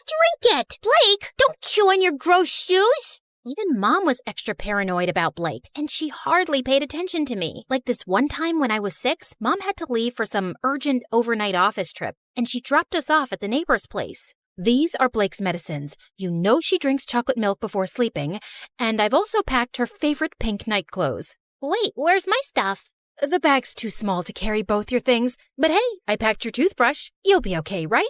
I wanted to say no, but Mom already looked tense, so I nodded and she left. Everything was going great, but right before bedtime, I went to get milk for Blake, and I heard a huge thud. I rushed to see Blake crying on the floor with a bleeding nose. Apparently, Blake was jumping on the bed with the neighbor's son, and he thought it would be fun to push her off of it. Thankfully, the injury wasn't big, but when Mom found out, she went ballistic on me. Carly, I trusted you to look after her. And I did. I was just getting her milk, like you asked me to. And she's okay, Mom. Everyone falls sometimes. Your sister isn't like everyone else. After that day, Mom banned both me and Blake from participating in any extracurriculars at school or playing in the park afterwards like other kids. I was always stuck at home with Blake, so I never really got a chance to make new friends. And those at school joined clubs and got busier. I missed having a normal life, but Blake needed me more. Mom got more paranoid with time and took special care preparing food for Blake. I knew how tired she was, so I'd get by with frozen meals. And over time, I started taking comfort in junk food, eating candy bars from the hospital vending machines while I sat in waiting rooms for hours. By 13, I was much bigger than most girls my age. One time, our aunt was visiting us, and she hadn't seen me and Blake in a while. Look, I bought you girls matching outfits. Go on, try it. I'll just wear it later. What are you saying? Come here. Aunt pulled me to her and tried her best to fit me into the dress, but it barely got past my neck. I was so embarrassed, I went to my room and didn't come out till Aunt left. Don't be so sad now. So what if you're a little bigger? Easy for you to say. You don't have to wear clothes 3 times your age. You're thinking too much. Here, I got you these. Blake's health improved as we got older, and by 16, she was much better and put on medication to manage her condition. Soon after, Mom got married, and a year later, she delivered my twin brothers, Jake and Jonah. I was happy for Mom, but I could tell Blake wasn't adjusting so well. Oh, I want to pluck out my ears, they cry so much. I know for a fact Jonah hates me. He farted and gave me the stink eye. That one's a devil. I knew Blake didn't mean that. She just missed Mom since she was busier than ever. And I tried my best to make Blake comfortable, but she was constantly throwing tantrums and hardly ever helped me take care of the boys. Oh, Jonah pooped his pants again. Quick, hand me a nappy. Right. What's that? Forget it. Can you just warm up the milk? Actually, I don't feel so well. I'm getting a headache in my stomach. A stomach in my headache. Ugh, you get the point, right?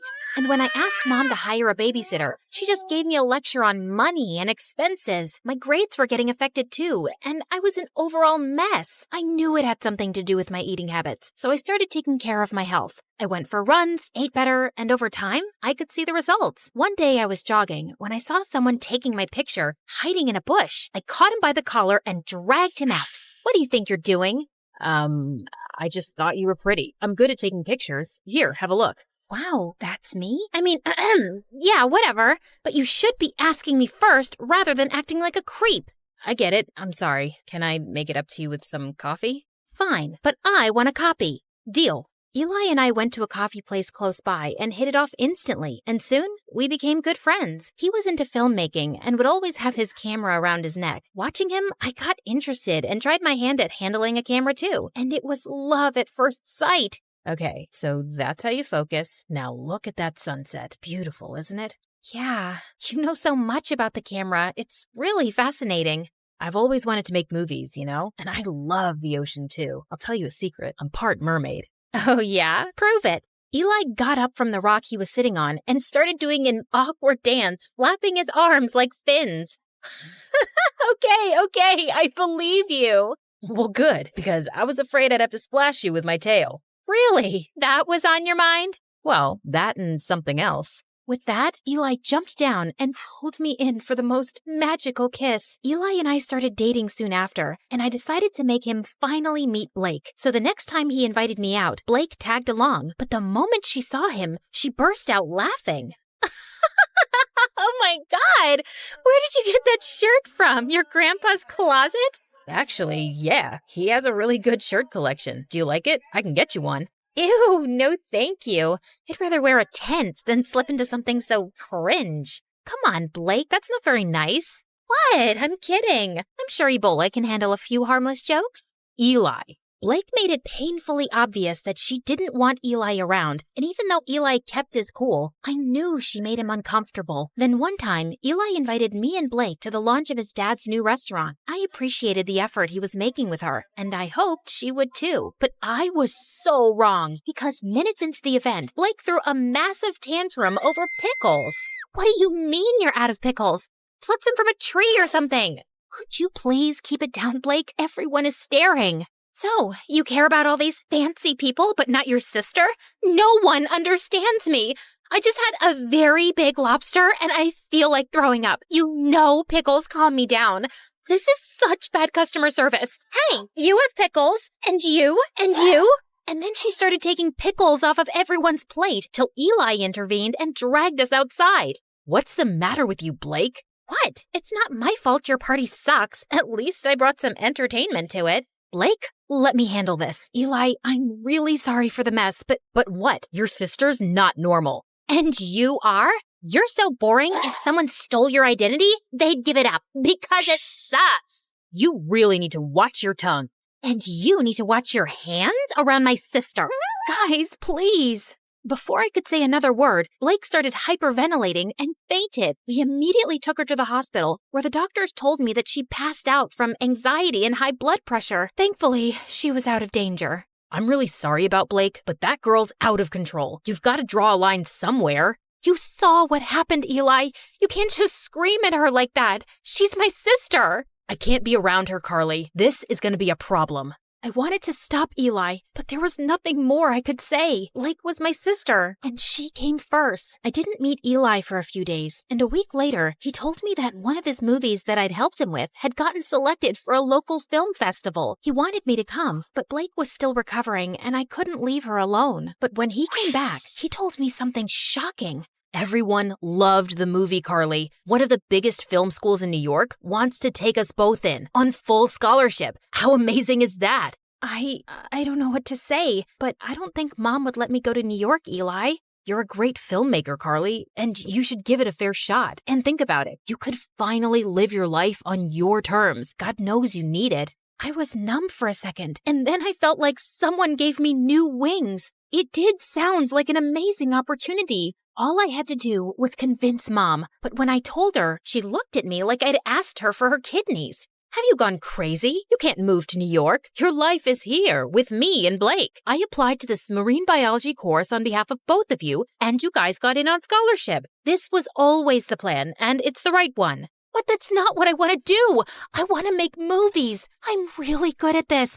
Everyone says that. Everyone or Eli? Who's Eli? Just this dumb boy she's dating. I'm sure he's the one who's filled your head with this sawdust. How can you even think about leaving me? I just want to do what I want for once. Can't you give me a few years from my own life? Oh, stop being so dramatic. And not another word about this movie business, Carly. You'll stay here with us. Is that clear? Mom left, and I turned to Blake angrily. You couldn't take my side for once? What did I do? Oh, you mean telling Mom about Eli? I don't think she even noticed. I left the room angrily and didn't speak to Mom or Blake for the next few days. I thought I could confide in Eli, but suddenly he was acting really cold. Every time I tried to talk to him, he would turn the other way, till one day I finally cornered him after class. Am I imagining things, or are you ignoring me? Neither. I'm just busy. So, I told my mom I want to make movies, and she went bonkers, but look, Carly, you and your family have issues, and I don't want to get in the middle of it. Do whatever they say. But you told me to live my life. You said... Yeah, I did. And now I'm saying I don't care. You'd choose your clown sister over everything. I've seen that. So good luck, but I don't think I can be with you anymore. Eli, wait. Tell your sister she won. I felt frozen in my place as Eli walked away, and a week later, he left for New York. I couldn't believe he'd just dumped me like that. I felt so bummed out that I didn't come out of my room for days, and Blake was the biggest pain in the butt. Come on, we need to go shopping. It's painful to watch you in those pajamas. I'm not in the mood, but I am. Also, we'll have a nice lunch, watch a movie, just like old times. I said I'm not in the mood. Back off. Jeez, why are you so snappy? Because of that stupid boy? He wasn't stupid. I loved him, Blake, and now he's gone. Because I chose you over him, like always. And you don't care about my feelings, like always. Carly, just leave me alone. Blake left with a small face, and I felt kind of bad, but I was too mad to go after her. The next day, I calmed down a bit and was about to call Blake when her phone started buzzing like crazy. I picked it up, and I was shocked to see it was Eli. Before I could answer, the call got disconnected, and a text message appeared. I did what you wanted. Leave me alone. My mind went blank, and I opened the call logs on Blake's phone to see multiple calls to Eli. Suddenly, it all started making sense. Of course Blake must have driven Eli away. No one hated him more than her. What's this? You don't understand. Oh, I understand everything perfectly. You asked Eli to dump me so you and Mom could use me as your servant all my life, right? Before Blake could even say more, I pushed her out and slammed the door in her face. I started packing my bags and stormed downstairs, only to run into Mom. What's wrong? Is Blake okay? Yes, she's fine, but I'm not, and I haven't been fine for a while now. But you don't care, do you? Of course I do, sweetie. Why would you say that? Because you never have. Not since we were kids. Carly, I knew you could take care of yourself, and you were the healthy one, and Blake... No, Mom, I was eating my feelings, and you didn't even see that. I got back to being healthy on my own, and you've stunted both my growth and Blake's. Hers by over-coddling her, and mine by always holding me back to be her guardian. And now I'm done. I will go to New York because I want to get away from you and Blake, and you can't stop me. I left home and booked a flight to New York. On my way, I called Eli and explained everything to him. He told me that he was proud of me for taking a stand for myself and welcomed me with open arms. We moved in together, and I was doing really well in my classes. Mom and Blake tried getting in touch with me multiple times, and even though I missed them, I needed my space. Eventually, they stopped calling. After graduation, Eli proposed to me, and I said yes. Life was going great, till one day I heard a knock on the door and opened it to see Blake and Mom. What are you guys doing here? Eli called us and told us about the engagement. Carly, I have a confession. It was me who convinced Eli to break up with you, not Blake. Wait, what? Eli never told me that it was Mom behind everything. I didn't want to stress you out more. I could see you missed your family, and this would have made you sad. But I saw the call logs and the messages on Blake's phone. I'd actually been calling him to apologize, but I guess he thought both me and Mom wanted him to dump you. And I don't blame him. I was always awful to Eli. I guess I was just terrified of being on my own without you, but I drove you further away. I'm sorry too, my baby. I'd just become used to having you around, always taking care of everything. And the thought of you going away for college crushed me. I was selfish and always burdened you with too much. I hope you can find a way to forgive me. Thank you for finally acknowledging that. It might take me a while to really forgive you, but I'll get there. I won't lie. I have missed you guys. Then let's start with a hug.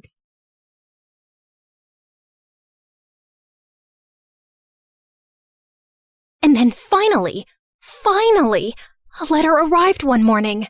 My hands were trembling so much, I almost ripped the letter trying to open the envelope.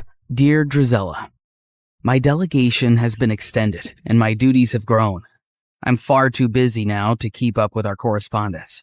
I hope you understand and wish you well. Prince Henry.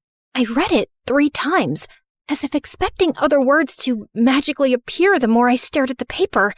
But that was it. Just this cold, impersonal letter after all these months. I told myself that he was really busy with big, important things. It had been almost a year since he left, and people can change. It's not like he ever said he loved me or promised me anything.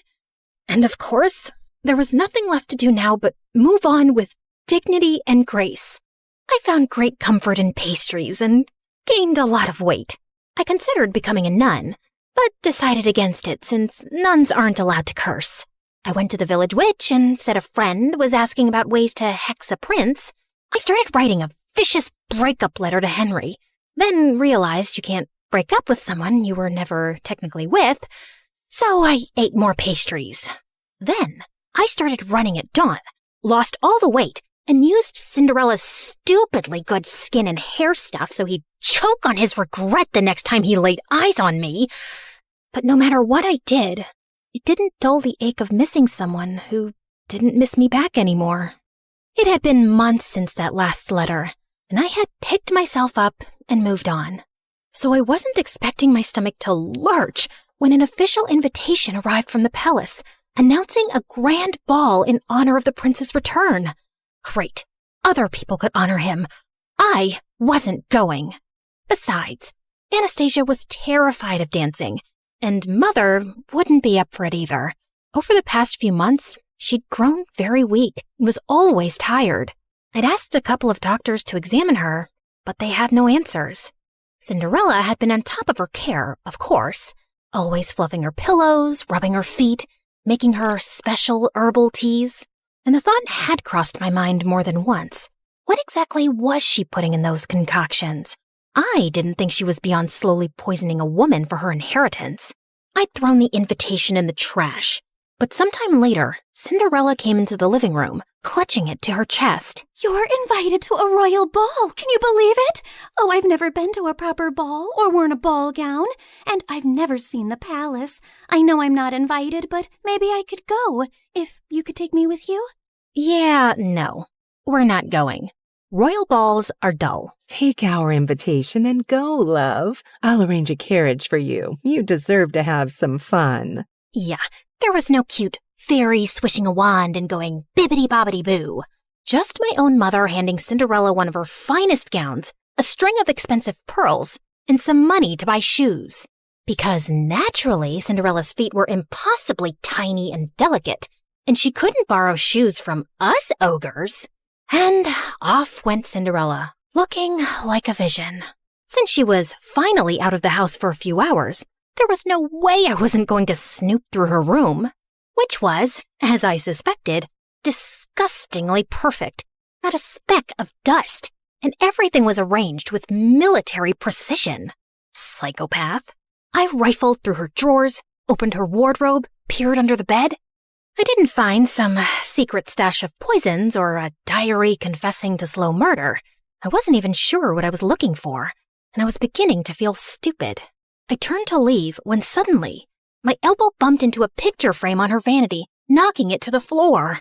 I cursed under my breath as I picked it up. Luckily, nothing was broken, and the picture had just come out. As I was placing it back in, something slipped out, a folded piece of paper tucked away carefully. And when I opened it, I recognized the handwriting instantly. I would have known it anywhere. Dearest Drizella, I'm so sorry I haven't written in a while. A sudden, strange illness gripped me, and I was too sick to be moved or even lift my head. The royal court kept quiet to avoid panic, and it took me months to recover. Even now, the physicians say the worst is not over. I'm healthy otherwise, but my vision has been compromised permanently. They expect it will continue to worsen until I lose it entirely, perhaps within a few months or a year. Before that happens, before I lose my ability to pen down words myself, I need to tell you that I'm in love with you. I'm not the man you deserve, but if you could ever imagine a future with me, one where I will not have my sight, but you will have all my heart, I would ask you to marry me. Yours always, Just Henry. I read it again and again and again. My knees gave out and I sank to the floor. He had loved me. He had wanted to marry me. He had needed me when he had gotten such terrible news, and I'd never even known. I'd spent all this time thinking he'd forgotten me so easily, but it wasn't true. None of it was true. But Cinderella had known. How had she gotten this letter? Had she stolen it before it reached me? Did she intercept others too? Did Henry get mine? A broken sound escaped my throat. I wasn't crazy or paranoid. I'd been right about her all along. Suddenly, the sound of the front door opening snapped me back to reality. Cinderella had returned from the ball. I rose to my feet, pure rage surging through my veins. She'd taken everything from me, but this time, she wasn't getting away with it. I ran downstairs and found Cinderella by the fireplace, humming softly, and I lunged towards her and grabbed her hair. Oh my God, what are you doing? I shoved the letter in her face. Why do you have this? What did you do? What did you say to him? Her blue eyes went wide. Then slowly, she smiled. And before I could react, she grabbed the letter from me and flung it into the fire. What letter? I saw red as I screamed and tried to yank her hair from her skull. She managed to pull away from me, but I grabbed her dress, tearing away the silk. She shoved me, and I stumbled back as I ripped the pearls from her throat. Mother and Anastasia came running in at the noise. What is happening? She's attacking me! She's gone mad! Get her out of here. I swear I will kill her if you don't. You don't know what she's done. She stole him from me. What? Who are you talking about? Henry, the crown prince. We were in love. He wanted to marry me. Mother and Anastasia just stared at me like I was speaking a foreign language. She's crazy and jealous. She's always hated me. Drizella, you've lost your mind and you're scaring us. No, I'm not crazy. I'll prove it. I tore up the stairs, running to my room. I flung open the chest under my bed where I'd kept all our letters. They were gone. All of them. I stumbled back down the stairs, half mad with grief and rage. I charged at Cinderella again, but Mother blocked my path and shielded her. You will not come near her again, you hear me? Enough. I couldn't breathe. I bolted from the house and ran out into the cold. I stumbled into the barn and sank onto the dirt floor, sobbing until my whole body hurt. I didn't know how much time had passed, but eventually the door creaked open and Anastasia walked in softly, kneeling beside me. If you say you talked to the prince, if you say you loved him, I believe you. You do? I knew you were hurting this past year. I mean, I know what eating your feelings looks like. But you just shut me out. I wish you hadn't. I leaned into her, the way we used to when we were little girls, feeling scared of thunder, and she pulled me into a warm hug. Thank you. I didn't sleep a wink that night. Henry's letter replaying itself over and over in my mind. Tomorrow, I was going to the palace. I didn't have a plan or some speech prepared. I just knew I had to see him, and I wasn't coming back home without doing it. It was soon after dawn that I prepared my horse to leave, when a servant handed over a letter. Important news! By decree of His Majesty, members of the royal family will be visiting each household in this town today. What? Why would the royal family be doing that? Would Henry be among them? I didn't know what was going on, but I had to stay back for the visit. Cinderella was probably still holed up in Mother's room, which was good for her, because if I saw her face, I would tear her apart. I paced around impatiently, looking out the window for any signs of the royal delegation approaching. I thought I'd get a better view from the attic, so I ran up. And as I stood there, with my face pressed to the window, suddenly, the hair on the back of my neck stood up. I turned, and Cinderella was standing in the doorway, her eyes gleaming. Before I could run towards her, she slammed the door shut, and I heard the lock click. "Let me out! You crazy witch! Let me out!" And when I saw the royal delegation arrive at our house, I felt manic. I kicked and banged and screamed until my throat was raw. But no one heard me. Why was the royal family here? What was Cinderella doing? Finally, I heard someone running up the stairs, and the door burst open. "The prince, he's here! He's here! And he just asked Cinderella to marry him." The words punched the air out of my lungs. "You have to go! You have to stop him! Hurry!"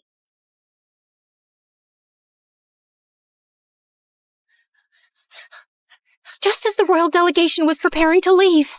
And there he was. Henry was standing beside Cinderella, his hand cradling hers gently as he bent to kiss her fingers. "Henry, no! You can't marry her! You don't know who she is!" Everyone froze, including him. He slowly turned to me, squinting his eyes hard, and then his face hardened to stone. I told you she would never let me escape. "Henry, whatever she's told you, it's all lies." Address me properly, miss. It's Crown Prince Henry. Okay, Crown Prince Henry. You cannot marry that two-faced witch. A ripple of murmurs went through the small crowd gathering around us. I need a moment alone with her. He led me forcefully into the stables away from everyone and slammed the door behind us. You are the biggest liar I've ever met. All the time you whined about your perfect stepsister replacing you when it was just a poor, abandoned girl that you and your family made your slave? I felt like he'd slapped me in the face. She didn't even dare tell me her name yesterday at the ball. She said she sneaked away because she wasn't allowed to exist freely, not even for a night. Then she ran away before I could even ask who she was. All I had was her slipper she left behind by accident. And then imagine looking for her and finding that you're the villain in her story. Henry, she's a manipulative psychopath. She stole my letters. She stole yours. I didn't even know you were sick or losing your sight. Stop lying. It was your handwriting on the letter I got, where you told me you couldn't be with me because of my illness, where you said it would be better to end things before they really even began. I never wrote that letter. She faked it. I think she always knew about us right from the start. Are you really so twisted that you think she plotted all this? So according to you, she intercepted our letters, forged your handwriting, and had been spying on us all along just to ruin things between us one day? I know it sounds crazy, but it's true. For a second, a shadow of doubt crossed his face, and I thought he might believe me.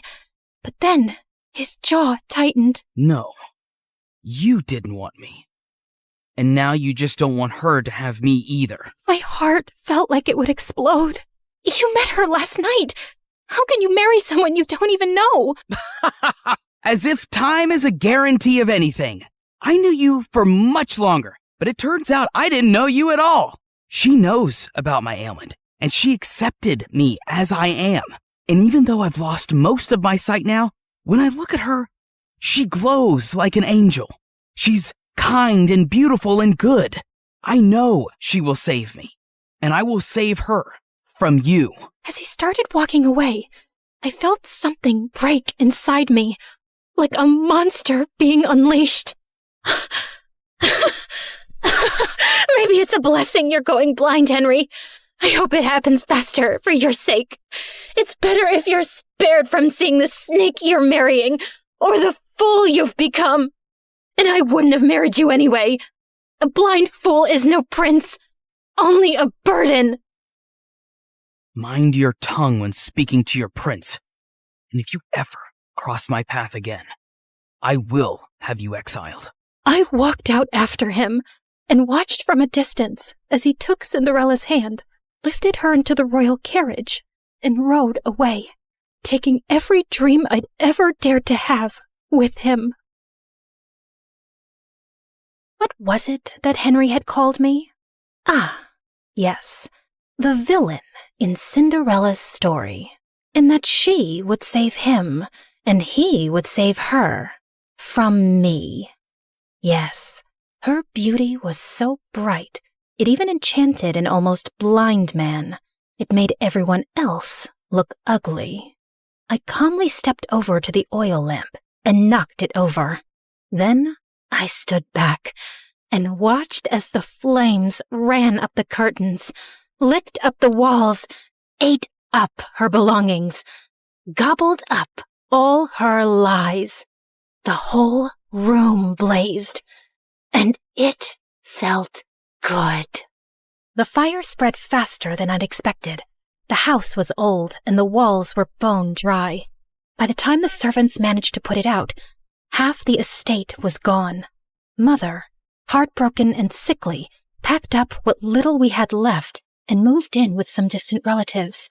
Anastasia went with her. And me? Well, I was declared unwell, hysterical, and quite dangerous.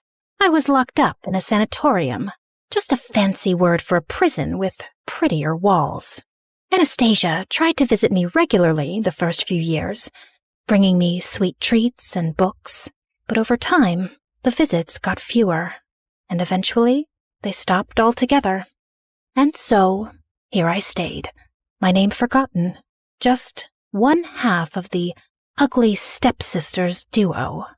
The real question is, did Cinderella get her famous happy ending?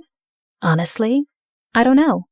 The Crown Prince had a relapse of his disease a few years later, and this time, he did not survive it. I'm sure Cinderella wore black for a while and looked stunningly tragic, but I doubt she really mourned him, because I don't think she was capable of loving anything or anyone. But who knows? Maybe she lived happily ever after anyway, bedecked in jewels and finery, admired and beloved by the people, and with a whole castle to scrub to sparkling perfection. Anyway, this is how my story ends. It's so depressing, isn't it? But don't worry. This version won't stick, because no one really wants the truth. Not when the truth is ugly and the liar is beautiful. Hey, before you click away, can we talk? Like, really talk? You just spent time with me and my story. Not 30 seconds, not a quick swipe, actual time. And that's kind of rare now, isn't it? Look, I get it. TikTok is addictive. Those quick dopamine hits, one after another. But here's the thing. Do you remember any of those videos from last week? Last month? They blur together, don't they? But a story, a real story, sticks with you. It changes how you see things. Maybe after watching mine, you'll think differently about the villains in other stories.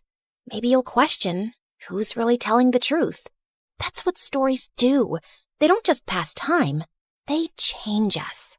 We're fighting to keep this alive. Every animation you see took weeks.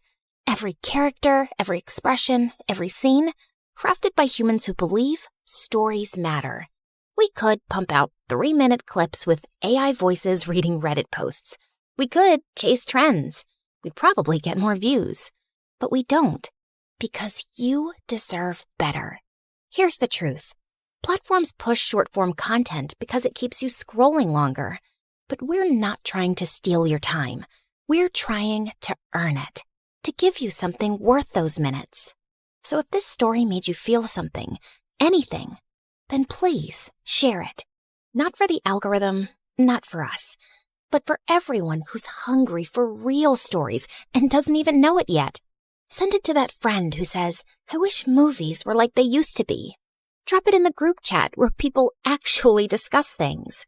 Because every share is a vote that says, yes, storytelling matters.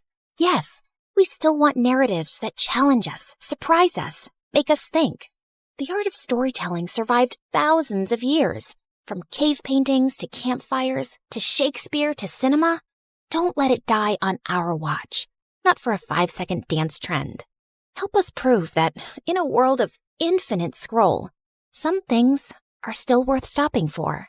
Share this story. Save storytelling. It sounds dramatic, because it is. Contestant 9, please state your name. Sierra? Looks like a nightmare, right? Hi, I'm Sierra, and ever since I could talk, I've had a stutter. I didn't think much of it until I moved to a new town when I was 6. Welcome to the neighborhood. I'm Dean. This is my daughter, Kelsey. What's your name, sweetheart? Sierra. Why do you talk like that? It was the first time anyone had asked me that. It wouldn't be the last. My stutter happened frequently, but it got worse when I was nervous. My mom barely noticed or cared that I had a stutter, or that I really existed. She was always working. And my dad? Well, he left the picture a while ago. Most days, Mr. Dean would watch me after school, and Kelsey and I became fast friends. We did everything together. Played at the park, put on fashion shows, grabbed ice cream at Scoopy's. When we went out as a trio, I'd secretly pretend that Mr. Dean was my dad, and Kelsey was my older sister. In those moments, it felt like the family I'd always wanted. But things started to change when Kelsey's mom announced she wanted a divorce and moved out of state.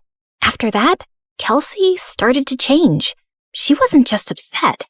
She was furious. She yelled at everyone, and once even smashed the living room furniture in a fit of rage. She lashed out in class and got held back a grade. And if her dad hadn't been the superintendent, she probably would have been expelled. By middle school, we ended up in the same class, and Mr. Dean dropped us off on the first day. Wow, your daughters are so beautiful. Aren't they? I'm a lucky dad. Kelsey looked like she was about to explode. I'm Kelsey. I'm his only daughter. My mistake. And what's your name? Sierra. Sierra? Why do you talk like that? Yeah, can you not speak properly? Or are you stupid? The class erupted into laughter, and I could feel my face burn. Since then, Kelsey wasn't my friend anymore. A real friend wouldn't do that. Through the years, Kelsey's hatred only grew. Anytime I had an accomplishment, she had to ruin it. Opening night of the school play, she stuffed worms in my costume. She threw her birthday party on the same day as mine every year and literally paid people to skip mine. At the science fair, she unplugged my volcano as the judges walked by, so it just looked like a sad pile of paper mache. And during my middle school graduation speech, she just had to make a scene. And so, I want to say how proud I am of our class. We did... What the glitch here is trying to say is we did it. Congratulations, grads. Party at my house tonight. Everyone's technically invited, but only cool people should show up. If it weren't for being her neighbor and still being close with Mr. Dean, I would have liked to never see Kelsey again. I'm sorry about my daughter. Ever since her mom left, she's been a different person. I just wish she wasn't so mean. You shouldn't be ashamed of something you can't control. At the end of the day, your stutter is something that makes you unique. I held on to that going into high school. My stutter didn't bother me much anymore. In fact, it was getting better with age. He was right. It did make me different. And I liked that. One Friday in English, we were doing a vocabulary spelling exercise, and I was totally killing it. ESOTERIC. Esoteric. QUERULOUS. Querulous. VACILLATE. Vacillate. Everyone was surprised at how well I was doing. And honestly, so was I. Who knew I was that good at spelling? Sierra, there's a regional spelling bee in a few weeks. You should join. Who knows, you may make it all the way to nationals. That night, as I sat in my room looking over the spelling bee brochure, loud music suddenly rattled my walls. Kelsey was throwing a party in her backyard. A few classmates waved me over. Fine, just for a little. The party was fun, but I couldn't stop thinking about the spelling bee, and I decided I would sign up. I was about to leave when... What's this? She snatched the brochure out of my hand. A spelling bee? Oh, please. Like you could ever win one of these. In case you didn't know, you trip over your words. Give that back. Not so fast. I'll help you practice for your big day. She pulled out her phone and turned the flashlight on as if it were a spotlight. Some other people gathered around and did the same. I felt blinded by all the lights in my face. Why don't you show us what you got? Nothing screams fun like watching you butcher the alphabet live on stage. Your word is quiberate. That's not even a word. Okay then, your word is pathetic. I'm sure you're quite familiar with that. IRRELEVANT. Irrelevant. I'll use it in a sentence. Kelsey is irrelevant. Now give me back my brochure. But she ripped it into pieces and threw it up like confetti. I took a small step in her direction. Kelsey took a step back and fell into the pool. Ugh! You pushed me! Yeah, right. I didn't push you. Your attitude just slipped. She climbed out and stormed over to me, and I bolted. As I ran, I saw her shoving people in her way into the pool. I made it home and locked the door, just as she started kicking and clawing at it. My heart was racing. By Monday, the whole school was talking about it. Someone had filmed everything, and she looked completely unhinged. I avoided her all day. After class, I asked my teacher if she would sign off on my spelling bee application, and she wrote a letter of recommendation. That night, I was recording myself practicing when I heard Mom come home early. I rushed downstairs to tell her about the bee, but she really wasn't listening, as usual. Sierra, that's great and all, but I'm working and I don't need any distractions tonight. And the Mother of the Year award goes to... Feeling annoyed, I went back upstairs and found Kelsey sneaking through my bedroom window. What are you doing here? Get out! Relax, Miss Broken Record. I'm just here to apologize. Apologize? Yeah. I saw the video from the party over the weekend. I looked crazy. It wasn't okay how I was treating you, so I'm sorry, okay? Thanks? I'm not really sure what to make of this. Yeah, well, we used to be friends or whatever. I think it's time to put the bad blood between us to bed, right? Trust doesn't just snap back into place, not after everything that's happened between us. I understand. I intend to prove it to you. Do you mind getting me some water? Climbing up the vines was harder than I thought. Uh-huh. Sure. This certainly wasn't on my bingo card for how the night would go. I brought her water, which she downed in one gulp. Thanks. I'll see you tomorrow. Maybe we can sit together at lunch? Maybe. Also, never sneak into my room again. Then she climbed out the window. What a strange interaction.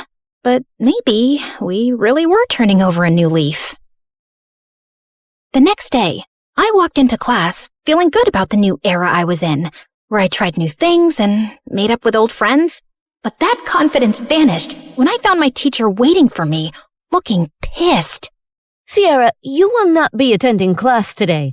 I've contacted the spelling bee and pulled my recommendation for your application. What? What did I do? You should be ashamed of yourself. The principal is waiting for you in his office. What was going on?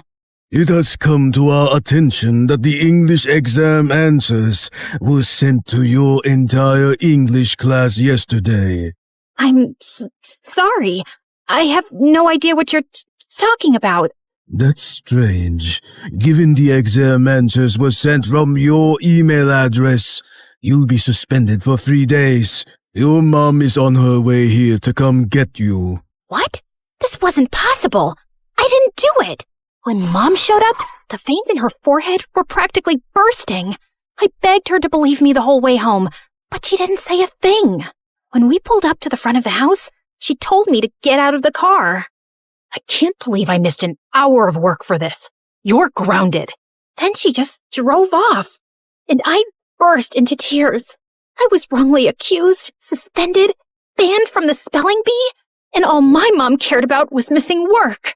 Over the next few days, I stayed home and studied, and I kept practicing spelling words anyway.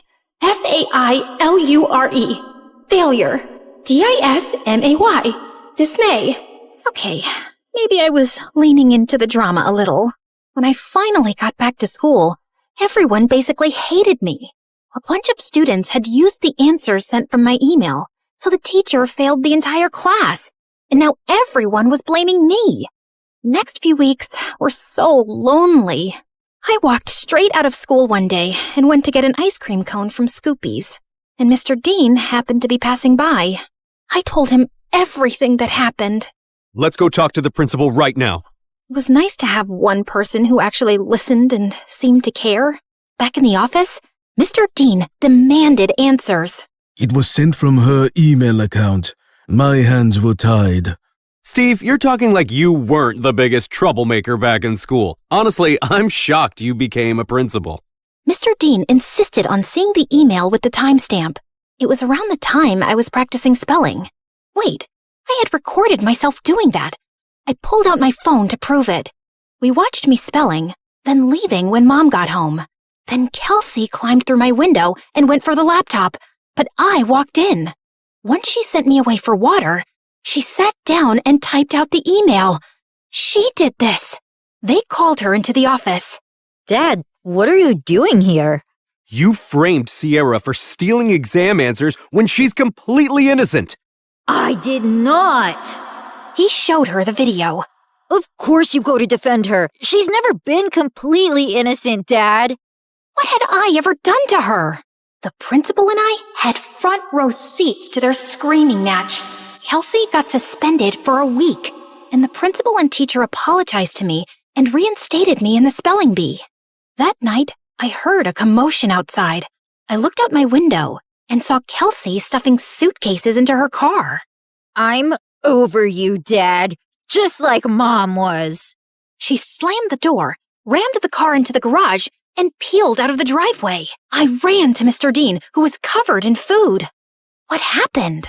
We were in a huge fight about what she did to you, and she threw everything in the fridge at me. I kicked her out, and she's gone to live with her mom. As much as I wanted to jump with joy at the thought of never seeing Kelsey again, I didn't want things to be like this.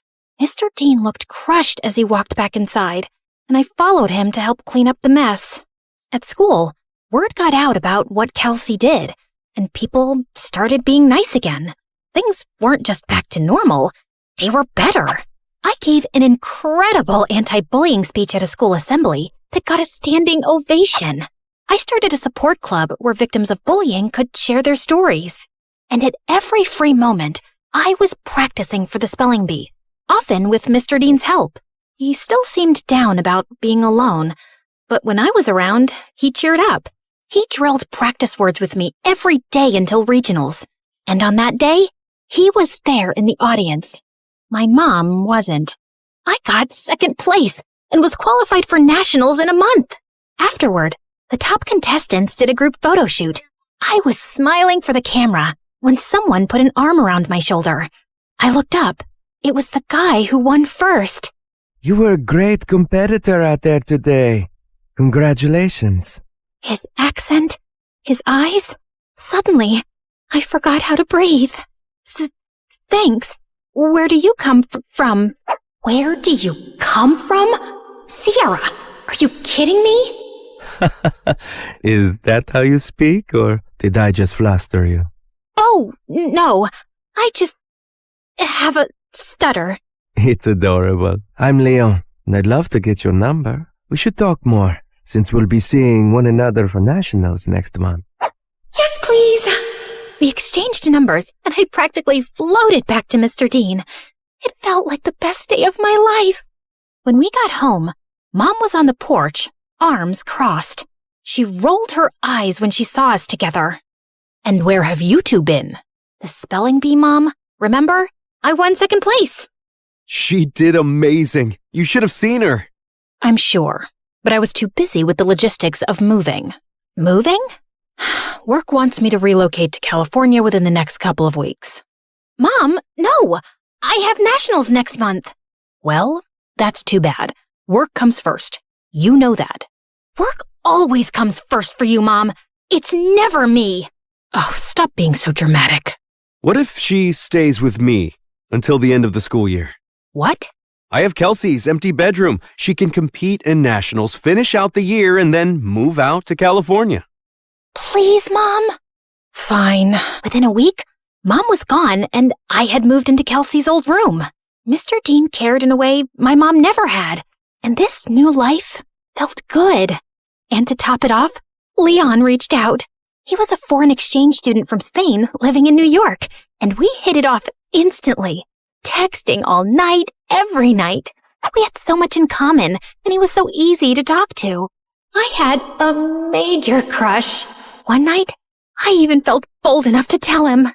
I was losing sleep, slipping in school, and didn't care. I had never felt like this about someone in my life. Leon and I even planned our first date the night before nationals. That weekend, I was behind on prep, but I was more excited to see Leon than I was to compete. We planned to meet at a park, and I spent hours getting ready. I waited for him at the park. He was 5 minutes late, then 15, then 30. After 2 hours, unanswered calls, and 20 unread texts, I gave up and walked home. I got in bed and cried. Had something happened? Had I been stood up? I barely slept that night. The next morning, I was exhausted. Mr. Dean and I headed to the B. I checked in and looked for Leon. Nothing. When it was time to go on stage, I scanned the crowd. No Leon. But then backstage, I heard whispered voices. I turned and saw Leon talking to someone behind him. No, I can't keep doing this. Leon, come on. It's not that hard. He pulled away, and I gasped. Their heads snapped towards me. Kelsey laughed, while Leon froze like a deer in headlights. Was this all just a setup to mess with me? Sierra, wait! My ears started ringing, and I don't remember anything else that happened until... Contestant 9? Contestant 9, please step forward! A contestant sitting next to me tapped on my shoulder, and I walked up to the mic, trying to steady myself. Sierra? Why do you talk like that?